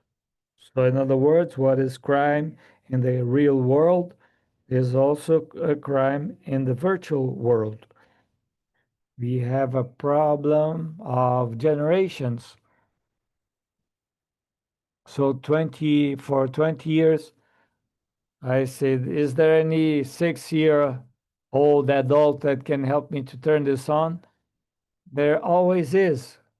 A 13-year kid that humiliates you and says, look, that's it. The problem is generally between the computer and the chair and the person occupying this place. This generation crisis also takes us to be more fragilized. Because when I say, look, be careful with this has a problem, look at this game, they look at us as if we were a dinosaur.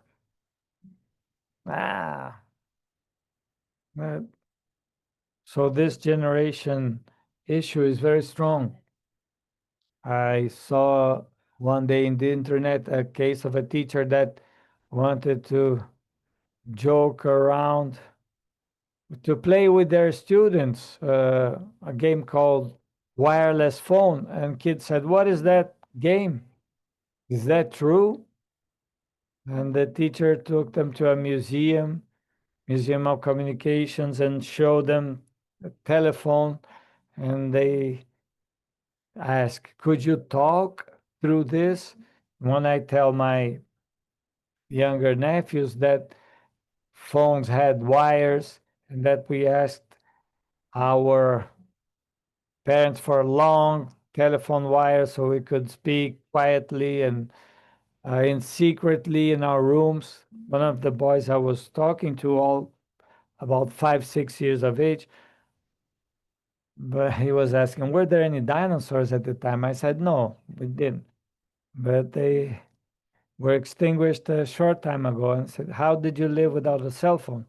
And today I ask myself, another day I forgot my cell phone where I went to take an exam, and at 11:30 I was taking Uber.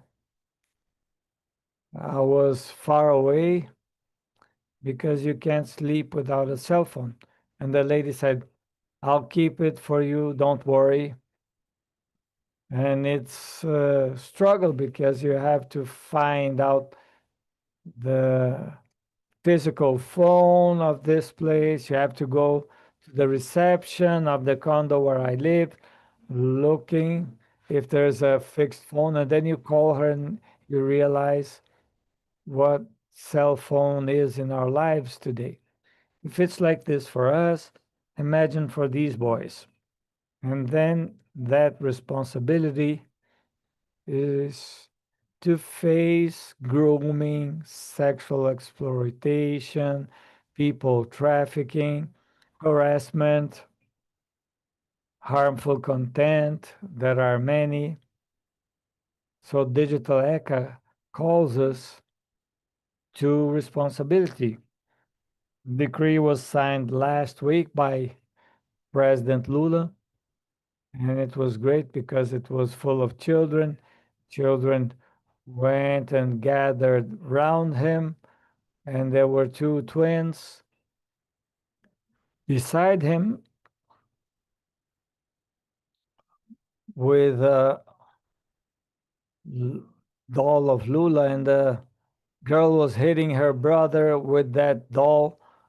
And so children are unpredictable. So he signs with responsibility. And we have to remember the decree's core is the national policy for promotion and protection of the rights of children and teenagers in digital environment. Laws are necessary, but they're not enough. And Brazilian legislation for the protection of children and teenagers is very advanced. There is protected hearing, Bernardo Boy law, Rivorel law. But if you don't do public policies to apply them, they basically solve nothing. And then this policy has 3 dimensions. It's cross-cutting. It will call ministries from different origins. So for us to work together, we have worked coordinated by SECOM and the Ministry of Justice. It's federative because it has to articulate federal government, states, and municipalities. And without the engagement of the federative entities, this law won't be applied, and it's guided by principles. What is our guiding principle? Absolute priority. That's in Article 227 of the Brazilian Constitution. Children and teenagers must be absolute priority in all policies. Best interest of children, security by design, algorithm transparency, and digital inclusion with equity. Because in this unequal society, indecently unequal access is also different, and this was very clear during the pandemic. Issue of distance learning, how do I access internet, and also powerful equipment, how this is different. So we have to think that it's necessary to establish digital inclusion for all, and then we must think on the most fragile part. National policy will think on mediatic education, training families and educators, and participation of children and teenagers, subjects of rights with voice and perspective. We have to hear them. And especially with the generation issue, we must listen to them truly, not just fake it. That's very transforming. We created an intersectorial committee. Governance is democratic. This policy, the committee is coordinated by the Ministry of Human Rights and Citizenship, and we have a collective construction.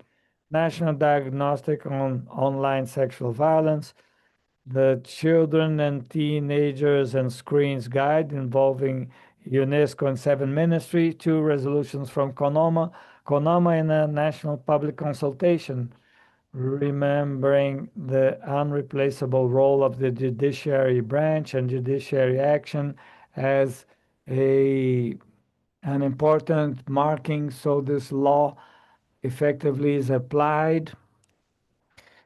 A renewed social pact, and that no technology can be above the fundamental rights of children and teenagers. We're not here to stop innovation. We're here to guarantee that it takes place with responsibility. Safe digital environments and that are healthy are not a utopia. They are an obligation. Thank you very much.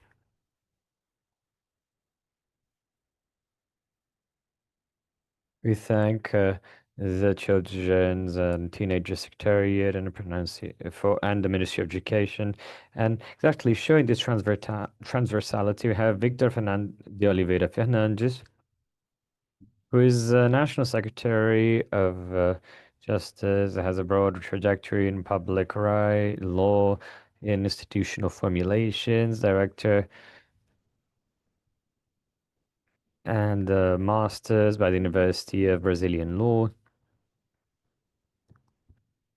And as a experience in public service and communication, and of the National Agency of Communication, Anatel, developed a solid technical career and social career.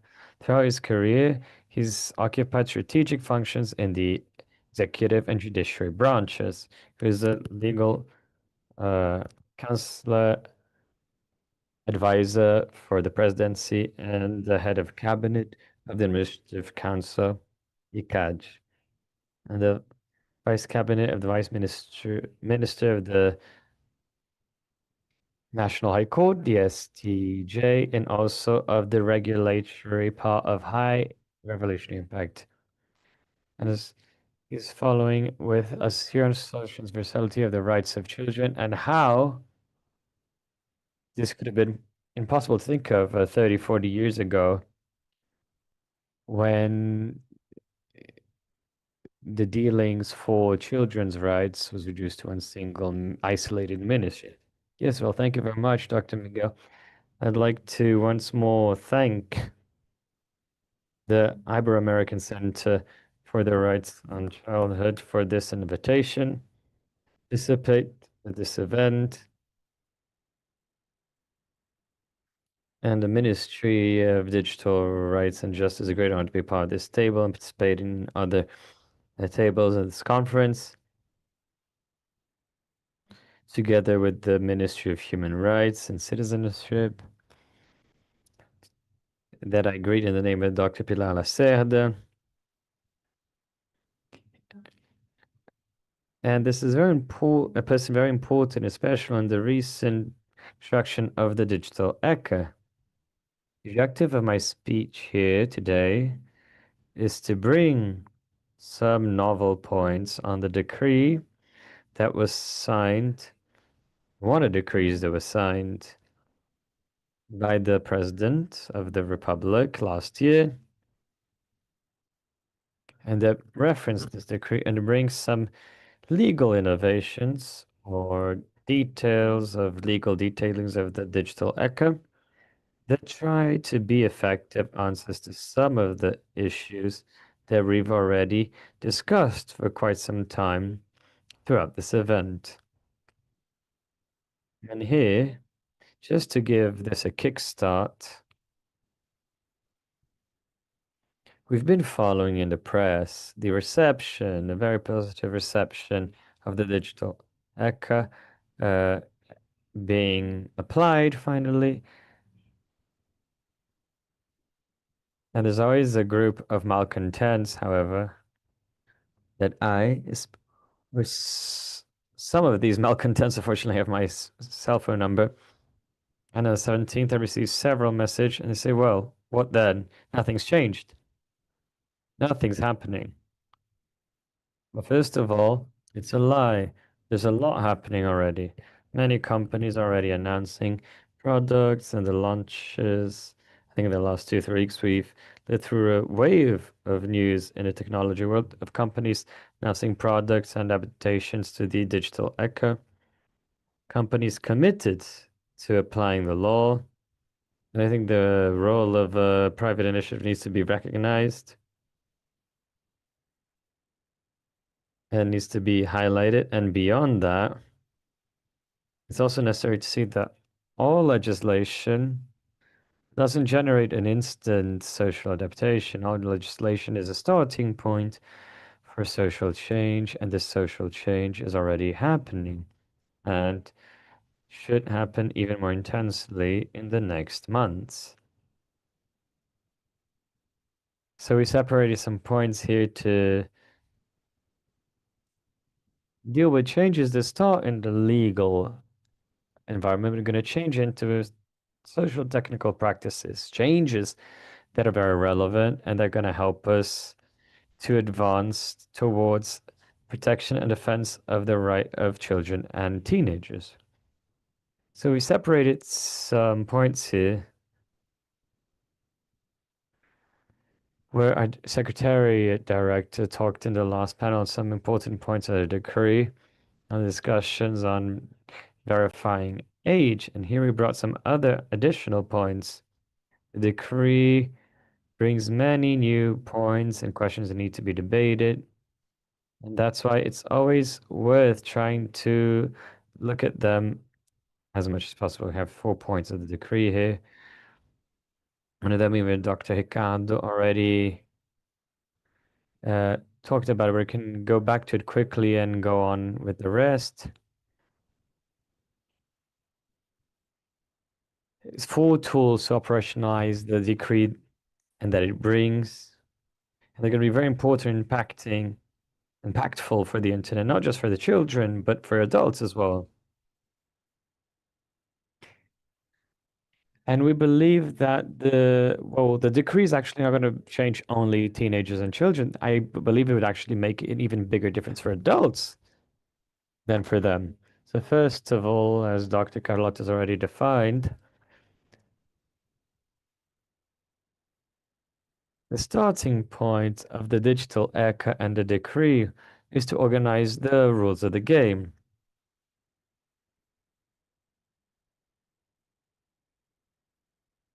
And she said, we wouldn't let a child of ours go to a square where there were certain risks and dangers. I would say, Dr. Pilar, what the decree of the Ex-Digital does, and in a much more logical way, is not to forbid the square itself. The square is going to continue able to be accessed by children, but now it's going to have policing. You're going to have squares that children won't be able to have access to, or some of them they can access only with their parents around.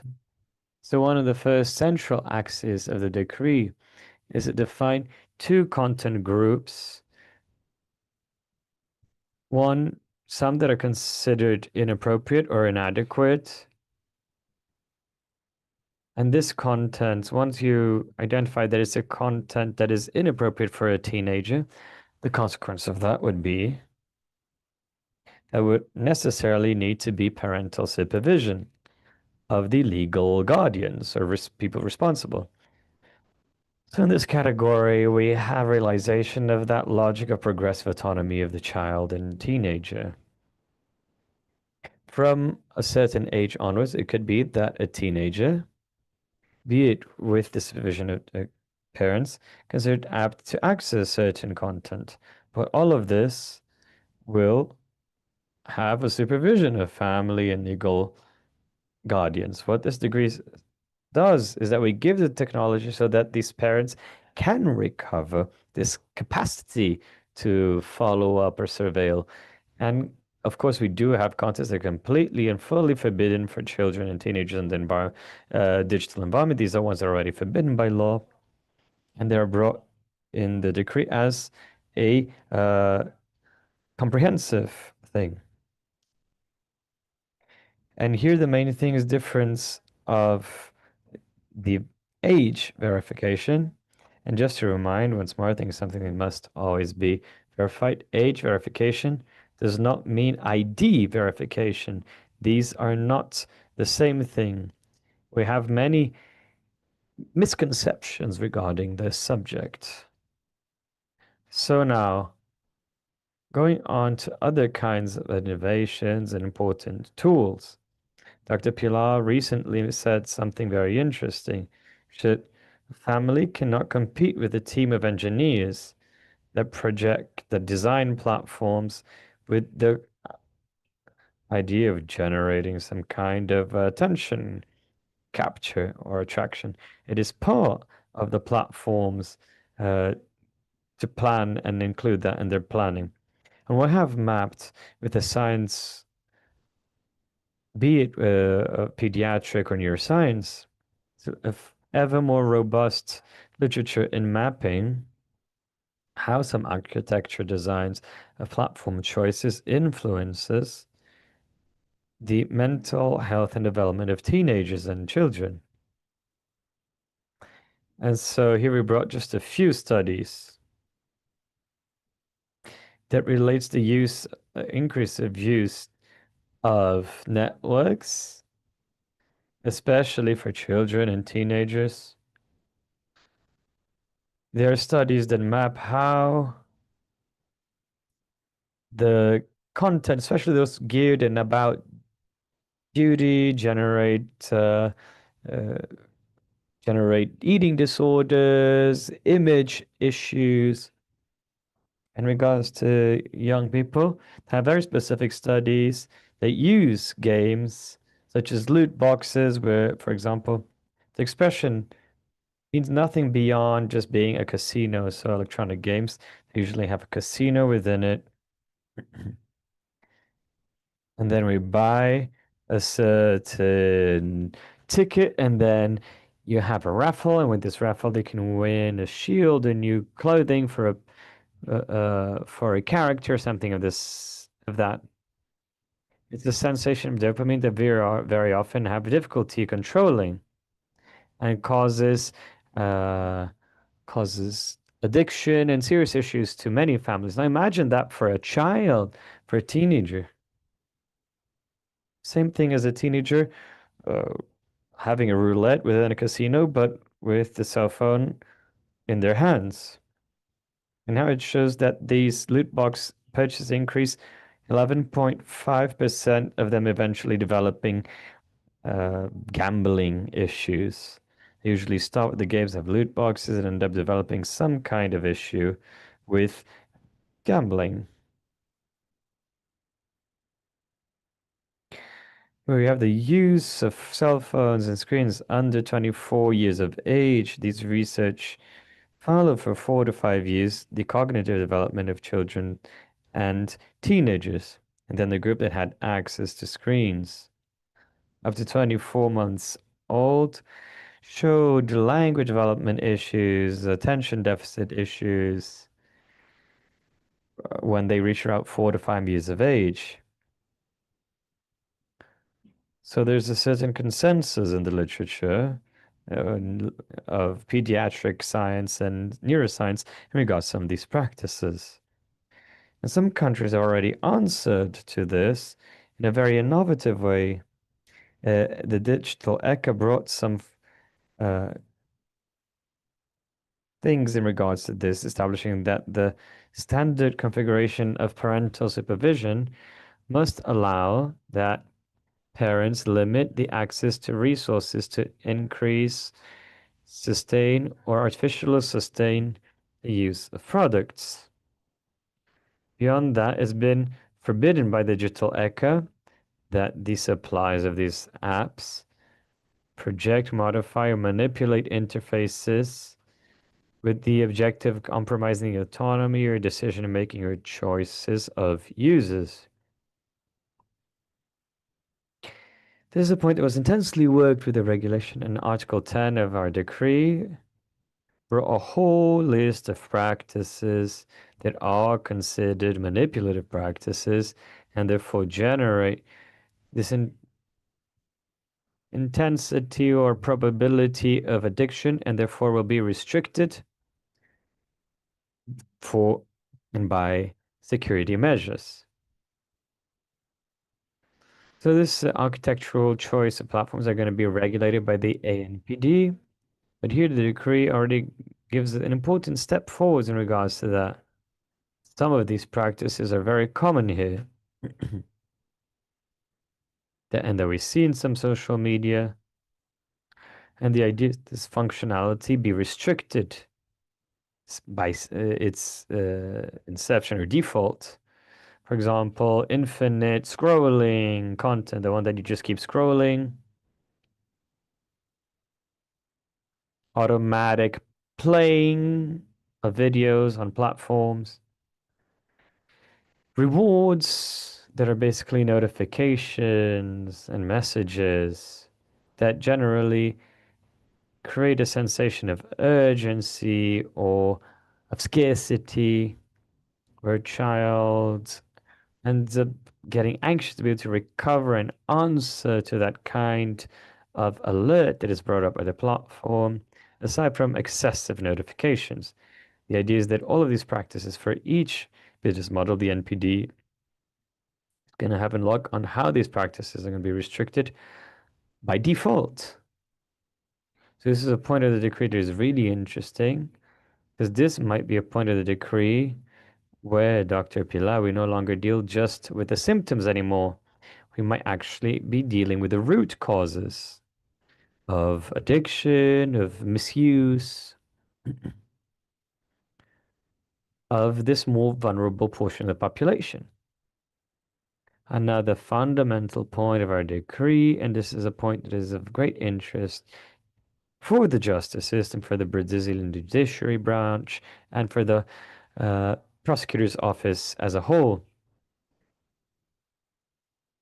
is the removal of crimes from the internet.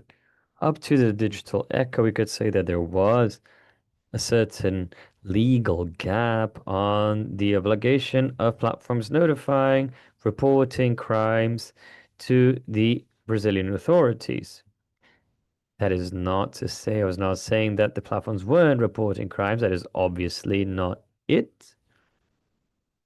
Platforms have, the majority have always collaborated with police authorities, but a good part of this collaboration and the crime reporting was done through an entity that acts in the US, an NGO that works in the US since the 80s called MICMAC. And this NGO receives reports from platforms and app providers that are hosted in the US and report this to Brazilian authorities. This was the mechanism, the flow of how the crime alert and report was taking place until 17th of March 2026. But there were some issues here. First of all, this flow was done according to North American legislation. This means that companies that are not hosted or don't have headquarters in the US, though they may be a platform that has millions of users in Brazil, they had no obligation of reporting these crimes. Furthermore, this flow was restricted. The communication of crimes occurred only for crimes of sexual abuse and exploitation of children, because that was what the North American law was interested in. So from now on, with the digital ECA, the platforms have a clear obligation of communicating those crimes directly to a center that was created in the Brazilian Federal Police, that is the National Center for Teenager and Children's Protection. Aside from this obligation of reporting these crimes directly to Brazilian authority, the law and the decree detail obligations of content removal with the notification of certain agents. So if there's a notification by victims or representatives, prosecutor's office, police authorities, or civil society offenders, the platforms are mandated to immediately remove this content. So the platform removes the content that is circulating and already prepares a report that will be forwarded to the police authorities, to the centers created within the federal police in Brazil. Another point that was of great interest in the decree is the discipline on advertising related to teenagers and children. Here, the decree deals with both the offer and demand by children. In the first place, it is completely forbidden, and this already in the decree of the digital ECA, advertising based on profiling. So advertising, directed advertising, targeted advertising cannot be done. Targeted advertising is that advertising that the platform suggests content for you, knowing who you are, knowing what your habits are from an analysis of your personal data. That is forbidden by the decree. Beyond this, contents with abusive publicity that explore the images of children and teenagers are forbidden. And the platforms, for the first time, begin having a clear duty of immediate removal of contents related to this kind of publicity. So images of a child in a shameful situation, showing a toy, a product, all that is immediately forbidden. And the last point, finally, the discipline of publicity focused on influencers and content creators. Until the digital ECA and its regulation, there was a given asynchrony in the legal providence regarding this issue. Traditional ECA from 1990, in its Article 149, brings an express demand for legal authorization, the need for a judicial authorization for the exhibit of children and teenagers. So all children and teenagers that wanted to do TV propaganda, wanted to participate in a movie, in a TV series, needed judicial authorization. And some courts already began understanding this same device made sense and demanded judicial authority to platforms, especially video platforms. And the decree clarifies that issue, saying that for the content that is monetized or driven, the legal caretakers need, or parents need, a judicial authorization. So it's not a surveillance rule or a rule that will make any kind of expression from children and teenagers impossible. The rule is for the ones who monetize and drive that content. So for the ones who want to earn money with the internet. And for those people, we need some kind of judicial oversight. So we have the guarantee that this exploration of a child's routine is compatible with the responsibilities, with its degree of development. And that's where the decree needs regulation by the judiciary branch and the prosecution office. So CNJ, CNMP will act to regulate the way this will happen. And the Ministry of Justice has been articulating these talks with CNJ as well as with CNMP to discipline this relationship. So from now on, parents and responsible parties will need a judicial authorization for a specific case. So it's clear the judiciary is aware and is following the situation.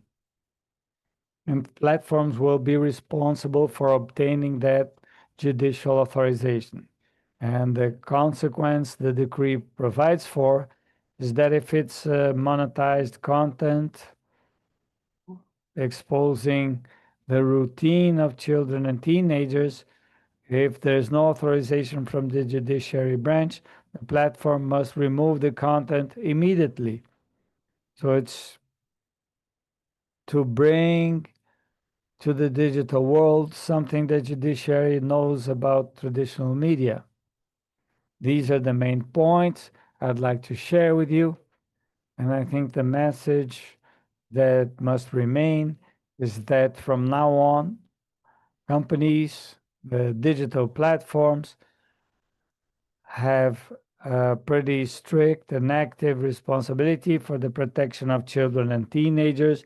Families and educators get new tools for oversight or restrictions to demand for safer digital environments, and that places Brazil in another level of protection for children and teenagers, making our country a global reference.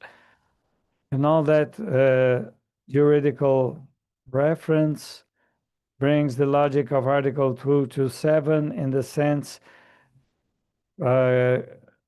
responsibilities for children and teenagers are shared responsibility. And this is becoming more clear as to the role of the parents, the state, the companies.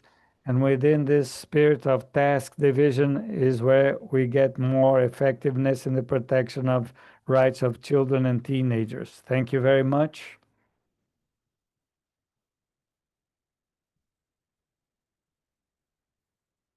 Thank you very much for both speakers. So this new reality in the digital environment demands public action, as Dr. Lacerda mentioned very directly. So we need public action, democratic governance, and responsibility from the companies. And also, Dr. Oliveira highlighted this is collective responsibility, as obviously it is in the manifest coming from the constitutional norm, providing absolute priority to the rights of children and teenagers. Also, we had the difficulty of risks in digital systems and digital environment, with the differences of generations regarding ability. So difficulties for educators and parents to do some kind of follow-up, because you can have smaller technical ability, but different ability. This critical education is very complex because on one side, you know, technical elements, and on the other hand, you have the elements of valuing and legal and moral follow-up. On the other hand, the relevance of a national policy in the digital environment or in the institutional development of a set of actions to have some ends is something central. So we can say an initiative like this with the decree and the policies mentioned is in agreement with the human rights for children and teenagers. So the cross-cutting and intersectoral state commitment. Dr. Fernando Oliveira also showed precisely something that for jurists is very dear, which are the mechanisms. That's why we need ethics, philosophy, and other elements that nourish us.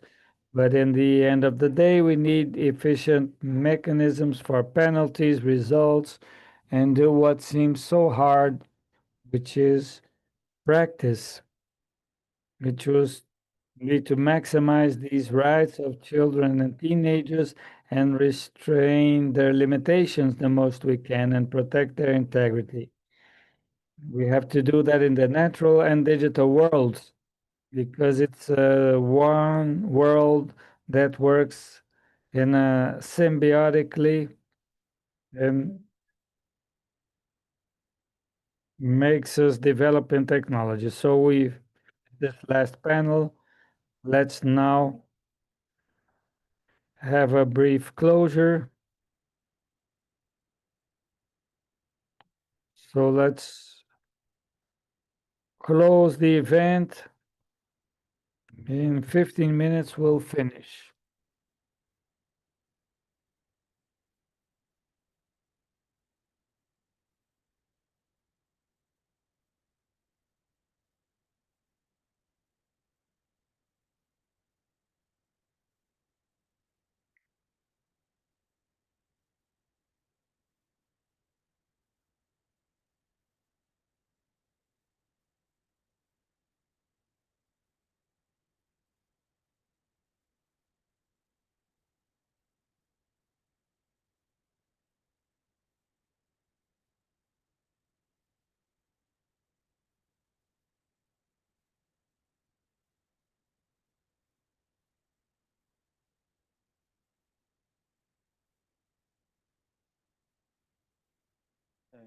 Não, né? Ok.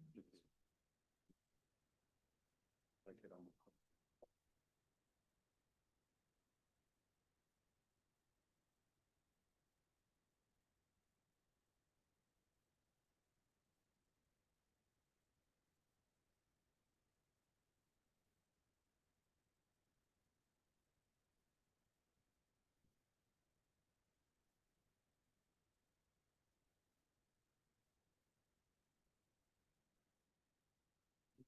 Tudo bem.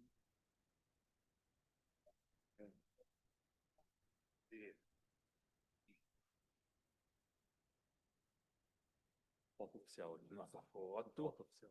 Pronto, nossa foto. Vamos para o nosso trabalho. Vem com a senhora mais uma vez. Bom.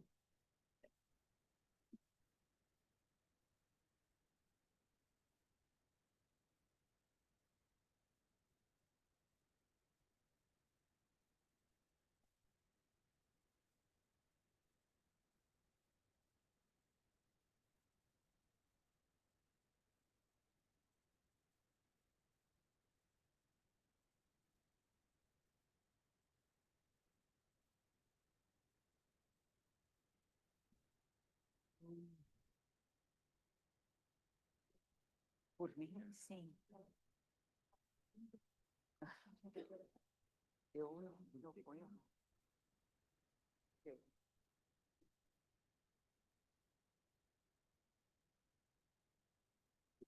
Dando a continuidade ao So carrying on with our event, we call His Excellency Justice Benedito Gonçalves and the director of the Law School of the University of Rio Grande do Sul, Dr. Ana Paula Mota Costa.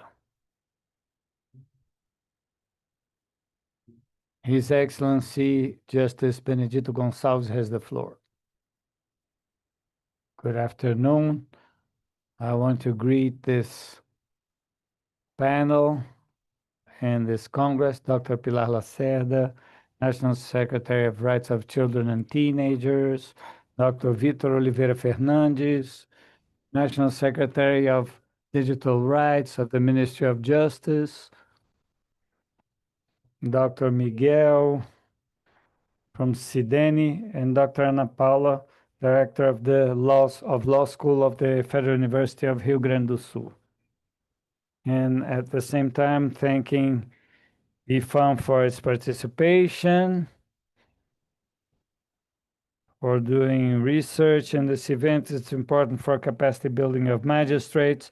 Also thanking the audience for their presence and all ways of communication in this 7th conference, this Ibero-American Conference for the Rights of Children, Violence and Digital Surroundings.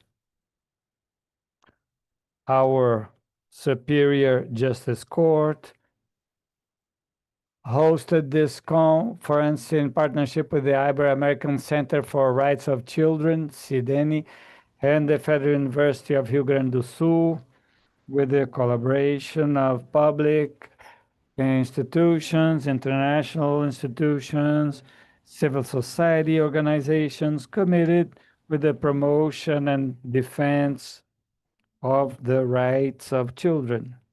This plural articulation itself reveals the dimension of the challenge we face and the need of equally articulated responses. The topic of this edition, childhood and violence in digital surroundings, translates with precision one of the most delicate issues of our contemporaneous moment. Digital environment stopped being a space of mere accessories. It started integrating the experience of growing, learning, conviving, communicating, and having an identity. It's in this environment that children and teenagers study, interact, access information,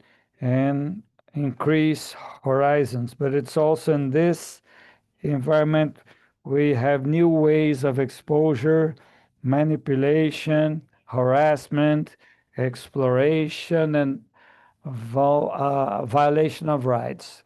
If you don't remember, in the state of Rio de Janeiro, situation of that rape that took place called Collective, in which I remember the judge of the case says a larger number due to misuse of technology makes these teenagers be more connected to these perverse conducts. That's why it's especially meaningful that this conference is aligned to General Observation 25 of the United Nations that states clearly that the rights of children should be fully ensured also in the digital environment.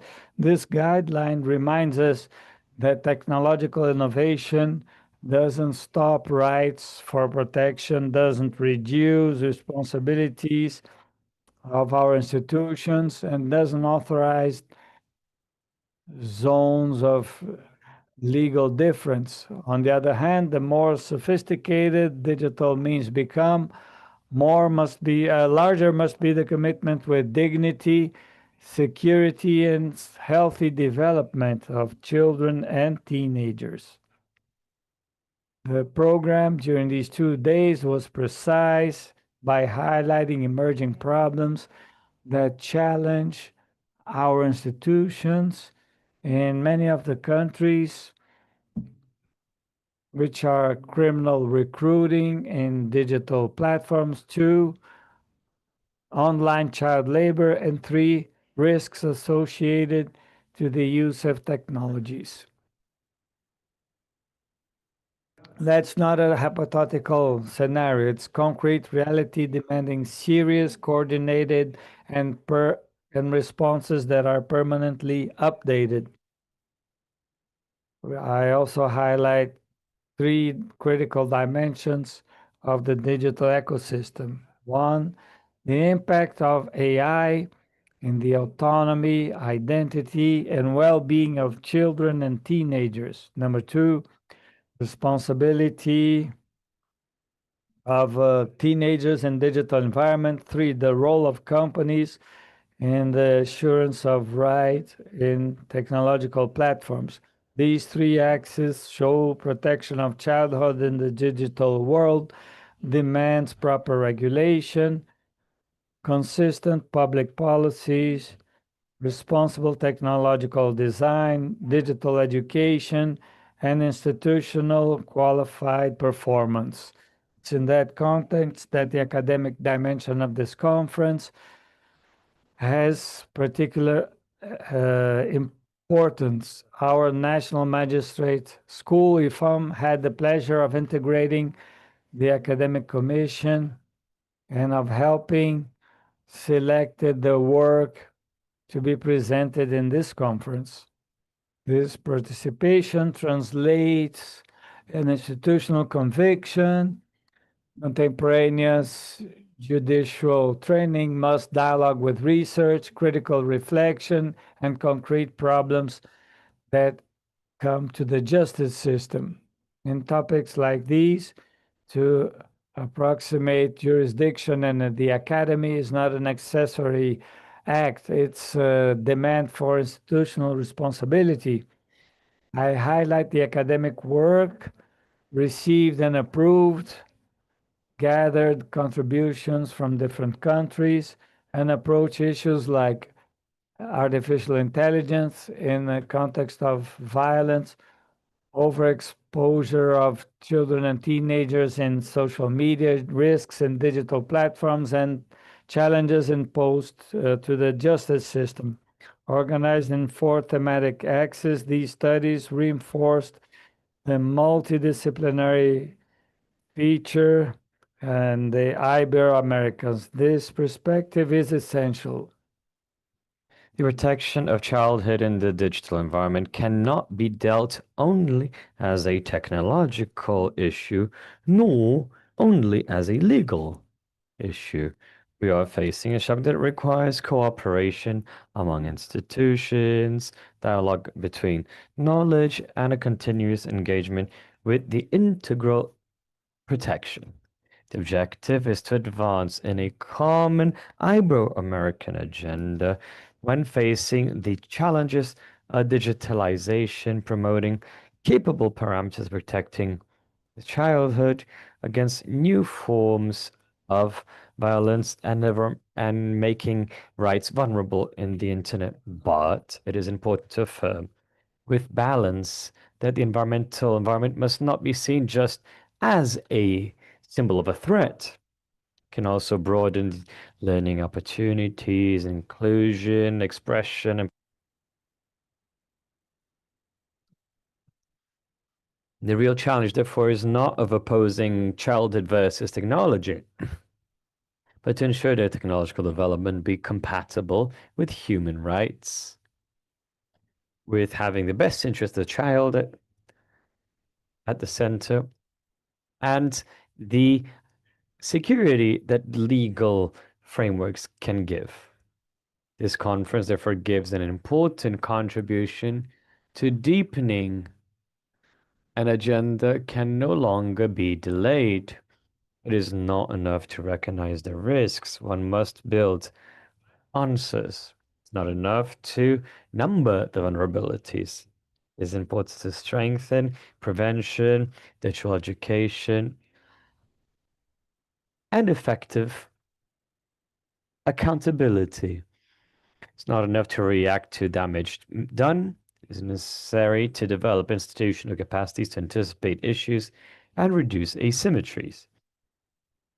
And that is why when we congratulate all of those responsible for creating and organizing this conference, I renew the recognition of the quality of its program and the density and depth of the debates promoted during these 2 days. Allow me to finish with remembering a command that in Brazil has a constitutional strength and the depth of true civilizatory engagement, which is the beginning Article 227 of our Constitution. It's a obligation of family, society, and state to ensure to the child, teenager, and the young people the absolute priority of the right to life, health, food, education, leisure, training, professional training, culture, dignity, respect, freedom, and family live and community living. Aside from keeping them safe from any kind of negligence, discrimination, exploitation, violence, cruelty, and oppression. Closing the quotes. And I conclude that this constitution prior to that expressed extremely clearly in this text of our constitution may also be in the digital world a concrete, specific, vigilant, and immediate priority. I conclude once more congratulating all the organizers that contributed in any way to the success of this Congress. Say this in the name of the INFA and the National High Court. Thank you very much.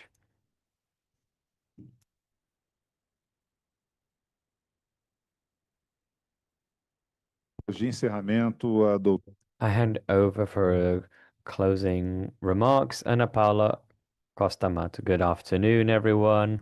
I'd like to first of all to greet all those here at the table, and especially greet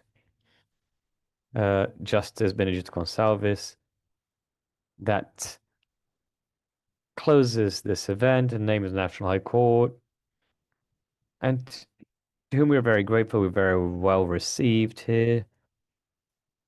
They care of the whole team led by Dr. Maria Paula.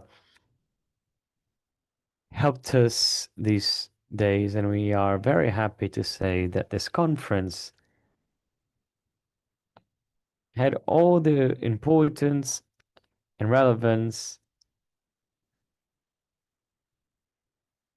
Perhaps you must leave, but while he's here, I'm going to hand over now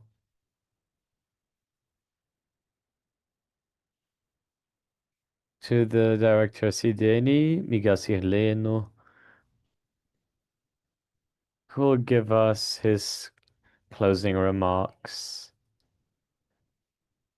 of this conference.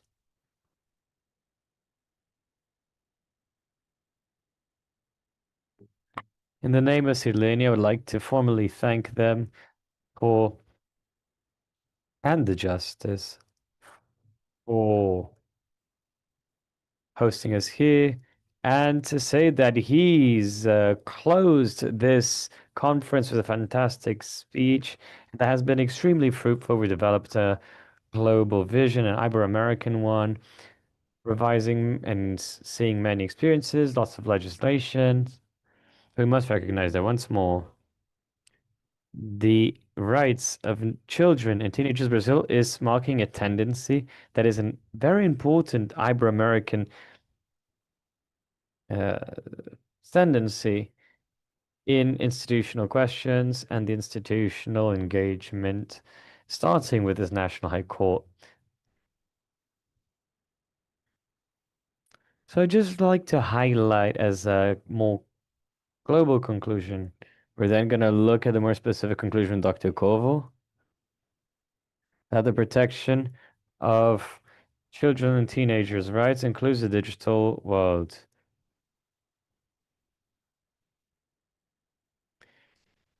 And it demands that we are creative, but the principles are exactly the same as those that are on the Convention of the Rights for Children, and the convention must be egalitarian, and we must remove any kind of algorithmic discrimination. We must be able to include all children, the access to their digital rights, It must be a priority following the idea that we treat children as a priority in the exercise of their rights. Children have the rights to their full realization of their rights, including in the digital world. Minimal restrictions, of course, being protected from all dangers and damages in the digital area. And the legislation must be adequate. We must take measures that allow that these rights be able to be exercised. And so through legal, administrative, penal means, administrative in the sanction way, in permits, licenses, acting before any damage occurs. So we have to coordinate all these measures, and it's a legal task where we who are more specialized in law, you need to find these mechanisms and adequate procedures. This has been a fundamental consequence in preventing damage. Children cannot go through a system full of risks where you have incorrect, damaging, criminal information and content. And all of that put together with the economic exploitation and monetization of children. We must be able to prevent these damages through norms, institutional and technological means that need to be developed, as we've done the programmatic guarantees in a social educative environments, and of course, financial guarantees. System must have robust enough systems, including financial ones, to be able to face that which is the platform's powers, which is an economic, symbolic, and technological power. This way, the autonomy, identity of these children can truly be fulfilled and respected and protected in our world. And we're in a digital and technological world, and use of these technologies is something that can be positive for children. And also fundamental concept thing we need to consider that AI as a technological model requires further steps in legislation. It's completely different from anything else we faced, and therefore we must also deal with it. Just say these conclusions and the ones that Dr. Kov is going to talk about as the conclusion of the process are going to be taken by us to the Ibero-American agenda, and with our effort and all of your support and all collaborating with Ibero-American proposal, we're going to take it to the Ibero-American Summit of the heads of states. That'll take place in November this year in Spain. Thank you very much once more. Thank you very much, Dr. Miguel. And over to Professor Sofia Corvo, who will complete the analysis done by Sideni. Thank you for the comparative analysis, regionally, internationally, interdisciplinary dialogue developed in the framework of this conference. We've noticed that almost the totality of the countries analyzed recognize the right of children of having access to information technology and communication technology to fully exercise their rights in digital society. There's a shared right of protecting the well-being of online actors that often falls over mothers, fathers, guardians, technological companies, and the state, according to the principle of co-responsibility in the guarantee of rights. You see a lack of specialized normative coordination in right protection of children when facing digital risks, which makes the construction of institutional answers being efficient. All regulation regarding children in digital environments must count with their effective participation in according with the rights and the subjects that affect them, recognized by the Convention of Children's Convention. Then children and teenagers participate, agreed on the need to regulate digital environments, strengthen protection mechanism, guarantee the equitative access, and promote digital education direct towards them, as well as their family environment. And likewise, they valued especially the adult surveillance follow-up as a fundamental element for the progressive exercise of their rights in the digital environment. There's some administrative and legislative frameworks that are specific in digital environments, which shows the need to strengthen interpretative standards that are specialized. The regulatory challenges connected to official challenge presents a superior and test and qualitative characteristics that are different in regards to other digital technologies, especially in regards to the automated profiling, manipulation of conduct, emotional influences, and discriminatory practices. The automatic use of what is appropriate to in penal codes to adults to teenagers creates issues that create disproportionate answers. We identify hate speech, misogyny, digital violence, racial discrimination, symbolic discrimination augmented by systems. We see need to structure preventative public thing in digital markers and frameworks to defend them against damaging content, to identify new means of exploiting children digitally, including the use of underage people as influencers without adequate regulatory frameworks, recruitments by criminal organizations, child profiling for marketing. Recognize that the companies that provide digital services must incorporate this protection by design in a way that the protection responsibility not be uniquely on families. It's proposed that states of the region and international organizations, civil society and technological sector adopt the following priority guidelines. Boosting creation of laws for children, focus on human rights for children, integral protection. Brazil has done this. Solving the issues linked to the protection of children in digital environments according to a standard with the reinforced due diligence, considering the principle of digital inclusion, non-algorithmic prejudice, forbid online practice that have invasive advertising, loot boxes,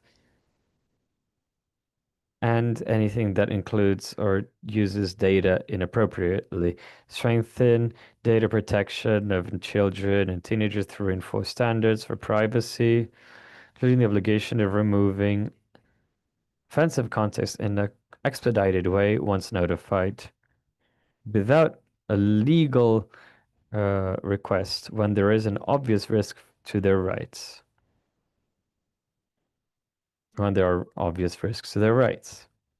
To restructure the national systems of guaranteed protecting childhood, incorporating the specific guarantees necessary for their protection in the digital era, overcoming the analogic paradigm currently exists, to recognize the aggravated vulnerability of children and teenagers in regards to artificial intelligence, establishing their reinforced supervision by automated systems, and lastly, to promote the elaboration of a regional law as a model on children and digital environments adapted to the needs and legal realities and social realities of each country as a normative standardization tool and reinforcement of common standards for protection in Latin America. Thank you very much.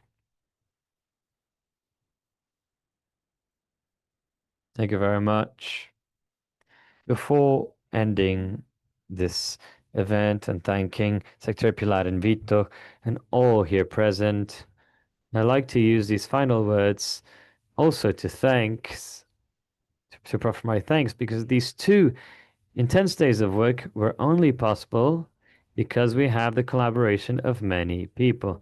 I'd like to highlight the academic committee of this conference, the name of Professor Sophia, but also of all the representation that we had of the Federal University of CLGP, Professor Karina, of IFAN, who also collaborated with his teachers, of our collaborators in Observatory of Violence and School of Law of Urgis. We all worked a lot in the organization of these works. Professor Sophia was tireless in organizing the panels with our speakers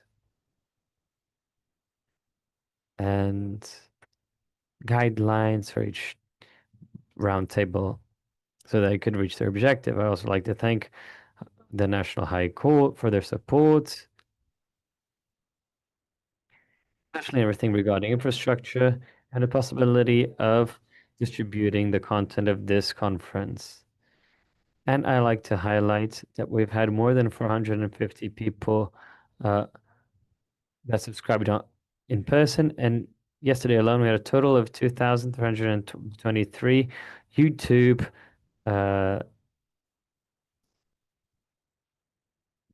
watchers.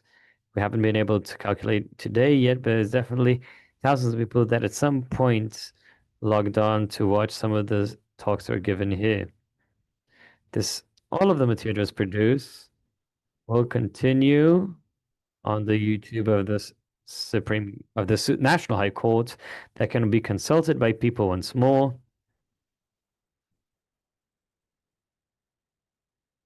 And that will once more be able to be consulted or seen for the first time by whoever might want to.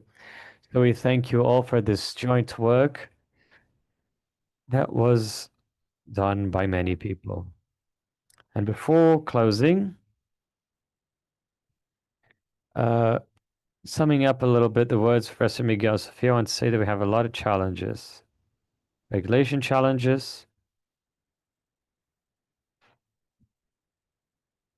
And so here in Brazil, perhaps we are a little bit ahead of other countries, just a bit, in having a specific legislation that's been approved now.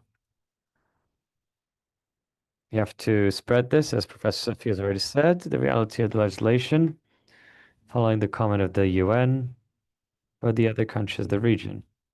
You also have to implement this law here in our country. We usually say that a law does not change society. We can change society as institutional change and a cultural change. So as Secretary Pilar said, we must have public policies and direct actions and objective actions to change culture and institutions, from the design and how to work of the institutions as well. And especially in a country that has such social inequalities, and that no measure can mean another opportunity of discrimination, family accountability without the due support.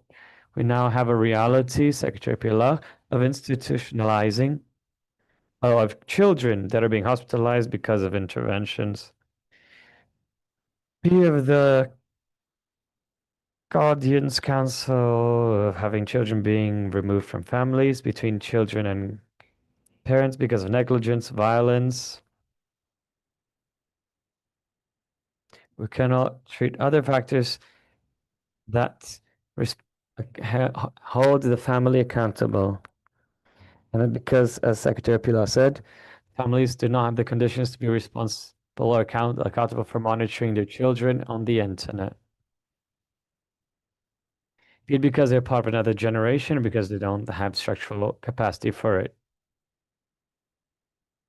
Because of the inequalities we have in the country.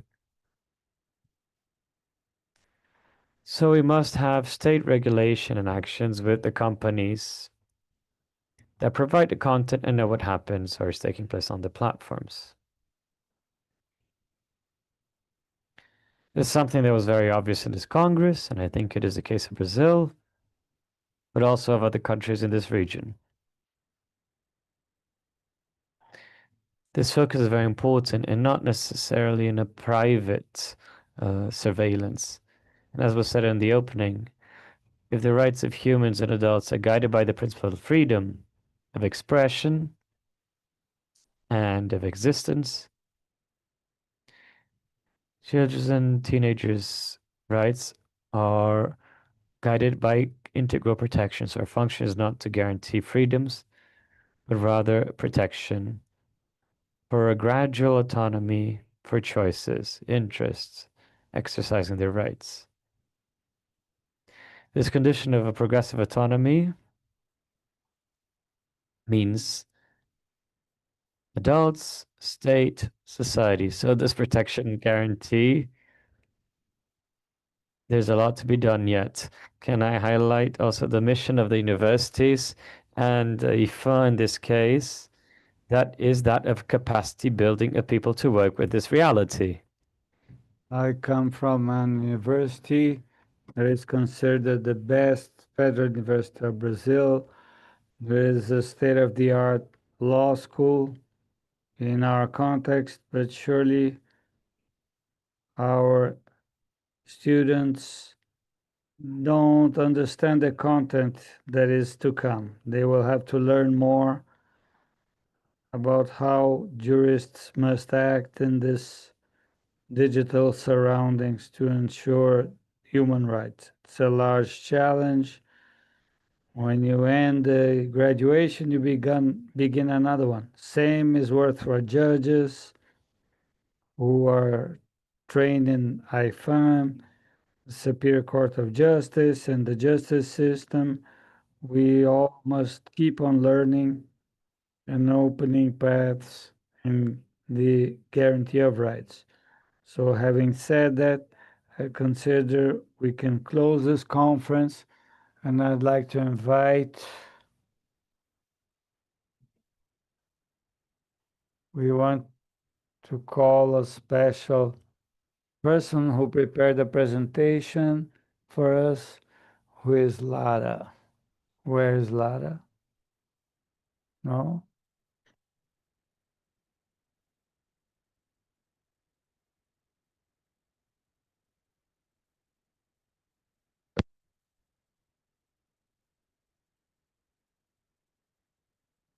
So we ask the audience to assess our event.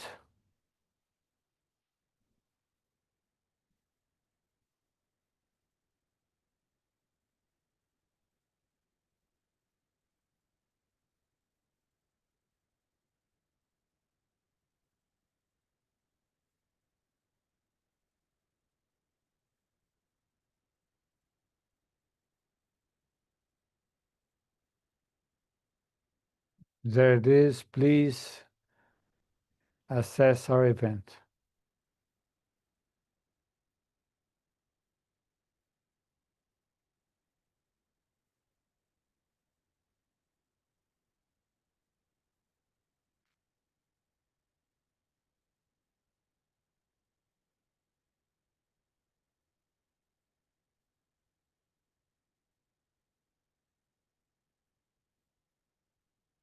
So unfortunately, Lara didn't arrive. It's a person who's part of the court ceremonial. So it was a poetry. So she must have had something to do, but we'll make the poetry available later. Thank you very much. The event is closed, and please do your assessment. Thank you very much, everyone.